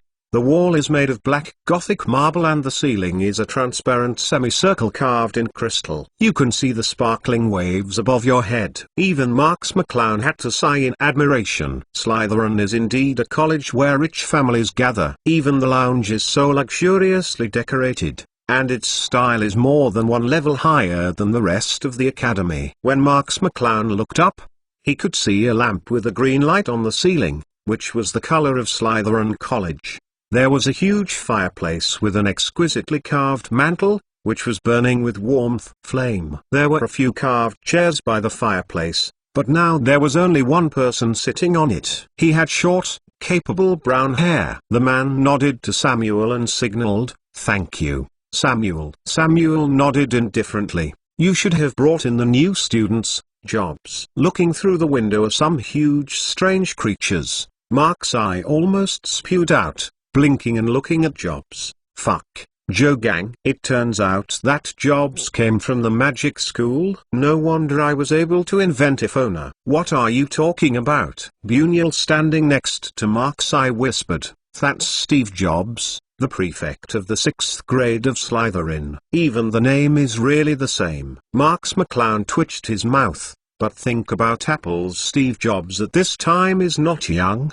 Probably really just the same name." Steve listened to Samuel's words and spread his hands. "No way, I have to prepare for the election ceremony for the shadow prefect, so I beg you to help me introduce new students. Book friends are welcome to visit and read. The latest, fastest and hottest serial works are all here. The most powerful mage of Harry Potter Chapter 39. Do you do it yourself or me? Thanks for the 2 easy 600-point reward. The Shadow Chief. When the freshman heard the words, Steve stood up and clapped his hands. As you have heard, unlike Hogwarts, who started running for prefect in 5th grade, our Slytherin tradition is from the beginning of the 1st grade. The representative of each grade is directly selected in order to pursue efficient internal management, and because of the atmosphere of Slytherin College, this is a different tradition compared to other colleges. And how to run. Slytherin regards the strong as its king, and naturally depends on its strength. With that said, Steve pointed to a long table-like table not far away. Mark's eye, who grew up in a pure-blood family, is familiar with it. It is generally used as a small and unknown duel between wizards. Station. Wow! The freshmen were all in an uproar when they heard this. Many of them didn't even understand a spell, let alone go directly to the stage for actual combat. "Quiet, quiet," Samuel said loudly. In his opinion, this is really not something worth making noise. In Slytherin's freshmen, there are many students who don't even understand spells. But there are also many who are like Mark's eye. The superior environment from a young age allows him to know a lot of magical mysteries earlier than other children. This is the confidence that Slytherin can run for the prefect of the prefecture from the 1st grade, and it is also the foundation of Slytherin's powerful forces. As for those new students who don't understand the spell, they can only be classified as weak, and there is no need to pay special attention. Don't worry, our campaign ceremony is very formal, and security issues can be guaranteed, Steve said with a smile after his voice was slightly reduced, and he bowed to the door of the lounge. When the students saw it, they all looked towards the door subconsciously. They saw a black figure like a big human bat, hidden in the shadow of the door. If you didn't look carefully, you wouldn't notice it. "I will keep staring at you," Snape said. "If there is a danger, I will immediately stop it, and no human life will be allowed. Marks McClown was a little surprised. He didn't expect that even the dean knew about this violation. It seemed that this ceremony had a historical origin in Slytherin. It's just that because Marks McClown's parents are both from Ravenclaw, they have never mentioned Slytherin rituals with Marks McClown in the past, and they probably don't even know it. Next, please come out the shadows of each grade. Steve clapped his hands. This is the existence you need to respect the most, because they are undoubtedly the strongest in each grade. Of course, in each at the semester ceremony, you can challenge them to get the honor you want. Obviously, the shadow prefect who failed to defend his title will lose all his glory, and the newly born dual king will inherit everything from him. I am the shadow prefect of the 4th grade, Barry Adrian. Hearing that a typical Englishman is out, he has a thin and tall figure and a conspicuous hooked nose, but Marks McClown still a bit wanted to ask him if he would be quick and powerful when he heard the name. I am the shadow prefect of the 3rd grade, Joseph Burton. Next is a burly student. It seems that the physique is a bit unbelievable to be a 3rd grade student, and Marks McClown probably remembered it. This is exactly the student who slandered Dumbledore at the dining table. I am the shadow prefect of the 2nd grade, Bunyal Lev. This time the voice came from Marks McClown. Marks McClown looked a little surprised and saw Buna smile at him bitterly, and then he also went out and stood with the other 2 shadow class chiefs. Unexpectedly, people shouldn't look good. Marks McClown finally knew it. No wonder the students around him were so surprised when Buna took the initiative to give way to him. Now the 1st grade Shadow Prefect campaign is officially started. Seeing that the Shadow Prefects were already out, Steve announced loudly. But looking at the long platform for the duel, the new students all looked at each other, and no one went up to be the first bird. What's going on? Samuel frowned upon seeing this. Is the ambition and strength of this Slytherin so weak? Isn't anyone daring to come up? Snape was silent in the shadows, but from the depressive atmosphere that spread out from him, he was quite dissatisfied at the moment. Marks McClown always watched all of this with the attitude of watching the show. Draco, who was not far away, saw Marks McClown's uninterested look and his eyes lit up. He had been holding back for a long time, because he was afraid that Marks McClown would come out before he dared to come on stage. Incoming! With a loud shout, Draco jumped onto the gladiator arena. Seeing someone being the first one, Slytherin's freshmen became active, and many students began to challenge Draco on stage. But Draco deserves to be from the Malfoy family. His talents and the education he received from an early age are very good. Almost no new student can match him, and soon no one will go up and take humiliation. When Snape saw this, his expression was slightly relieved, and Steve immediately said, "It seems that there is no one to compete." Then the shadow prefect of the 1st grade seems to have been selected. Marks McClown, don't you go up and try it? Pansy looked at Marks McClown expectantly. In her opinion, the first-year leader was simply a position tailored for Marks McClown. It's not an official position, and it's just leading some first-year kids. It's too much trouble. Marks McClown rolled his eyes and refused. Pansy's expression was a little sad. I didn't expect Malfoy to be the prefect. Marks McClown's expression moved. Little Pansy, if I promise you to be the prefect, what would you use to return me? Pansy blushed after hearing this sentence, but unlike the shyness of an ordinary girl, Pansy quickly kissed Marks McClown on the cheek without any hesitation. How about using this kiss in return? Enough. Marks McClown smiled slightly, stepped out before Steve spoke, and walked slowly onto the arena. Draco's face became pale with the naked eye with Mark's eyes footsteps, and Steve's face was choked. The eyes of the shadow prefects and the freshmen were all focused on Marks McClown. Even Snape couldn't help but looked at Marks McClown, facing the gaze that was mixed with various thoughts. Marks McClown was leisurely in front of Draco. Stand still. So, do you go down by yourself, or do you want me to invite you down? Book friends are welcome to visit and read. The latest, fastest and hottest serial works are all here. Harry Potter, The Most Powerful Mage Chapter 40. Do your best." Marks McClown's words echoed in the lounge, and the freshman looked dull after hearing them. This is too arrogant. Although Marks McClown was very famous at the beginning of school, he was only famous for his behavior, and no one knew about his strength. But Draco Malfoy on the stage has easily defeated several freshmen in a row, and the strength is indeed top-notch among the freshmen. Snape also looked ugly, and he didn't like Marks McClown, a student who choked him right after school started. But because of this, Snape didn't speak. He wanted to see how Draco would teach Marks, who said insulting words. However, to everyone's expectation, Draco did not sneer. On the contrary, cold sweat appeared very clearly on his forehead, and his face was as pale as paper, but he couldn't say anything. "What's wrong?" The freshmen who saw this scene were all surprised. Could it be that Draco was really afraid of Marks?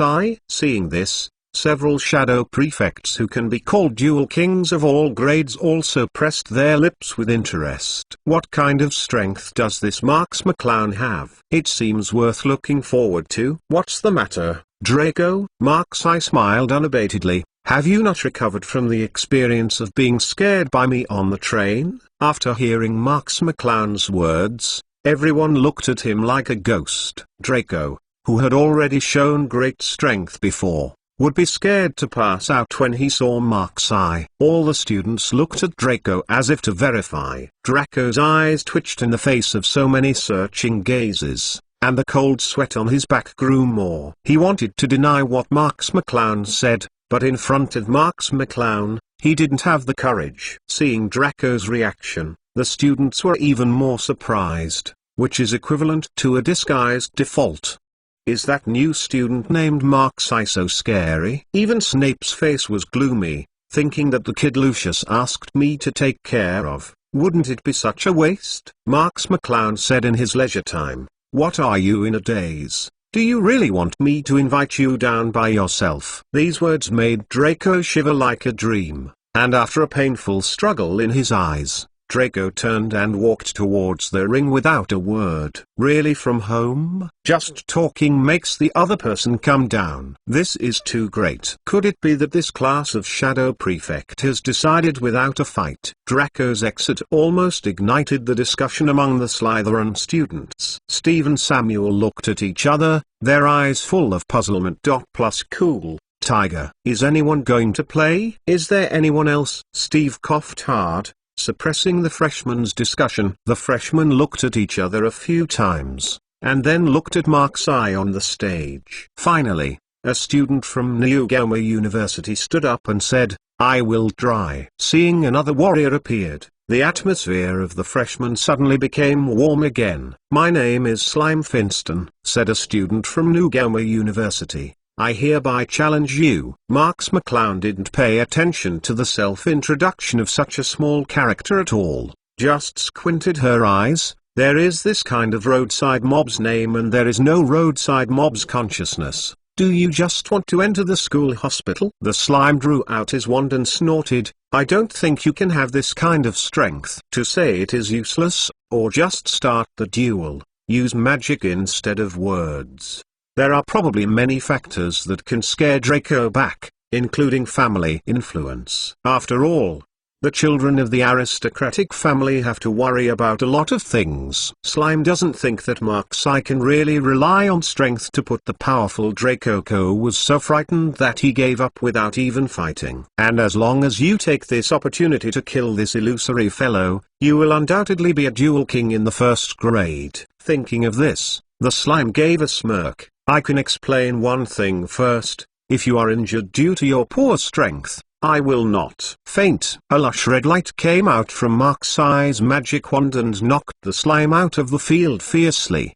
The speed at which he drew the magic wand was not clearly seen by any new student. "You just said that it's already started, right?" Marks McClown lit his magic wand at the comatose slime. "I will give you the first lesson at the beginning of school. That is, don't talk so much nonsense when you are in a duel." The students, including the 3 shadow prefects, were all stunned. This also ended too soon.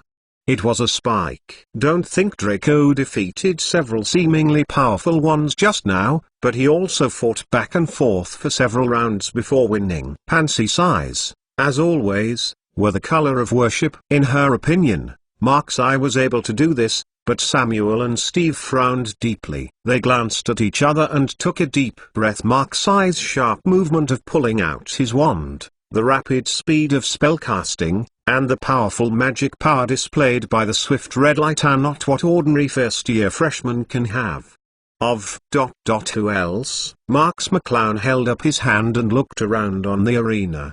The new students who had touched his sight all bowed their heads with guilty conscience. Although Snape was a little unhappy when he saw this Zhao, he nodded to Steve, and Steve walked to Mark's eye with a smile on his face. Very good. It looks like a first-grade shadow class. The leader has already decided on the candidate. No doubt it is. Wait a moment. Marks McClown reached out and interrupted him. Steve looked at Marks McClown in astonishment, and Marks McClown smiled slightly. I was not interested in the position of Prefect Shadow, but since I still participated in the election, then I will not stop there. I have a habit of doing my best no matter what I do. Marks McClown raised his head and looked at the three shadow chiefs of Buna, Joseph and Barry. Similarly, in the shadows, the same goes for deleting the prefect. So we might as well continue this ritual, winning and losing. As long as I win, then all shadow prefects must obey me. Harry Potter,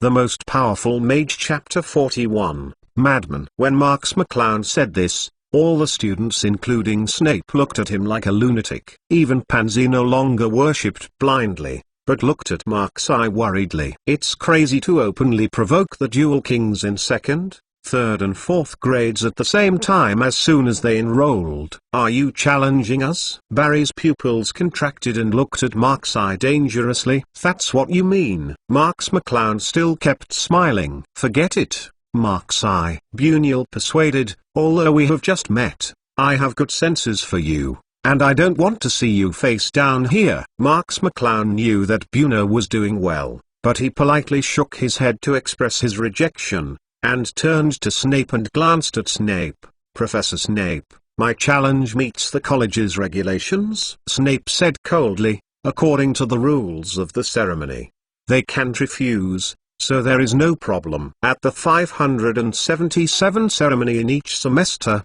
the shadow prefect must accept the challenge of the students to decide whether to keep his position. But generally speaking, these are students of this grade who challenge the shadow prefect of this grade, and there is nothing like Mark's eye who has challenged several grades. But if Marks McClown wanted to die, let him do it. As long as he didn't kill him, Snape wouldn't bother to dissuade him. Even Snape secretly hoped that it would be better for this extremely arrogant Mark's eye to be taught ashamed by the three dual kings. Since the dean has admitted to this challenge, Steve sighed slightly. Then you should choose an opponent. I still recommend you to choose Bunial, at least it won't make you lose so ugly. No, I think you made a mistake. Prefect jobs. Marks McClown's voice suddenly sounded. Steve was a little stunned when he heard this. What? I just said that if I win, then all shadow prefects must obey me. Marks McClown's expression was very calm. So in order to make you at least be convinced of losing, Marks McClown hooked his finger at the three shadow-level chiefs. All three of you go together. When Joseph and Barry saw this, their expressions became cold. Marks McClown's attitude was simply a humiliation to them. The shadow prefects are not only the leaders of each grade, but more importantly, they are the strongest kings of each grade. All have their own pride. This is a matter of honor, and in the face of Marks McClown's provocations, it is impossible not to accept it.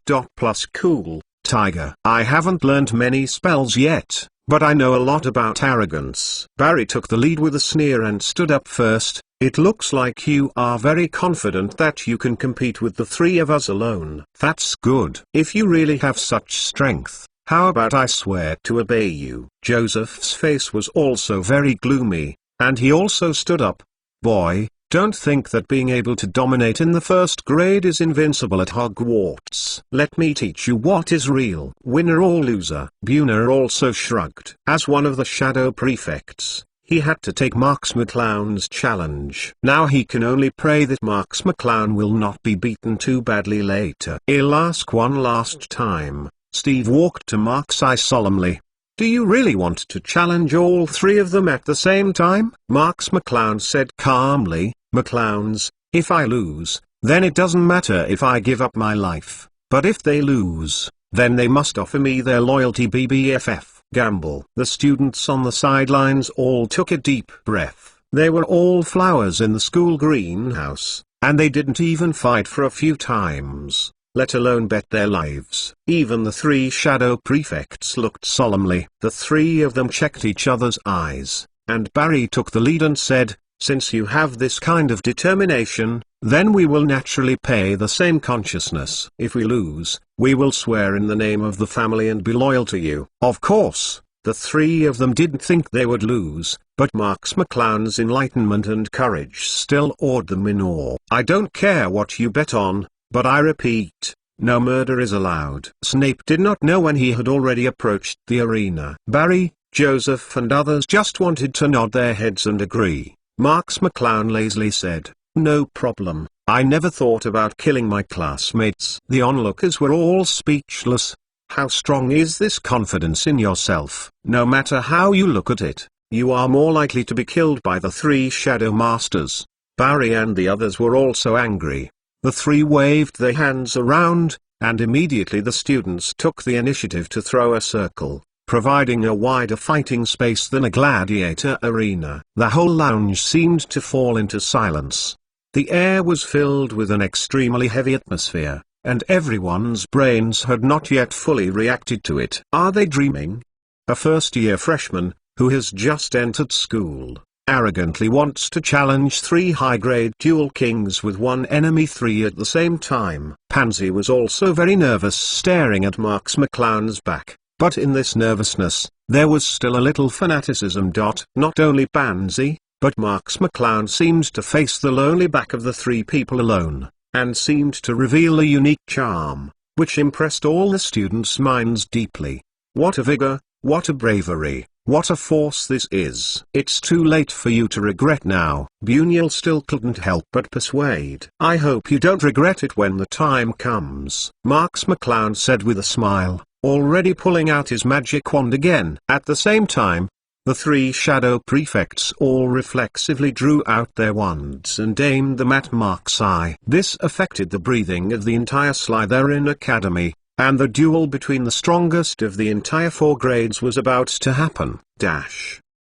P.S. Please set up automatic subscription. Only when you automatically subscribe to this book, the results will be stable, and it will be easy to recommend, and there will be more updates. Thank you for your support. Chapter 42 Melee Mage. In the hearts of everyone, the answer to this duel was already obvious. No matter how genius Marks McClown is, it is impossible to defeat the Shadow Prefect who has been famous for a long time, let alone still 3. It can be said that even Pansy was not optimistic about Mark's eye in this battle. As for the other people, they all had a bit of abusive vision in their eyes. Do you think it is possible for Mark's eye to win? I think we might as well guess how many seconds he can hold on. McClowns, let's place a bet. Okay, I'll bet that the freshman can last for 2 seconds. The speaker took out 3 gallons from the purse and placed them in the corner of the arena. Don't be so unconfident, I'll press for 5 seconds. The other person also took out a few gallons and put them aside. With these 2 people taking the lead, more and more people joined in. Almost everyone bought Mark's eye and lost. Only Pansy gritted his teeth and pressed 10 gallons on Mark's eye. Others were also surprised how this little girl didn't look at people at all.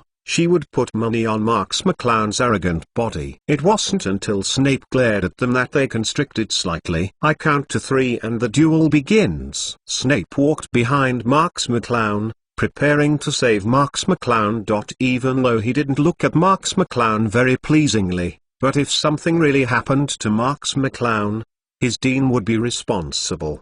Of course, As long as it wasn't a mortal situation, Snape wouldn't make a move either. He was still happy to see Marks McClown being taught a lesson. Marks McClown, are you sure you want to fight them? There is still time to go down. Snape stared at Marks McClown. I'm sure. Stop beeping. Let's get started. Like a girl. I hope you don't lose the face of your Marks family. Snape choked on Marks McClown again, but he couldn't say anything. He could only coldly face and wave his robe like a big bat and walk to the corner of the arena. 1, 2, 3. As soon as Snape finished counting, Marks McClown started moving first. Faint, a red light emerged from Marks' white wand, and Snape didn't say anything when he saw Marks' movements, but slid back. Sure enough, the casting action is so fast. The three were secretly surprised, but everyone was the dual king of all grades at any rate. After they had prepared themselves early, they were already prepared. Bunyel saw Marks' movements, and he also responded with the same magical past. As for the other seniors, probably because they felt that they didn't need to take action, they stood behind Buna. Two red lights collided fiercely in the air. A strong wind continued to come from the collision of the two red lights, making the two lights look very dazzling, and even the candles on the ceiling looked much dim. But less than 2 seconds after the collision, the light on Bunyel's wand quickly dimmed as if it had lost its support. How can there be such a strong magic power? Bunyel was taken aback, and the two shadow prefects who were on the sidelines also changed drastically, losing the power to resist, and the red light from Marks' eye rushed straight towards Bunyel's body. Barry added an iron armor curse to Bunyel with a cold face, but he still resisted and did not make a move. In his opinion, if facing a small first-year student in Marks' eye, the three of them would attack together. Really lost. Buna took a lot of seriousness this time, and the colorful spells were quickly issued from his wand one by one, and the students around him were shaken. As expected to be the Shadow Chief. Really amazing. McClowns, yes, after all, he is the strongest in the second grade. No, look at that freshman. Suddenly someone exclaimed, and the students looked at the other side, and saw Marks McClown waving his wand leisurely, and none of the spells could hit him. In fact, Marks McClown also had some surprises in his heart. Buna's level of combat is close to many senior students, and even some mediocre senior students may not be able to beat Buna. The Shadow Prefect, the strongest dual king of each age, seems to be well deserved. Find flowers middle dot middle dot middle dot middle dot middle dot middle dot middle dot middle dot middle dot middle dot middle dot middle dot. Seeing that Buna couldn't get Marks' eye for a long time, but Marks' eye was completely unsuccessful, and Barry and Joseph looked increasingly ugly. The longer the time dragged on, the more shameful the Shadow Prefect's name became. After a glance at Joseph, Barry solemnly shouted, "Let's go." Marks McClown's goal has succeeded, and he is about to try his best to achieve what level? Spiritual exploration. No one could hear what Marks McClown said, and for a short while, Marks McClown's mind seemed to have opened up the perspective of God, and all the movements of the gladiator were all in his eyes, including the ghosts standing outside. Marks' eye could even feel the heartbeat of everyone, as well as the rustling sounds of strange creatures in the corner. Whether it is the angle of the three shadow masters swinging the cast, or the expressions of the surrounding audience, everything can't escape Marks McClown's eyes. Now Marks McClown's body has reached the level of level 2, and coupled with the training of the devil for more than half a month, he can barely keep up with his own eyes. A wizard without a melee heart is not a good wizard. Marks McClown dodged and avoided the red flash from Joseph, and rushed straight in the direction of Buna. What are you going to do? Buna was taken aback. Before he could react, Marks McClown flickered and grabbed Buna's hand and threw Buna to the ground using a fighting technique. This is the result of Marks' eye leaving his hand. Otherwise Bunyel would have to lie down in the infirmary for a few days at least, according to the fighting technique taught by Huck. Buna gave Marks' eye a good feeling, so he didn't put a heavy hand on it, just let Buna fall out. Everyone reacted. The three shadow prefects had just begun to busy Marks McClown, but it was just a time to face each other. Marks McClown abruptly took the advantage. and directly won the next person. But no one could see what magic he was using. They only saw Bunyel suddenly fell to the ground. Harry Potter, the Most Powerful Mage, Chapter 43, Snape in a Hurry. It seemed that only Snape had seen some signs on the court, but his heart didn't want to admit his conjecture. Fuck, a wizard directly fought with his fists. Or a pure-blooded nobleman, and this method of influx has successfully killed a shadow prefect. Faint, except for your weapons. Joseph and Barry, who stood at the back, looked at something wrong, and pointed their wands at Mark's eye together. McClowns, well practiced, very good momentum. Snape stood behind Mark's eye, encouraging Joseph and Barry ill-intentionally. The spells came fiercely. Barry and Joseph were obviously better than Bunyel, and the endless variety of spells made many senior students chill all over. 007. Is this really a 3rd or 4th grade student? Why do I feel that I may not be able to meet them in several encounters? Okay. As expected of the dual king of our grade, Premier Barry really is the strongest. Get rid of that arrogant new student. Prefect Joseph, especially the students in the 3rd and 4th grades, seeing their leaders show such a strong strength, they shouted with pride. But Mark's McClown was still leisurely, holding his white magic wand, easily bounced off Joseph and Barry's attack. The people off the court were shocked to see this incredible scene. Only Pansy with a proud face can do this. Even if Mark's eye loses in the following duel, he will not lose it. The face of home. Snape also looked ugly. Although he had heard about Mark's eye's talent at the birthday party before, he never expected it to be so strong. Joseph and Barry are still outputting spells to Mark's eye, but their spells are bounced off by Mark's eye without exception. Some of the spells that fly out of the field hit the ground, and some hit some hapless people. Be careful, don't hit someone else. Snape couldn't stand it anymore. He was constantly lifting the spells for the hapless ones who had been cursed, and he was very busy. Okay, Professor Rye will pay attention, Mark's McClown said insincerely. In fact, this was all Mark's McClown's prank. Seeing Snape sweating profusely, he couldn't mention how happy he was. All petrochemicals. Joseph was still sweating profusely, and he swung another spell. Mark's McClown casually flicked it, and Joseph's curse hit Bunyel, who just wanted to get up just now. This time the battleship Bunyel was completely sunk and could not move at all. With this magical hand, everyone was in a daze. Is there such a coincidence? Bunyel was shot just after he recovered. It won't be the spells that were deflected by the bomb. The direction is controlled by Mark's eye freely. Everyone took a closer look and found that most of the students who were hit were the 3rd and 4th grade students who had previously cheered and cheered. This confirmed their conjecture even more. This Mark's eye is too abnormal. Being hostile to the 2 shadow prefects alone, there is still room to choose the direction of the flying spell. Barry and Joseph also noticed the signs. The sweat on their foreheads increased, and the speed of waving their wands in their hands accelerated to the peak. Now they are doing it for their own honor, but they have already taken out the strength to feed themselves. Today is bound to defeat Mark's eye. Mark's McClown could also feel the pressure surge, but looking at Pansy's happy eyes, Mark's McClown felt an inexplicable feeling in her heart. He walked onto the duel stage like a kid who likes to be jealous. If Mark's McClown's thoughts were known to his opponents, and found that he still had the mind to pay attention to others in this dangerous situation, he would definitely be vomiting blood with anger. While constantly defending against Joseph and Barry's curse, Mark's eye also fixed his eyes on Joseph and Barry. They didn't even know that their bodies had already been locked by the troublesome kid in front of them. Spiritual shock. Mark's McClown decisively used this dual magic and hit Joseph's head straight. Mark's McClown also specifically suppressed his mental power.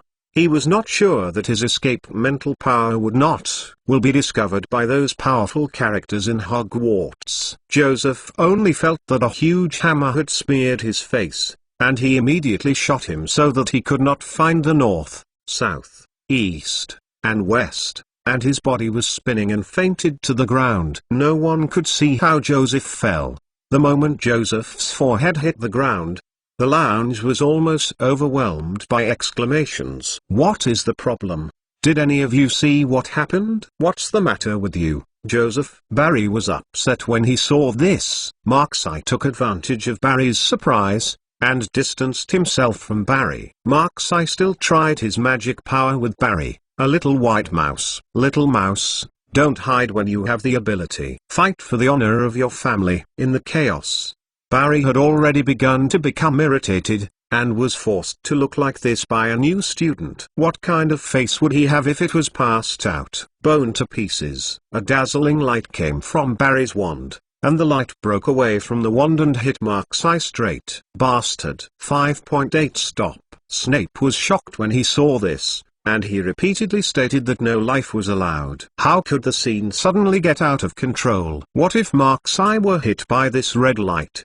"I can't really do anything to break bones." If it were used by other students, it would be fine, but Barry, the 4th grade duel king, used the power. Snape knew very well that even if Marks McClown was not crushed, he would at least lie in bed for several months. Snape looked at the brighter and brighter light. A cold sweat broke out unconsciously behind him, and he immediately took out his wand and wanted to interrupt the game. Marks McClown's complexion sank, and he picked up the magic wand in his hand to block it. What was incredible to everyone was that the light really bounced out of Marks McClown's hand. Harry Potter, the Most Powerful Mage, Chapter 44. I solemnly swear that I didn't mean to. Only Marks McClown knew that most of the reasons were due to the fact that Ollivander's wand was really powerful. Otherwise Marks McClown would not be able to stop it so easily. Cool Tiger. After Marks McClown's bounced away, the bony light had become a little dim,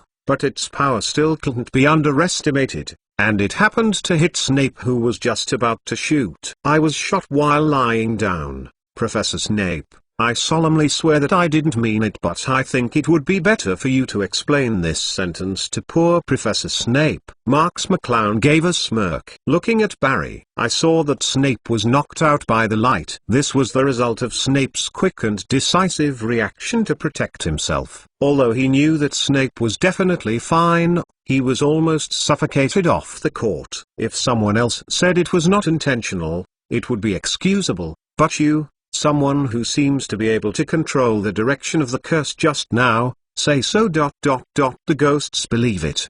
You 11 definitely wanted to hit Professor Snape on purpose. They had never imagined that the ceremonial contest would become what it is now, and the 3 shadow prefects on the court will only be Barry. Even Samuel and Steve, who had just looked contemptuous, took their attitude seriously and began to attach importance to Markseye. Who knows what this little monster will look like in the future? Barry was shaking all over, either because he realized the situation or because he knocked Snape away. Clear spring is like water. Markseye summoned a hose and wrapped it around Barry. "Barry, don't be impulsive. Take your time. See, your body is shaking. Let me help you calm down. Get out." Barry shook off the hose beside him. Bone to pieces. Barry was still the same action last time, but this time the magic he released was obviously under control, and the light was much dim. Faint. Marks McClown also responded with a magic, colliding with Barry's spell. Although there are previous precedents for Markseye and Buna to fight against magic, everyone still thinks that Markseye will lose. After all,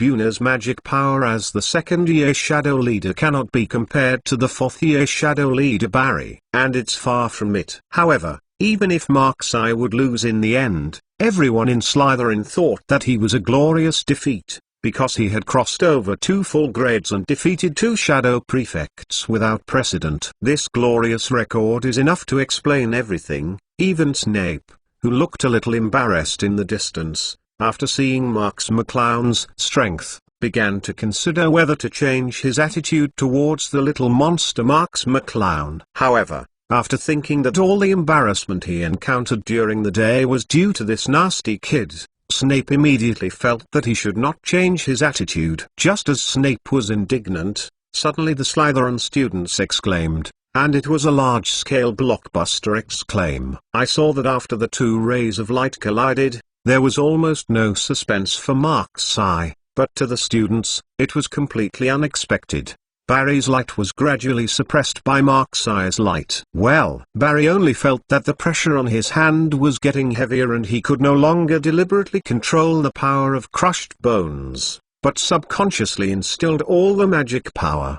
Because Barry can feel that if he doesn't do his best, he will definitely lose. How can he have such a strong magic power? Samuel stood up in shock. He only felt that perhaps Marks McClown's demon power was no worse than his own 5th grade dual king. This is incredible. Could it be that Barry's consumption just now was a bit too large? As soon as Samuel made a sound, Steve shook his head. Compared to the Netta 3 Mark's eye, who do you think is more expensive? Samton was silent for a while. In the shocking eyes of everyone, Barry couldn't resist it unexpectedly. He was knocked off by the red light, and he also crushed a table to pieces. This must be painful. Marks McClown secretly thought that he stood on the arena and looked around for a while. There were almost any complexions in the field. Only 2 or 3 seconds later, the silence was over. Everyone was shouting Mark's eye's name. Mark's eye, Mark's eye, Mark's eye, Mark's eye. Slytherin succeeded and defeated, respected by strength, and undoubtedly accomplished this impossible feat. Mark's eye won the respect of all the students of Slytherin College. Snape walked back with an incredible expression, with an extremely ugly expression, announcing the winner, Mark's eye, victory. This sentence seemed as if the dust had settled down, and after only a few seconds of silence, deafening cheers resounded in the Slytherin lounge again. The sound almost overturned the roof of the lounge, but today they witnessed the birth of a miraculous 837, the rise of a legend. Just a freshman who just entered the 1st grade, he defeated the strongest dual king of the 2nd, 3rd, and 4th grade at the same time. This is simply the only legend in Slytherin history. Bunyel and Joseph, who were slowly waking up, and Barry, who got up, were a little bit overwhelmed when they heard these cheers in their ears. After a while, the 3 talents woke up like a dream, and all the dissatisfaction and doubt in their eyes disappeared. It is precisely because they are the opponents of Marks McClown that the experience is the most profound, knowing that Marks McClown defeated them with absolute hard power. In Slytherin, the winner is the winner, and the strong is respected. This is too cruel in the eyes of other colleges, but it has created a certain sense of purity for the students. Being beaten head, losing and losing, there is nothing to say. It has nothing to do with age and status, because Mark's eye is a strong man with strength worthy of their respect. P.S. I really want to automatically subscribe. This is very important to the grade of this book. Thank you all. Chapter 45. Not satisfied with the uncrowned king. Regarding the small gambling game before Mark's eye started, the vast majority of people were naturally a little sad, and Pansy became the biggest winner besides Mark's eye, relying on 10 gallons.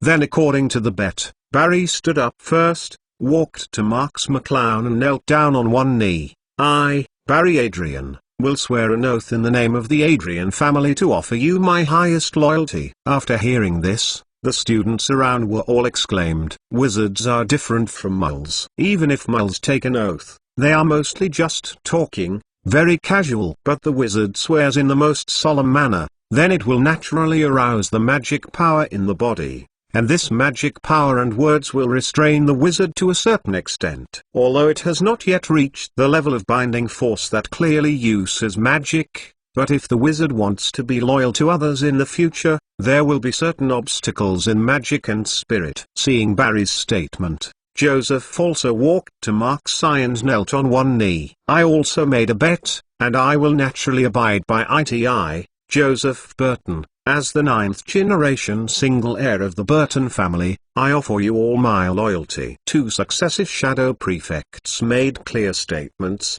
which also made the students look at Marks McClown with different eyes. Plus cool, Tiger. Bunyel took a deep breath when he saw this, and also came to the 2 seniors' side, just like them, showing the highest respect for Marks McClown. I, Bunalev, swear in the name of the Lev family. From now on, wherever your magic wand points, it will be where my enemy is. Looking at the 3 dual kings kneeling in front of him, Marks McClown smiled slightly. Very good, so from today, the three of you will be my first followers. Get up.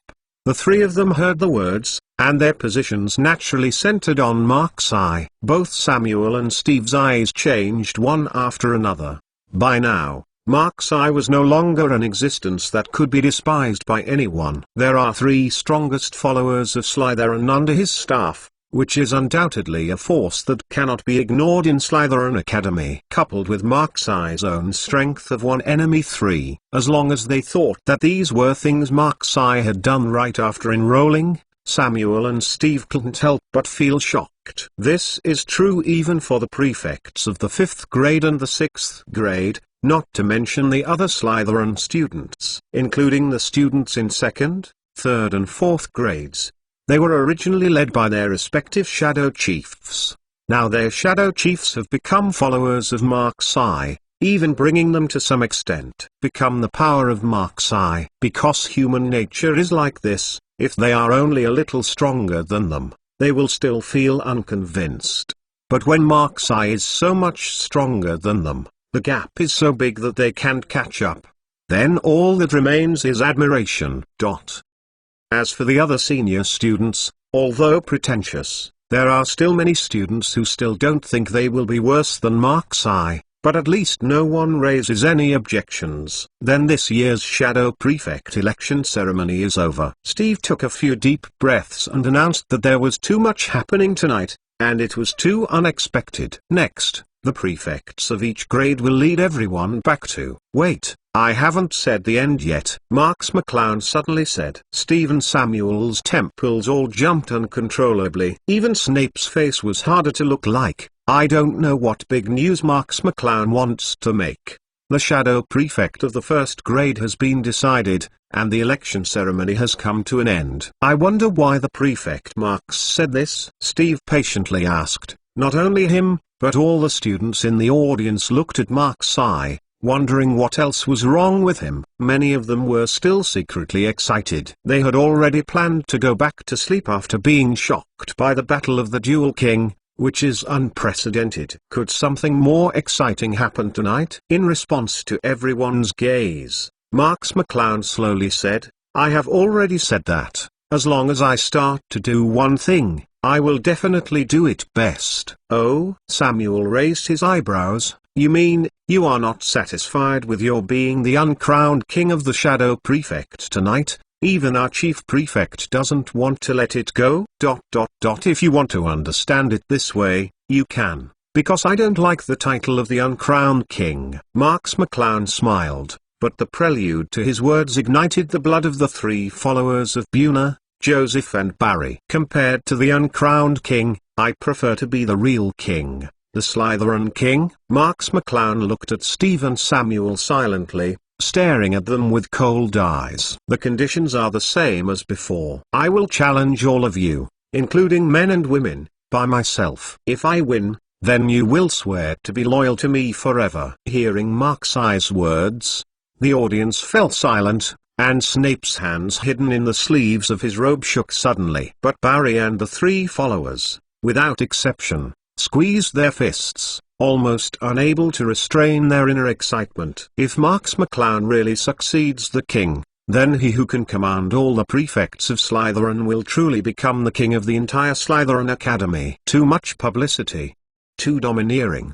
This is the real courage. They don't know if Mark's eye will really win, but Barry and others are secretly convinced, feeling that this is the kind of charm that they are willing to follow Mark's eye to do no matter how crazy they are to do. I have to remind some arrogant people that just winning some lower grades is too bloated and will only show his stupidity. Although no surname was named, everyone knew that Snape's yin and yang words were referring to Marks McClown. Professor Snape, Marks McClown said faintly, I guess you had the same thought in your heart when you challenged the three shadow prefects before me. Chapter 46, 1 against 6. Snape's face became gloomy. Of course, who would think Marks McClown might succeed in something so crazy before?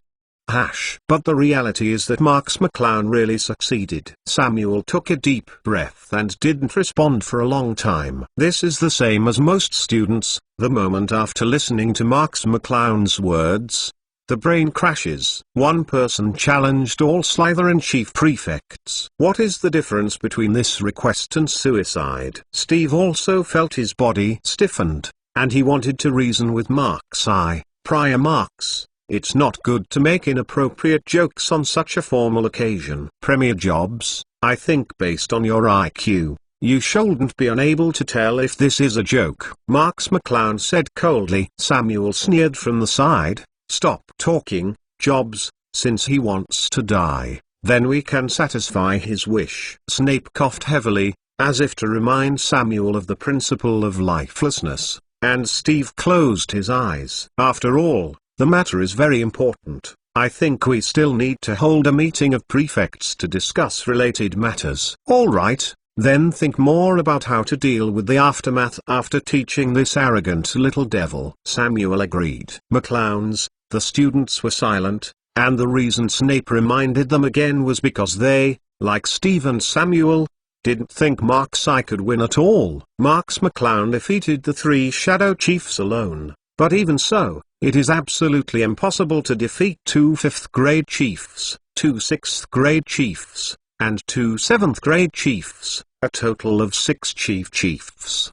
Line up. There is no need to discuss this issue at all, or even think about it. Why do students choose the prefect in the 5th grade, and why do they take the wizard rank examination in the 5th grade? Because the 5th grade is a watershed between heaven and earth. As long as you enter the 5th grade, you will be a rudimentary human weapon. You must know that Bakwai can compete with adult wizards in the 5th grade. Therefore, the prefects above the 5th grade and the prefects below the 5th grade are simply not at the same level. What's more, there is a lineup of 6 prefects including men and women. I can give you time to think about it. I remember that tomorrow is the first sub-director meeting after the selection of the senior leaders of each grade. I am looking forward to your reply. Plus cool. Tiger, how can I know that Marks McClown is so leisurely? Answered Steve. Everyone was stunned. After Draco and Theodore were stunned, their faces were full of ecstasy. Unexpectedly,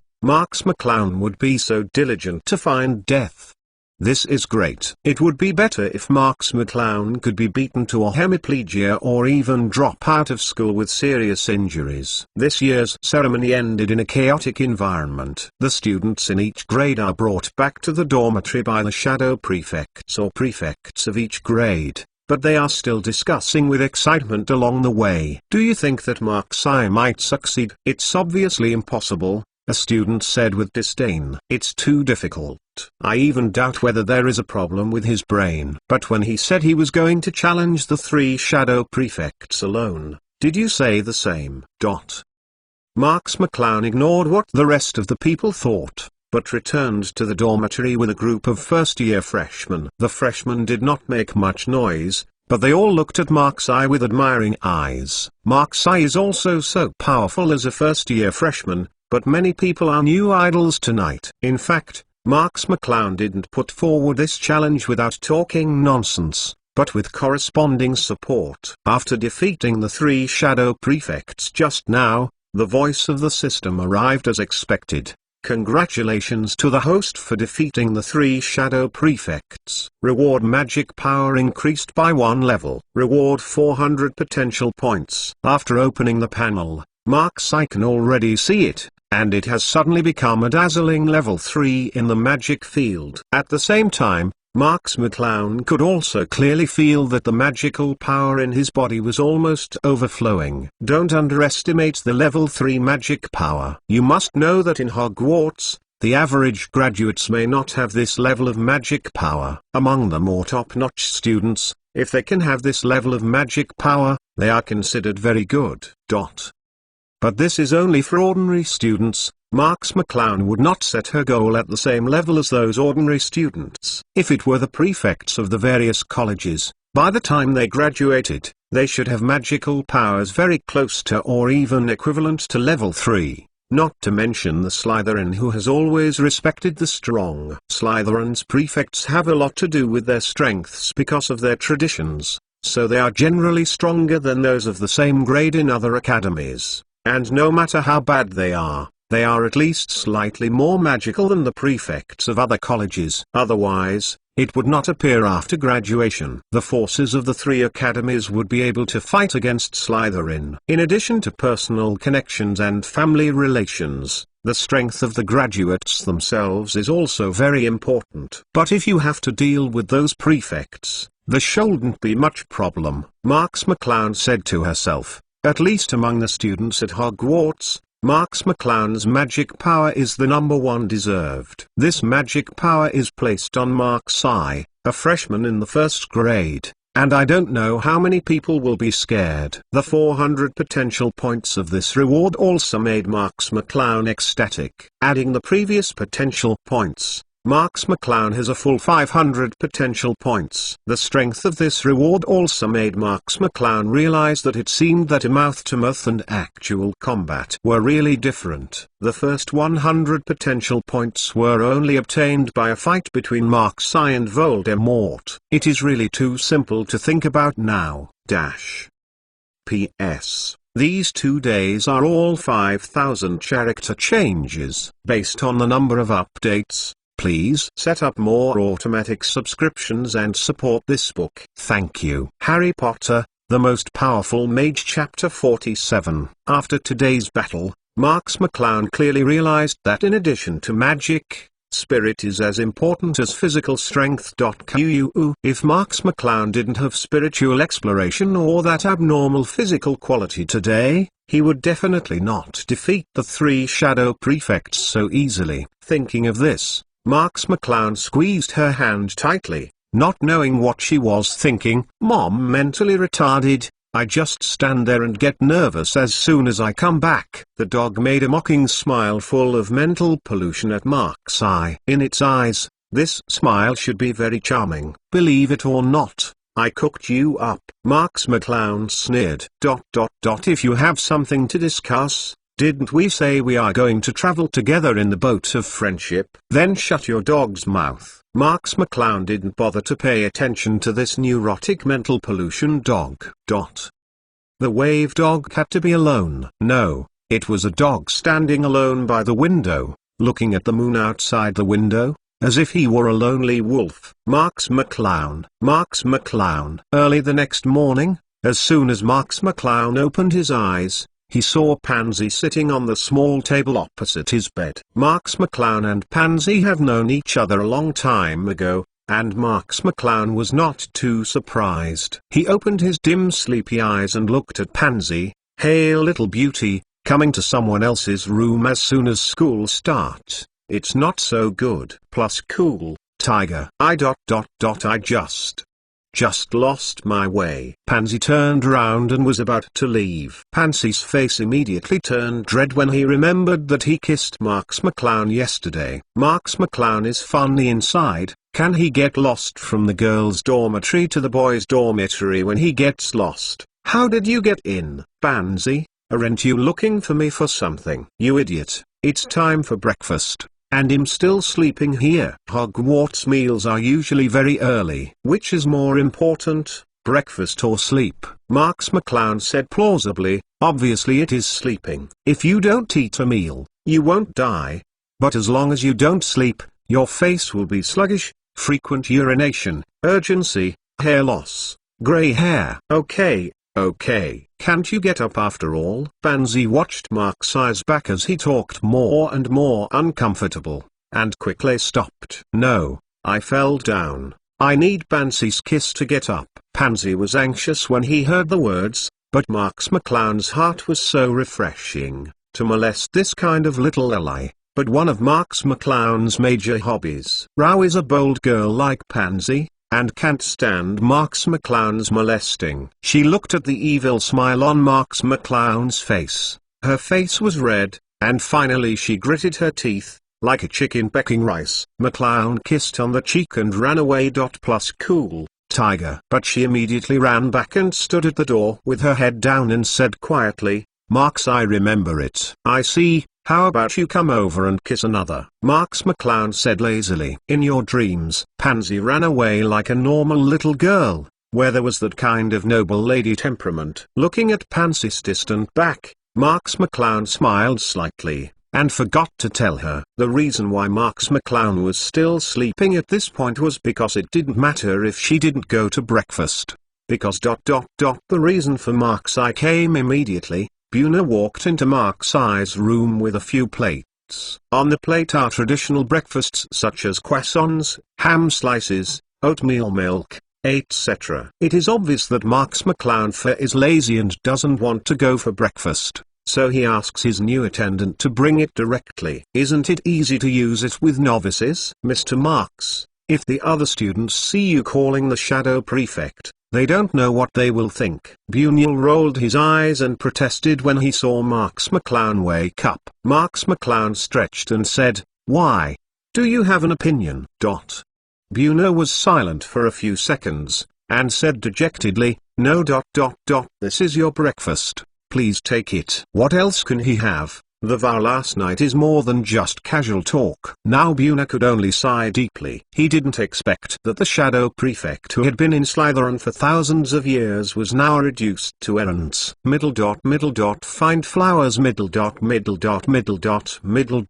At this moment, Marks McClown had already put on the magic robe and stood in front of the mirror and looked at it for a while. Hey, I really bear the handsomeness that I shouldn't be at my age. You can just eat these breakfasts. I'll go to the lobby to eat. What? Buna was dumbfounded. Isn't this tossing people? However, in order to bring fresh breakfast to Mark's eye at the first time, Bunyel actually brought the breakfast directly without eating. He didn't say much at this moment, and started eating. Sorry, Marks McClown apologized a little, because I just had a date with a beautiful lady.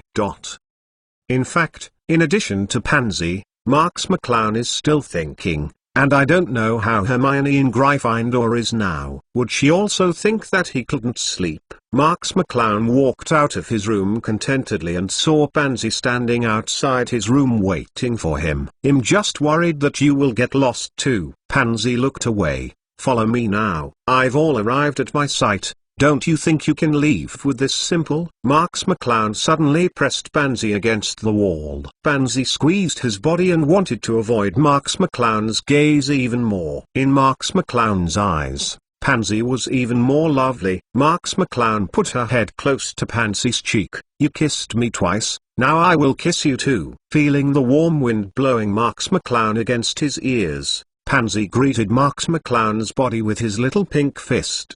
Don't make trouble. No, if you want ... If you want to make trouble, I live in the third room on the right. Pansy's words were so obvious that they couldn't be more obvious, and Marks McClown was shocked. Slytherin is not like Gryffindor, two people in a room. Slytherin, who has produced many pure-blooded nobles in the past, is naturally better than other colleges. So after Pansy told Mark's Eye's location, if Mark's Eye wanted to play some night raid, it couldn't be more convenient. Harry Potter, the Most Powerful Mage Chapter 48, College Fury. However, Marks McClown is just teasing Pansy every day. Are the little girls now so precocious? Marks McClown was a little ashamed, and finally pulled Pansy down together relatively honestly. Have you heard that the Shadow Chief of the first grade yesterday defeated all Shadow Chiefs alone? As soon as I walked to the lounge, I heard two senior students sitting on the sofa discussing last night. What happened? Just those shadow prefects. When I was their age, I don't know where they are better than them. Slytherin students are really getting worse year after year. Of course, there is no lack of bragging. Haha, I think so. I think that freshman can last 2 rounds in my hands. He is considered amazing. 3. I heard that he is the only son of the Marks family. It's no wonder then, the position of the shadow prefect. Maybe he bought it with his rich father. If you want me to say, those shadow prefects also lose for money. Who knows what dirty deals are behind them. TSK Tusk, the future of our college is worrying. That's not it. The two laughed loudly when they talked about the pleasant place. Plus cool. Tiger. Huh? Look there. There are two freshmen there. One of the senior students with blonde hair pointed to Marksy and Pansy, who had just come down the stairs. "McClowns. Didn't you go to breakfast at this time?" The other student also turned his head and saw a man and a woman he didn't know. They must have never seen Pansy. Marks McClown's face was also in the center of the arena last night, and many students who were blocked by the crowd behind could not see clearly. Moreover, not every Slytherin student enthusiastically participated in the annual ceremony, except for the freshmen who were all present because they were brought into the lounge for the first time. There were many senior students who felt that they had nothing to do with them. They did not attend at all. Ceremony. After all, this informal ceremony is just a tradition unique to Slytherin. It is not the kind of formal school activity that every student must participate in. This is terrible. They heard what we said just now? The blonde student suddenly realized something and panicked a little. "What are you afraid of?" The other student disagreed. "Or let's ask them." "All right, looking at their appearance, they are probably one of the new students. It's really unlucky to have such a prefect. Ha ha ha. The man sitting next to the blonde student pointed to Marksy and Pansy, who had just come down, and said in a bad tone, "Hey, kid, I heard that a freshman defeated all the shadow prefects last night. Is it true?" Of McClowns, any advice? The boys in the two freshmen stood in front of them, laughing very coldly, not knowing why. Even they felt a little scared for no reason, and they were afraid of the kid in front of them. It's like as if the person standing in front of them is not a child, but someone who can't even say a name.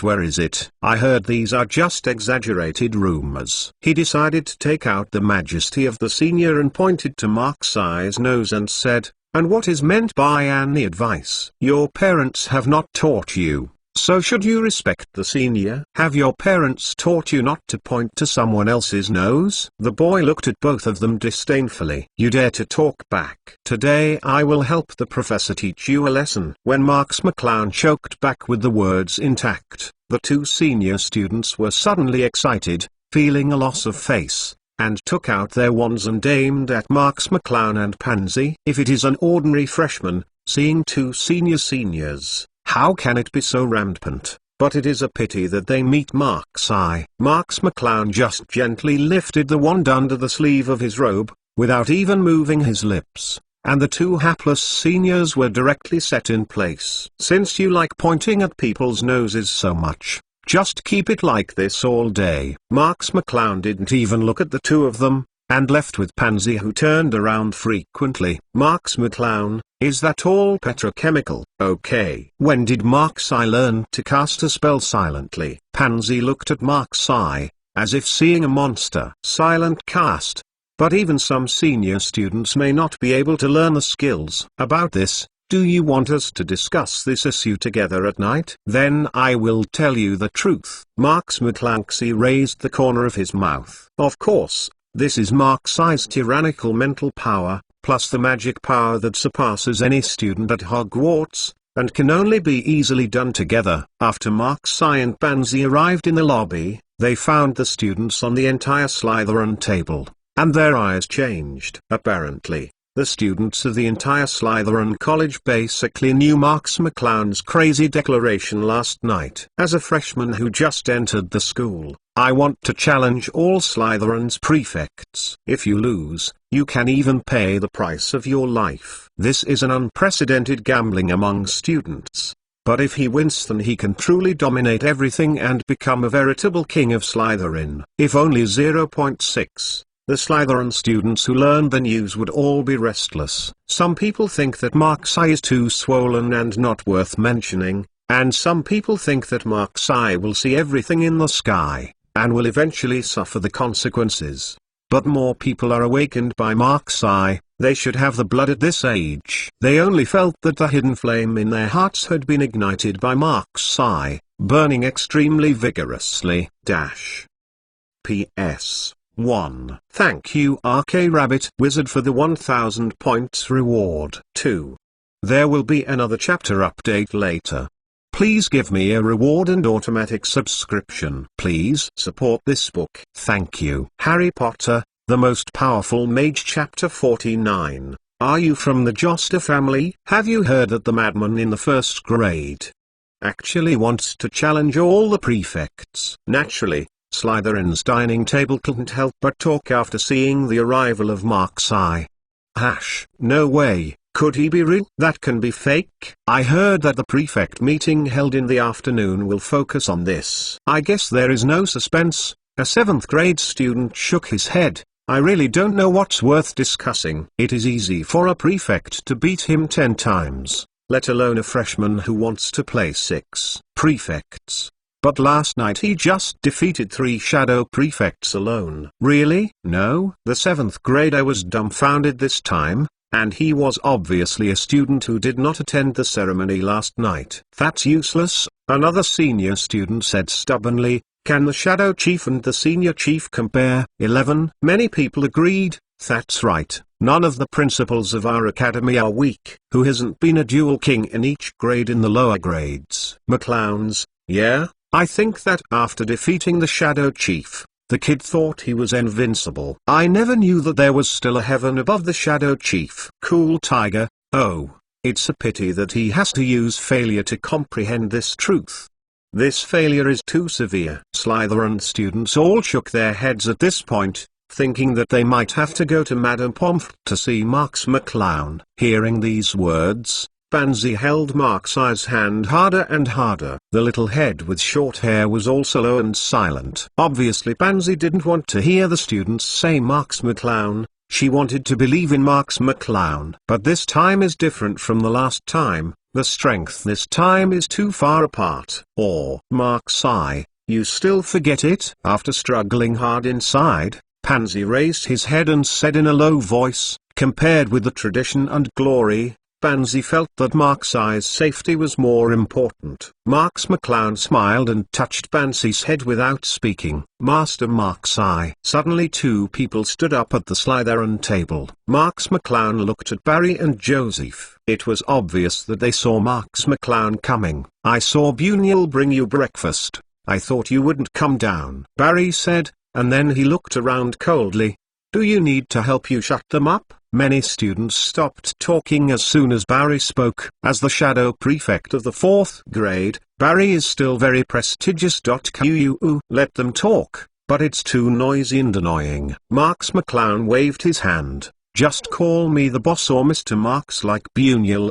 Master Mark's McClown sounds a little strange. Barry and Joseph looked at each other and replied in unison, from now on we will call you the boss. Do you have anything to report? Mark's McClown asked. Both of them stood up together, obviously not just saluting. Joseph opened his mouth and said, you should have known the prefect meeting in the afternoon, but this time the prefect meeting is a bit different. Originally, the prefects' meetings could only be attended by formal prefects, but because this time it is of great concern to you, the 7th grader Caesar Cliff asked me to inform you and invite you to attend the meeting at 3 o'clock in the afternoon. Caesar. Mark's eyes suddenly looked a little weird, and the Joseph in front of him was unclear, so he wanted to ask if there was any adultery between Joseph and Caesar in front of him. For example, hitting the 3 pillars together, sending the strongest creature, Lord Cat, to the universe. Boss? Joseph asked strangely. Mark's McClown recovered and coughed. McClowns, you can attend the prefect meeting with me this afternoon. Hearing Mark's McClown's positive response, the commotion that had been suppressed by the Slytherin table started to recur again. It turns out that the rumors of the new life are still true. But looking at the appearance of the 2 shadow prefects respecting him, it seems that the news that he defeated the 3 dual kings alone is true. The students in the other colleges didn't know what happened, so I don't know what the Slytherin students were doing today. It seems that this is a matter of all prefect honors, and Slytherin is still doing a good job of controlling information. Do you know what's going on with Slytherin? Harry also asked curiously, especially after he saw the commotion seemed to arise from the Cloud Knight. Ron curled his lips. Who knows, it must be another group of evil wizards discussing some secret plan. Hey, Pay attention, this is all prejudice, and Mark's eye is not an evil wizard. Suddenly Hermione's voice came in. Harry and Ron both turned to look at the curly-haired girl. Apparently she was also paying attention to the Slytherin table. Do you also see that it seems that the source of their discussion is on Mr. Marks? Harry said 390 happily. After all, Hermione was one of his first classmates. I noticed it a long time ago, but I always... Hermione suddenly reacted when she said that. Her face blushed and immediately changed her words. Well, of course, I can see it at random. My observation ability is very strong. After breakfast, the students all went to class one after another, and several people on Gryffindor's side could not find out any news. In the morning, the class was taught by Professor Flitwick. Slytherin and Ravenclaw closed together. The classroom was set in a sunny room, and the podium was full of books, but these books were not for reading, but for standing for Professor Flitwick, who was short. Marks McClown followed Slytherin's team and found Flitwick standing on the pile of books and looking at him with a smile. The other Ravenclaw students also showed subtle expressions. As freshmen, most of them still knew Marks McClown, the master of big news at the beginning of school. Now it is a little unbelievable to see Marks McClown coming in like stars holding the moon. The crowded Slytherin students around seemed to be sincere in their expressions. How could Mark's eye be so beautiful on the first day? Chapter 50 Flitwick's Kindness. The students in class are all first-year freshmen, and of course they are sincerely pursuing their prefects. Cool Tiger. But other colleges didn't know. They could only see that Mark's eye had become the absolute leader among the freshmen after only one night passed. You are here, Mark's family child. Flitwick nodded kindly. Quickly, sit down with your classmates. I hope we are not late. Marks McClown smiled slightly. One more thing. When Marks McClown walked by Flitwick's side, Flitwick suddenly leaned in and whispered, I heard that you repaired 3 Slytherin Dual Kings alone last night. Is this true? The corner of Marks McClown's mouth twitched. It's really true, Professor. Your news is really well informed. That is, Flitwick squeezed his eyes towards Mark's eye. You have the courage, you know. That group of Slytherins are proud every day. It's time to frustrate their spirits. Pretty, I support you. Professor, I wonder if you have discovered that I am also a student of Slytherin College? Marks McClown was almost speechless. Flitwick said naturally, your parents are from Ravenclaw, so of course you are from Ravenclaw. What kind of robber logic is this? Marks McClown was a little weak to complain, and Flitwick said again, but I also heard that you challenged the 5th grade prefect. You know that his strength is far different from the 4th grade students. Professor Flitwick's tone revealed a faint worry. Marks McClown said unhurriedly, Professor, I think you made a mistake. I am not going to challenge the 5th grade prefect, but to challenge Sri Lanka. All the prefects of lettering. Merlin is here. Flitwick took a deep breath. His voice could no longer be covered up, and even the students of Ravenclaw could hear it clearly. Cool Tiger, what? A first-year student said to challenge all prefects. I am not dreaming. Many freshmen in mole families are even thinking that this Hogwarts is worthy of magic school. Such magical things can happen on the first day of school. But many people finally knew what was going on at the Slytherin table in the morning. It turns out that their college is such a big news. How could Severus agree to such a crazy thing? Flitwick still couldn't hide his exclamation. This is just suicide. No, I must tell Professor Dumbledore that I can't allow you to be involved in such a dangerous thing. Thank you for your concern, Professor Flitwick, Marks McClown said gently, but the prefect meeting in the afternoon will discuss this matter, and I think that Professor Dumbledore will also know about it. I hope he can stop this crazy move. Flitwick had just finished sighing, so he immediately whispered to Mark's eye, but speaking of it, I was the champion of the duel competition back then. Would you like me to teach you some tricks to teach them? Marks McClown was directly paralyzed. I think I abused a few recognized geniuses alone, and finally won by my ingenuity. You know that I was much harder than you at that time. Professor Flitwick talked about his glorious history, talking endlessly. Don't care if those students are tired of listening. Ahem, thank you for your kindness. Marks McClown had to interrupt Flitwick. But I don't think there will be any results in such a short time. Flitwick heard it as a pity. That's right. That expression of regret made the hearts of Ravenclaw students almost collapsed. From just now, teaching your attitude towards the Slytherin students seems to be wrong. Where are you, the Dean?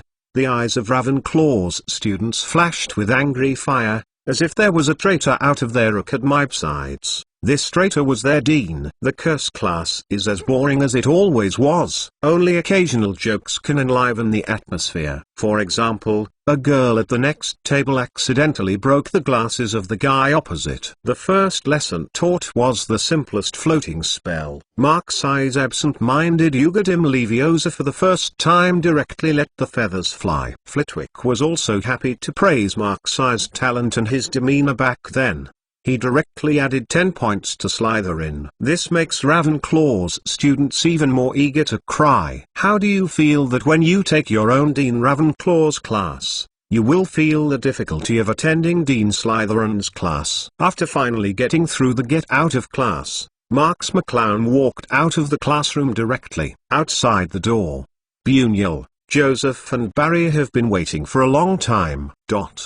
The prefect meeting will be at 3 o'clock in the afternoon, right? Marks McClown glanced at them. Let's pass after dinner and rest for a while. McClown's boss, Buna first exclaimed with a high spirit, and finally he could not do errands, but really followed Marks McClown behind him with all the prefects. Marks McClown said strangely, Buna, why are you also called the boss with them? Buna laughed. A unified honorific is more formal. Marks McClown was indifferent. Lissa shrugged and went straight to the lobby for dinner accompanied by the three. This time I saw him in the lobby with weird eyes. It wasn't just the Slytherin students, and even the students at Ravenclaw's table began to look at Mark's eye with strange eyes. Obviously, the news from the spell class in the morning has gradually fermented in Ravenclaw. Many of Ravenclaw's seniors already knew that in Slytherin's first grade, there was such a fierce man. After eating and taking a break,